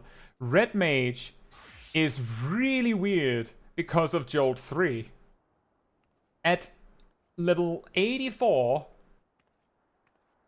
you actually have to do like math on the value of mana to figure out whether there's a point in using the Stone and the Fire, because they're actually weaker than Jolt.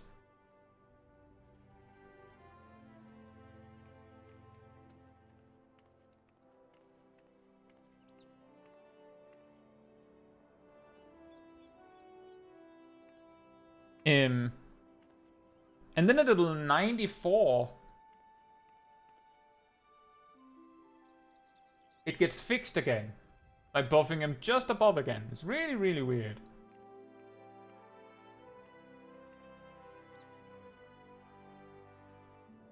For a second I thought the Air and the Thunder didn't get buffed. Because then it would have been 380, 380.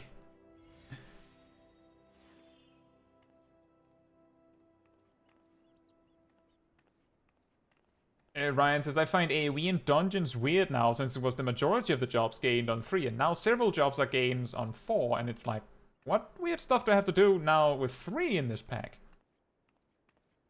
Naturally, the answer to that is, I feel this is really common in Dawntrail dungeons especially, that there's like one really big guy, like one extremely big guy, and you can just focus them. Then those that have a gain on 3 can cleave. Or maybe the incidental AoE kills them off. And yeah, Machinist, I have to say, I'm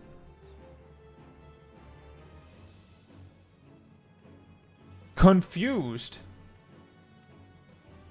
that this trait that buffed Scattergun and Auto Crossbow didn't buff Flamethrower. The reason why that's weird is because Flamethrower is 80 potency per second. Just strict, flat. It straight up does 80 potency per second. There's no math needed. It straight up hits every second and it does 80 potency. Scattergun does 160 on a 2.5 second GCD and generates 10 heat gauge. Auto Crossbow can be used 5 times whenever you use 50 heat gauge and has a GCD of 1.5, which means that if you generate, like if you produce a looping rotation of 5 Scatterguns and 5 Auto Crossbows, they average a GCD of 2 seconds, and that's 160 potency per 2 seconds, which is 80 potency per second. And they have more range than Flamethrower, so there's no reason to use Flamethrower ever. Microwell says, isn't there an argument where your single target rotation is better up until 4 targets or something? Yes. Blazing Shot combined with Double Check and Checkmate before level, like basically at level 92 and 93, Auto Crossbow isn't worth it until like 6 targets, I think. And then you get this, and then it kind of mellows out to they're even on 4 targets. And then Crossbow wins on 5. So like on 4 targets, you can choose. So like if there's a big chunky guy, you can use Blazing Shot on that guy. And if there isn't, you can just Auto Crossbow.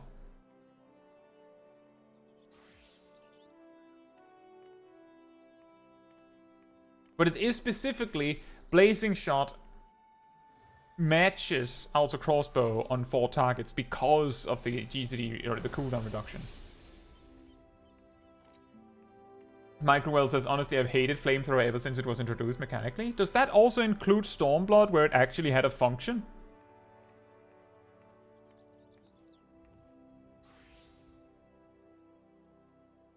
Rontum says, I thought it was like 7 or so targets with reassemble on drill.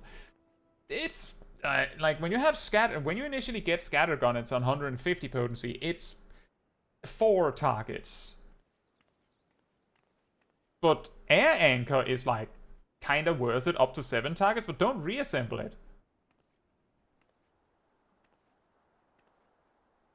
That time when where you had to press Flamethrower for like half a second just to overheat before going into your burst in early Stormblood. Ooh.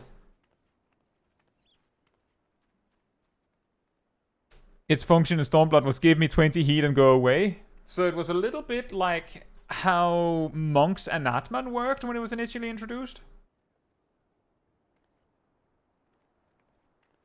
For those, well, Anatman is dead now, but for years, Monk had this level 78 action that is gone now, that, like, for one patch, had a niche use case.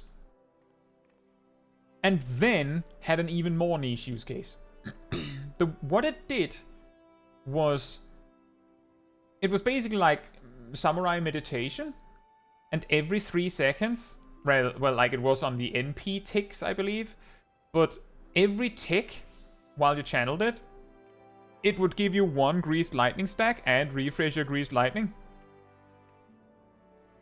Which meant that in that first patch, where it was just an OGCD, you could basically do like Dragon Kick, Anatman, and just hold it until your next GCD, and then just hope that you got a Greased Lightning stack, and just do that on cooldown if you wanted to.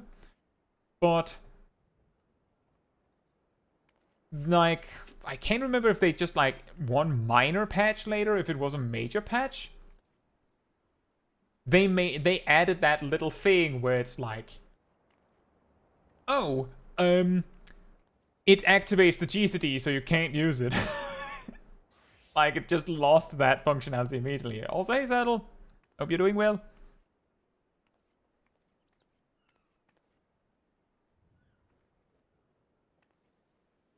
Yeah, the problem with Flamethrower is that it was introduced, and then the first expansion after removed the niche it had,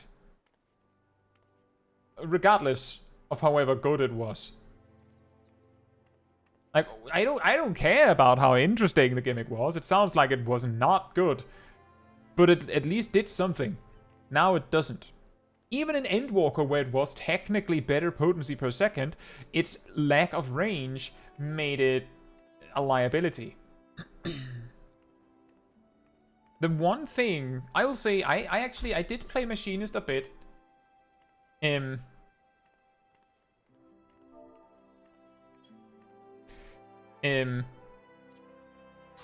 one thing that I hated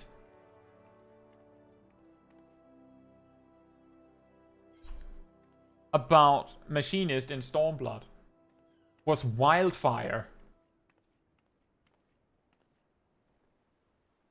Because, to me, it felt like the whole thing with the job was like, oh, you have all these things you have to use, and then Wildfire comes in, like, because in Stormblood, the way Wildfire worked is that it basically recorded, I think it was 25% of all damage you did, and then just exploded for that, which meant all OGCDs that could be fit in it, and all big damage buttons that could be fit in it, goes in it.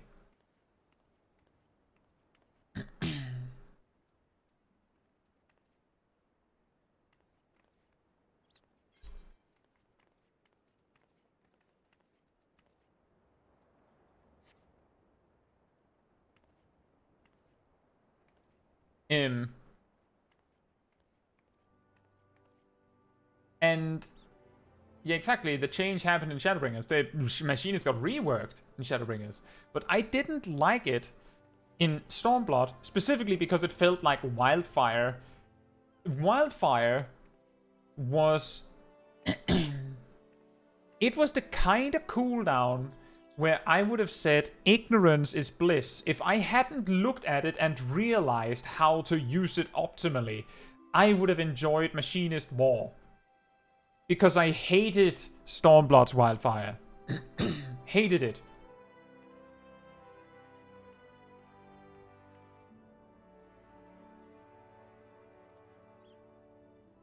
Turtle says now everything's buff is Wildfire. Get everything in these 20 seconds.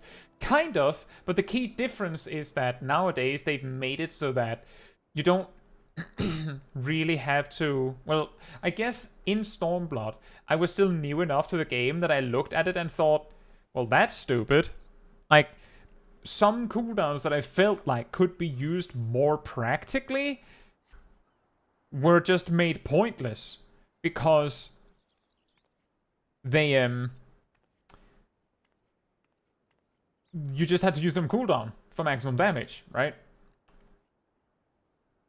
Whereas now that I know all these things, exactly, it was kinda more freeform, which meant that having a cooldown saying it's not freeform really sucked. But here now, most jobs are either designed with it in mind, or they're designed to have a way to work around it.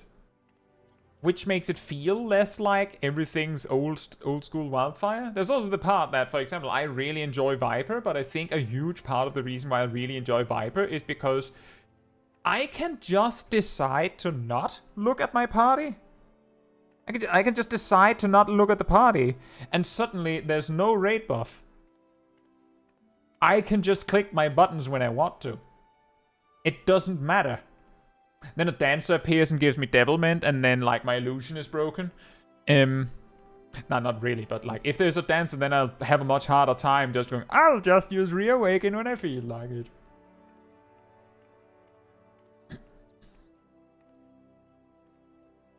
Niv says, does that mean that during Stormblood, the Machinist Pentaweave was viable? No.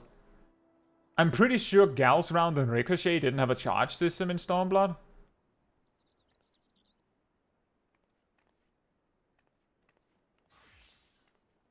Sip says, no, don't lie. You like Viper because of continuation. The same reason you love Gunbreaker.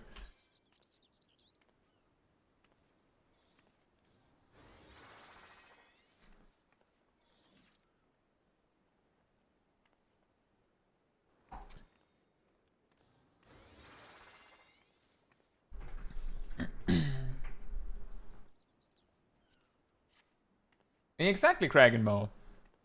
That is the thing that I really enjoy about Viper, is that you can just click reaway. Like, if you don't, like, just mash it out whenever it's available, you can just hold one. Just have it there to use when someone buffs. I hadn't even thought of that. It is basically continuation on 3 buttons. Yeah, isn't that incredible? Gunbreaker got snubbed on the double continuation. They didn't get it first.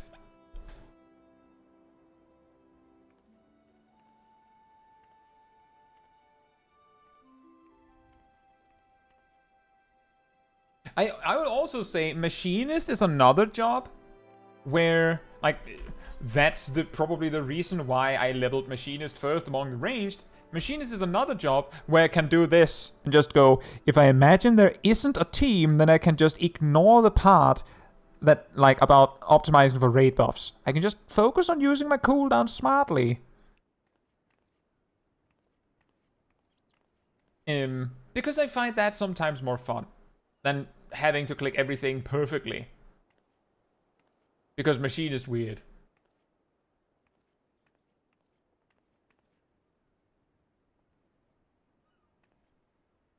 Pressing reawaken as a true north when I know it's going to have to fall out of boss. I have an extra true north.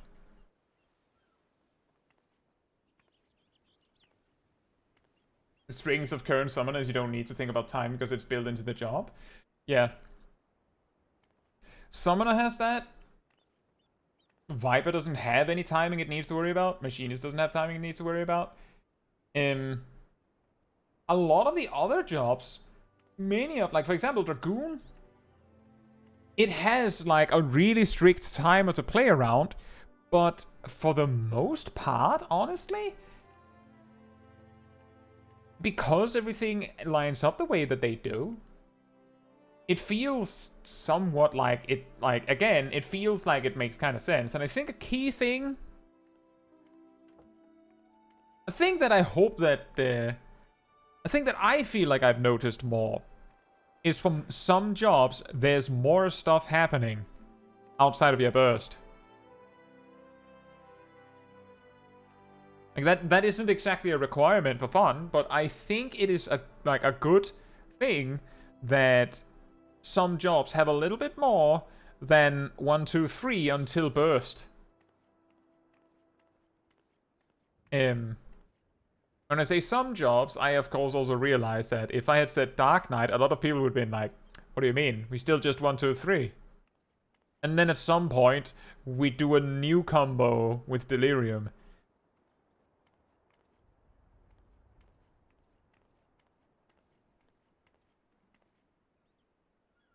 The other day I saw a post where they were like comparing optimization nodes. I think it was between Pictomancer and Warrior.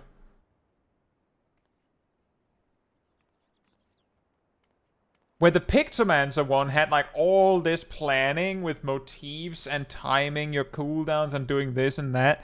And then like you flip to the next page and the Warriors are like...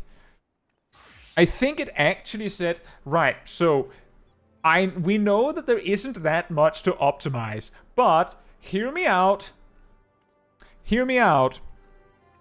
That free, like that filler fell cleave you have, because you have that, like you have excess resources. Yeah, that's the one, Phil. How to make it 1, 2, 3 more interesting. That fell cleave allows you to slightly adjust, like scoot your storm's path so that it might heal at a time where you need it more.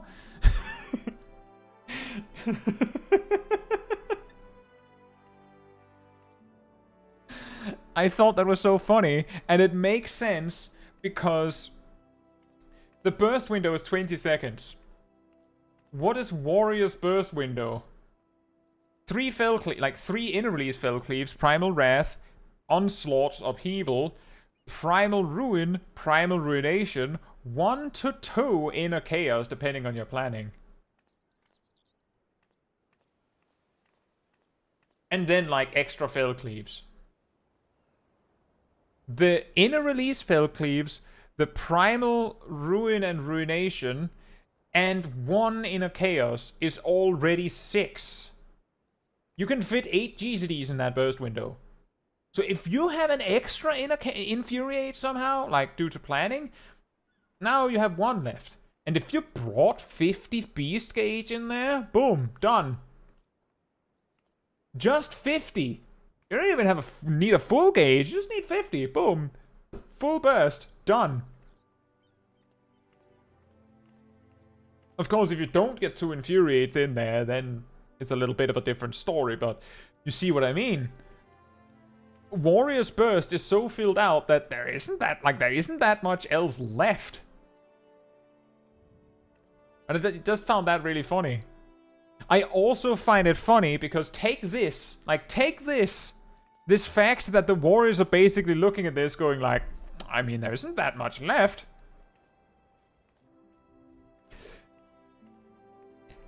And they have no problem with that. As far as I know, I'm pretty sure warriors are happy. They got an attack that makes their axe bigger. And causes something that looks like a volcanic eruption. And they actually got Feather Cleave. They changed Inner Chaos to become Feather Cleave. Like, they were like, we don't want to give them Feather Cleave as a new action. Then what do? Just change something into Feather Cleave. I don't know. Give them Feather Cleave. And, like, really, Warrior didn't get that much. But it kind of works. Like, I will say, I leveled Dark Knight first. I think the new, like, Delirium combo looks really cool. Shakes the screen, really makes it feel powerful. This system looks awesome. But the enjoyment I got out of all of those paled in comparison to the excitement on my face when I used Primal Ruination for the first time. And I'm not making that up. It actually, I was like, wow. That's amazing. I love this action.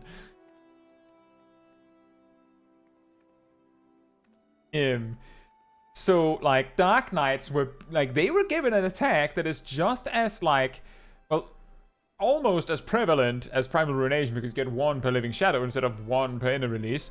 And they got a full new combo as often as we get Primal Ruination. And I was still like, that one attack, though? That one new attack. If you want to feel truly underwhelmed, the Paladin on 100 I barely notice. Who was it that said that it looks like it's supposed to be shaped around the level, like the final blade combo step? Like it's supposed to look like an addition? Like it's supposed to match together with this? You know, the saddest part is that you're saying that it feels underwhelming and it's 1000 potency on an OGCT.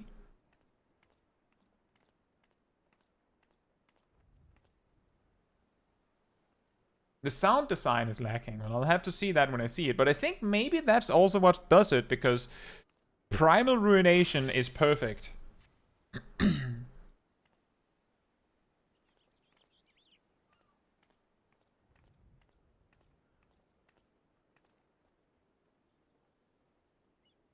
And yeah, that sounds about right, Cyanide. See, that is also I think that's the reason why, and I've said this before, but when we had the job action trailer reveal, it wasn't really clear that the final blade was an OGCD. So I actually spreadsheeted out the full sequence of Paladin with only needing 2 fillers. Because the new blade, of course, would be a GCD. Right? Right?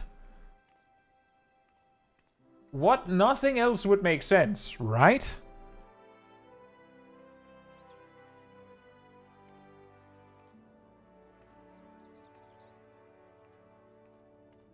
Fruza's Solar Bahamut is super underwhelming, even though it has all these cool sword effects, because it's just cool sword effects copy-pasted on Bahamut. And yeah, that's the real sadness of Summoners editions. Is that at level 92, you get what amounts to a potency boost to Fester. Don't really care. At level 96, you get an OGSD.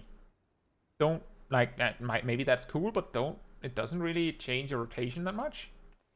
At level 100, you get a huge potency boost to something you were doing anyway. And then you get, like, 1 extra utility button. It doesn't change anything for you. Like, the only thing that changed your rotation was Searing Flash, and it's an OGCD. Like, looking at the different jobs and what changed at level 100, I can say I picked up Warrior, right? Reached level 92, didn't really feel anything. Reached level 94, didn't really feel anything. Reached level 96, didn't really feel anything. Reached level 98, didn't really feel anything. Reached level 100, and I was like, wow, this is amazing! Like, just one button, perfect, nailed it. With Dark Knight, I could feel something a little bit more at level 96 and even at 94, simply because the concept of getting like a 100 potency boost on your 1-2-3 combo, like each step, was kind of novel and hilarious. But at 96 was when it really changed. By the way, this trait makes it so that Dark Knight's AoE combo is better on 3 targets instead of 2. That's why it's novel. That's the thing. Summoner overall in level 100 isn't really interesting related in comparison to Endwalker because it didn't really change anything.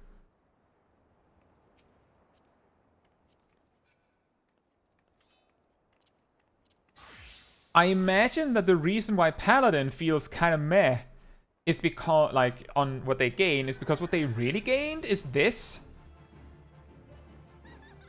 Everything else was, like, didn't really change anything. Did they say that there will be a job design revamp in the next expansion? They've said that there would be more stuff. Like, that they're working on, like, job design. But it's not going to happen in this expansion, I don't think. And that's also true. Dark Knight had a slight change with Living Shadow no longer costing Blood Gauge. But other people have said that they actually hate that because it makes Living Shadow feel... I don't know. It's hard to explain.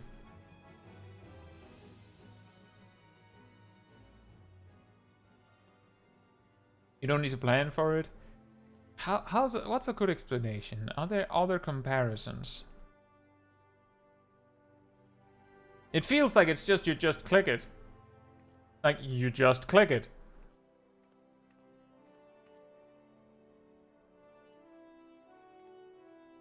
What's a good example?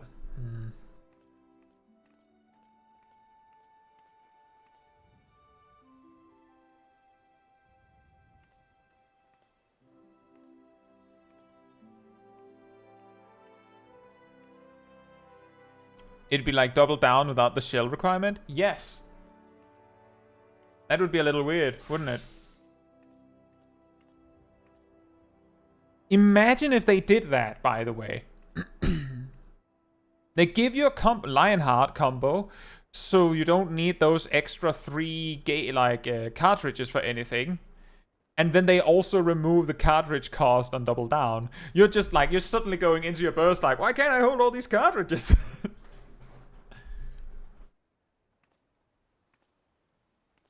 Where's Dark Knight's main meant? Why only buffing weapon skills? Oh no, Gazel. If you read right there in the middle on the right, Stalwart Soul gained 20 potency.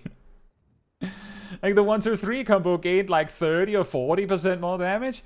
Stalwart Soul gained 20%. And Unleash gained nothing.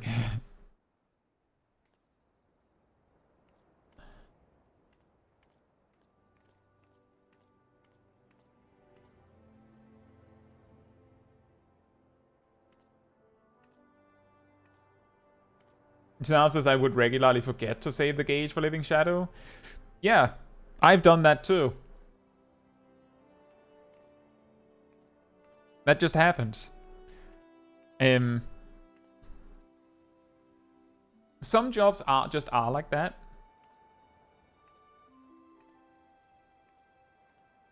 Turtle says I love how Black Mage lost potency in the rework, only to get it back at 94. Well, Black Mage doesn't get anything at 94. They just get Swiftcast, don't they? That's actually really weird, by the way.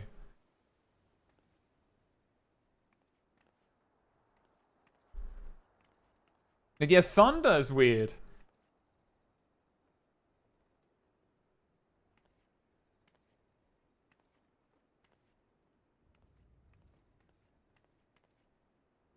Yeah, for me, Living Shadow almost feels more forgettable because it doesn't cost anything.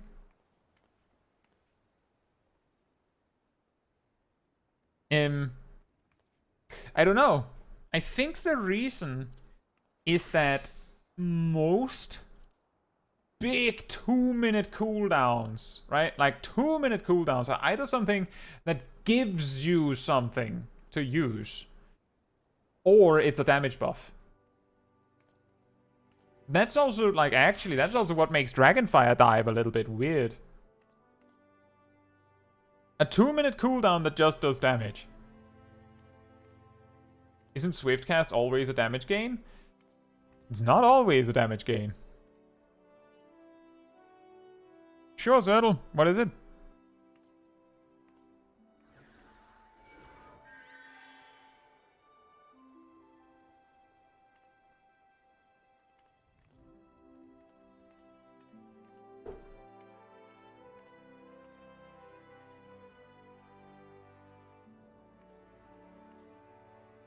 Blood weapon recovering less MP now is also another detail that sucks. Yes, I don't understand why they just removed 2 stacks from blood weapon. Like, I can accept that they cut the blood gauge down, but why does it give 3/5 of a thing? Like, all Dark Knight things cost 3k. All things. Why does blood weapon not give 3k? And no, it isn't fixed when they get delirium. There, it now gives 2.4.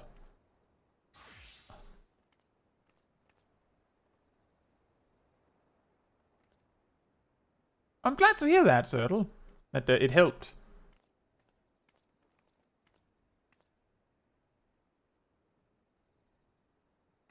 And yeah, also that. Abyssal Drain and Carven Spit could probably easily be 30-second cooldowns.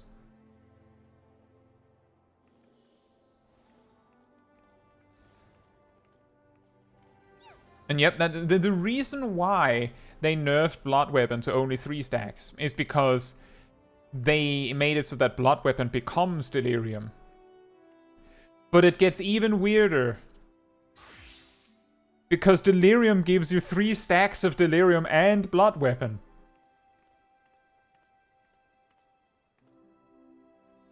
So why couldn't it be 3 stacks of Delirium and 5 stacks of Blood Weapon? I know that would look even jankier, but I'm just saying, why didn't they make Blood Weapon recover 1000 MP per stack?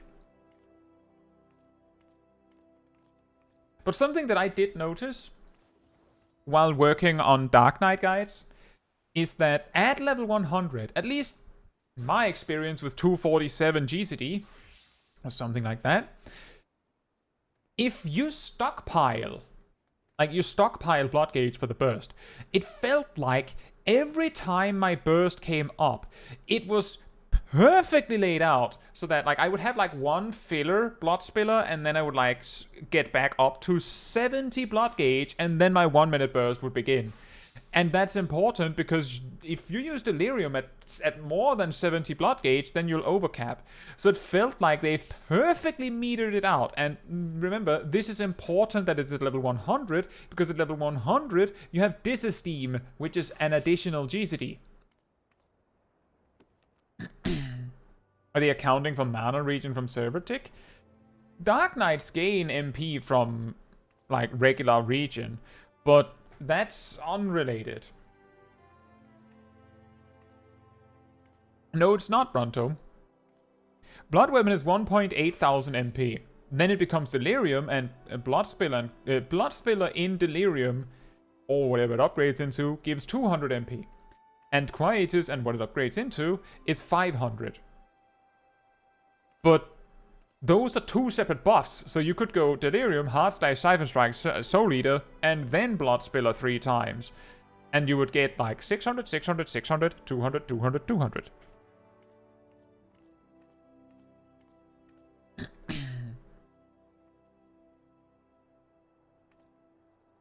I don't know.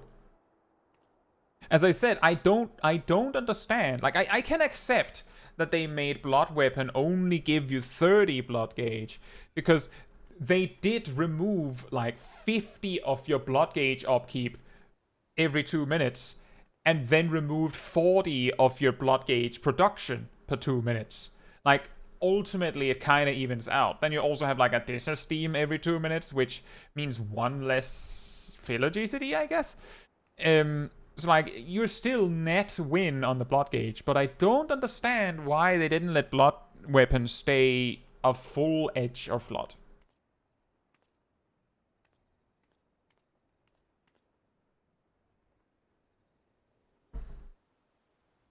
Liv says, wait, so why not just have Delirium do both things and save a buff slot? Right. I think, like, I basically just alluded to this. The explanation is... Can I not jump down here? Bruh. I can't.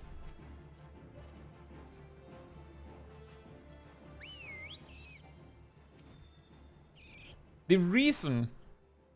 Let me just do this. This. And this. The reason, Liv, is... And if you pay close attention to my buffs... Is because by making them separate buffs... You can do this. Watch the blood weapon stacks. And then this.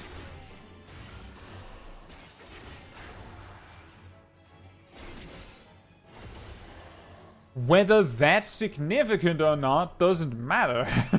But you can do that. So it matters in the way of what you can do with it. It's still weird.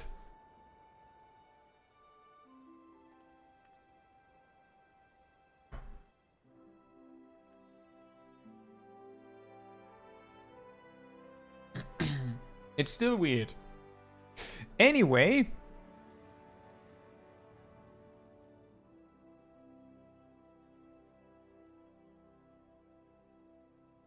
Yeah, the new actions are identical in functionality to Bloodspiller. They just do more damage and look fancier. Carve and Spit has given 600 MP for years.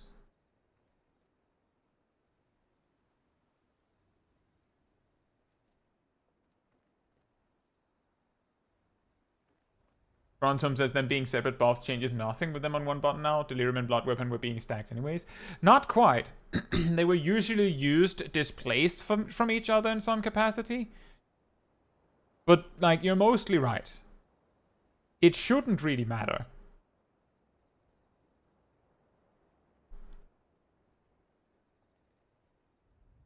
Anyway. Trip.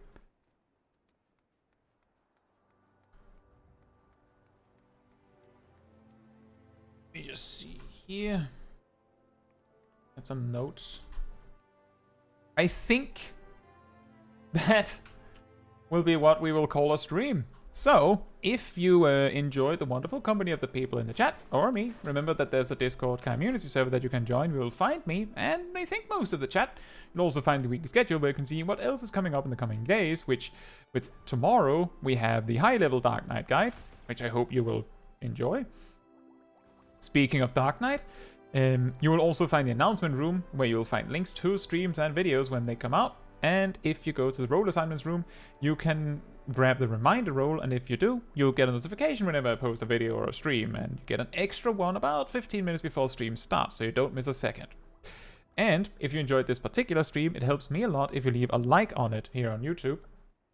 That tells YouTube that this was a very enjoyable stream and you'd like other people to enjoy it as well, so naturally that helps me. So thank you so much in advance. And if you'd like to support the channel even more directly, you can become a member. You can gift memberships. You can use the super chat stuff. Or if you don't like using like that stuff on YouTube, there's also a Ko-Fi link in the description. It all helps me directly to be able to afford to focus on just making videos that I genuinely think you all will appreciate and enjoy, than going, well, I need a lot of people to watch this in particular. But yeah, I think that'll be that. I want you all to know that I had actually planned to end like an hour and 50 minutes ago, but here we are. We managed to cover a lot of important things, as you can see. We managed to cover parsing twice. But with that said, good night, good morning, afternoon, or evening, depending on where you are in the world, and I hope to see you all very soon. Bye bye!